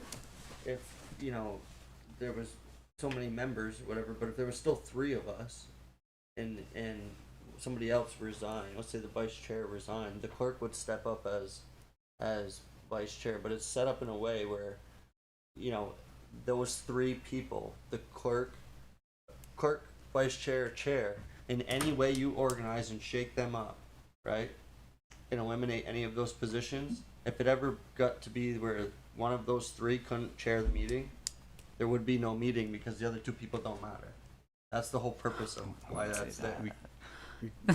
No, but seriously, that's. I know. It's just your phrasing. Right? So we could run a meeting with 3 people, and he would be the chair. We would never have the authority to step into any of those roles because we aren't the clerk. That's the whole reason the clerk has any power. In Robert's Rules of Order, it's listed in there of the elimination process. I need to check our charter, but it is outlined in our charter. The officers you are right. have those responsibilities. But that's why there's 3 officers in a Interesting. 5. So is there any interest in holding a reorganization, or we're just going to let it ride? Yeah, I would let it ride, but I would say that February 16th would be, March 16th would be a different discussion, but that would, I guess. Well, that's March 16th. Well, that's what I'm saying. That would be after the election, but I would say that, it's something for us to start thinking about as a board is, should we make our reorganizational meeting at March 16th this year if we appoint a new member? The charter says we can't. Early? Yeah. Says we can't. So we can't do it right now then? You can do it now. After the 19th, we could. Right. So why can't you do it before April 1st? Because there's technically not a vacancy until the 19th. A member could say, I don't want to be chair anymore, and then which would trigger a chair would potentially trigger a reorganization meeting if the vice chair didn't want to take over the role, right?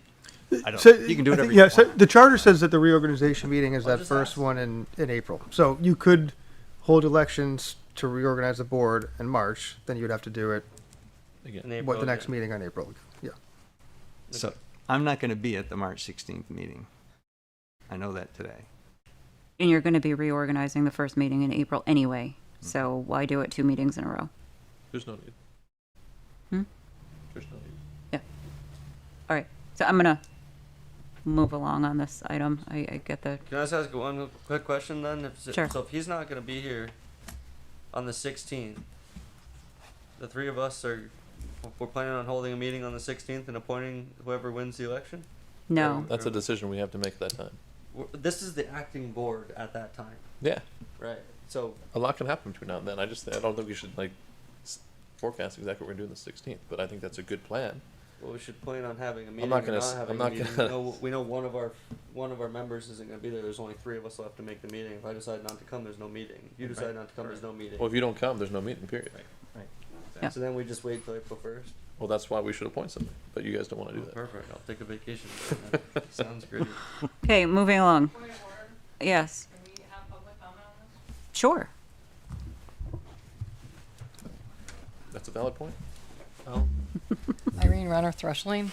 I think you may be missing the fact that there are a number of former select board people who would gladly step up for the next 2 months to serve, but would have no desire to run for that seat for the next 3 years.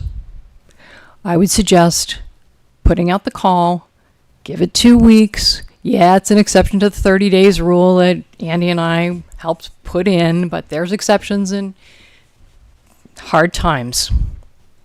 And you appoint from among whoever shows up, provided you find an adequate candidate to serve those 4 meetings or whatever you have between now and April 1st. And then you start fresh, and you have not put your foot on a scale because you have 3 seats that will be filled in the March election. Just my 2 cents. Thank you. Thank you, Irene. Thanks, Irene. All right. Following public comment, I'm going to move on.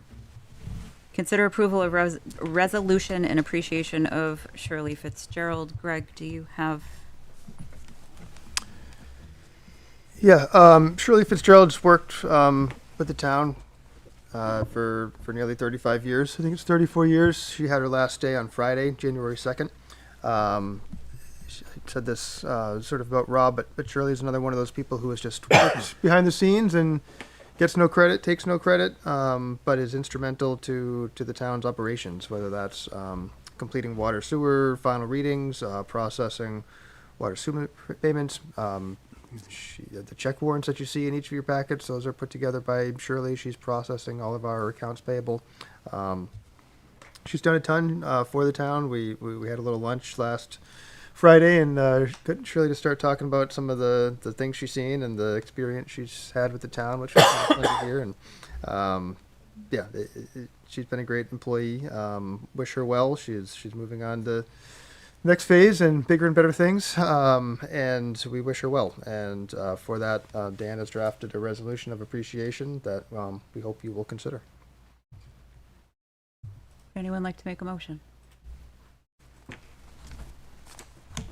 move that the select board adopt a resolution of appreciation for Shirley FitzGerald.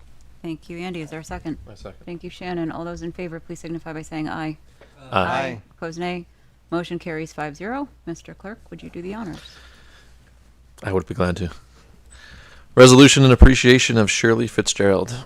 Whereas Shirley FitzGerald was hired by the town of Essex on August 26, 1991, and whereas Shirley has resigned as Water Sewer Clerk 2/Accounts Payable with her last day on January 2nd, 2026, and whereas Shirley has maintained the utility billing function for the town and coordinated with all the town departments and locations to execute the accounts payable function for the town. And whereas Shirley served 2 municipalities and more than 100 employees through a period of shared services for the town of Essex and the village/city of Essex Junction. And whereas Shirley has built incredible relationships with residents and customers, epitomizing the standards that the town strives for in regard to service and excellence. And whereas Shirley has worked continuously to keep the town's assets safe and secure, now, therefore, be it resolved that on the occasion of Shirley's departure from the town of Essex, that the Select Board, on behalf of the staff, residents, and employees of the town of Essex, hereby extend our most sincere appreciation to Shirley FitzGerald for more than 34 years of exemplary service with diligence, care, and grace. Adopted this day, January 5th, 2026, by the Essex Select Board and the town manager. Shirley, thank you.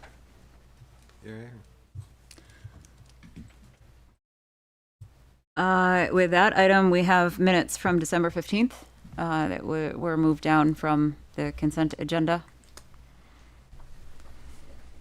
Shannon? I motion to table, or let's just table it. I don't know, you need to move to table? Or? You have to move to approve and then table the motion. I do not want to approve them. I sent a lot of edits to the Yep. team, so somebody else can. Make the motion to approve the minutes. Thank you, Ethan. Is there a second? I will second. I move to table. Until the next meeting? Date certain? Yes. Okay. Is there a second to table? 1 second. Thank you, Kendall. All those in favor of tabling the minutes until January 26th, please signify by saying aye. Aye. Aye. Opposed, nay. Motion carries 5-0. That brings us to now P. Oh, God. 6Q and 6R. We did make it almost to the end. I believe these are only executive session items, so we'll hop down to the reading file, board member comments, meeting schedule. Anything from the board? There's a lot in those appendixes. Yeah. Seeing no board member comments or comment on the reading file, we'll jump back up to 6Q. Should we vote to extend the meeting? We can, yeah. How long do we need? 30 minutes. If we need to extend it past then, we can. Make the motion that we extend the meeting to 11:30. Thank you, PM. Andy. Is there a second? Thank you, Shannon. All those in favor? Aye. Aye. Opposed, nay. Motion carries 5-0.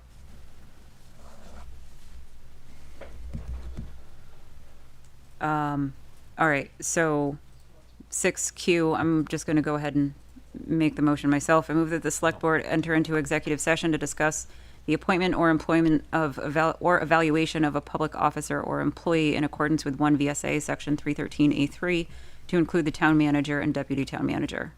I second. Thank you, Shannon. All those in favor, please signify by saying aye. Aye. Aye. Opposed, nay. Motion carries 5-0. We've got And- the other one if you want. Go for it. I move that the Select Board enter into executive session to discuss a disciplinary or dismissal action against a public officer or employee in accordance with 1 VSA Section 313A4 to include the town manager and deputy town manager. Thank you, Andy. Is there a second? I second. Thank you, Shannon. All those in favor? Aye. Opposed, nay. Motion carries 5-0. We are in executive. We may be coming back with action. So we will head upstairs and hop down after. We're back. We're recording. Make the motion to adjourn? Thank you, Andy. Is there a second? Second. Thank you, Ethan. Motions to adjourn are non-debatable. All those in favor, please signify by saying aye. Aye. Aye. Opposed, nay. This meeting is adjourned. Last time you got to say that. Thanks, folks. Have a good night. Take care of each other.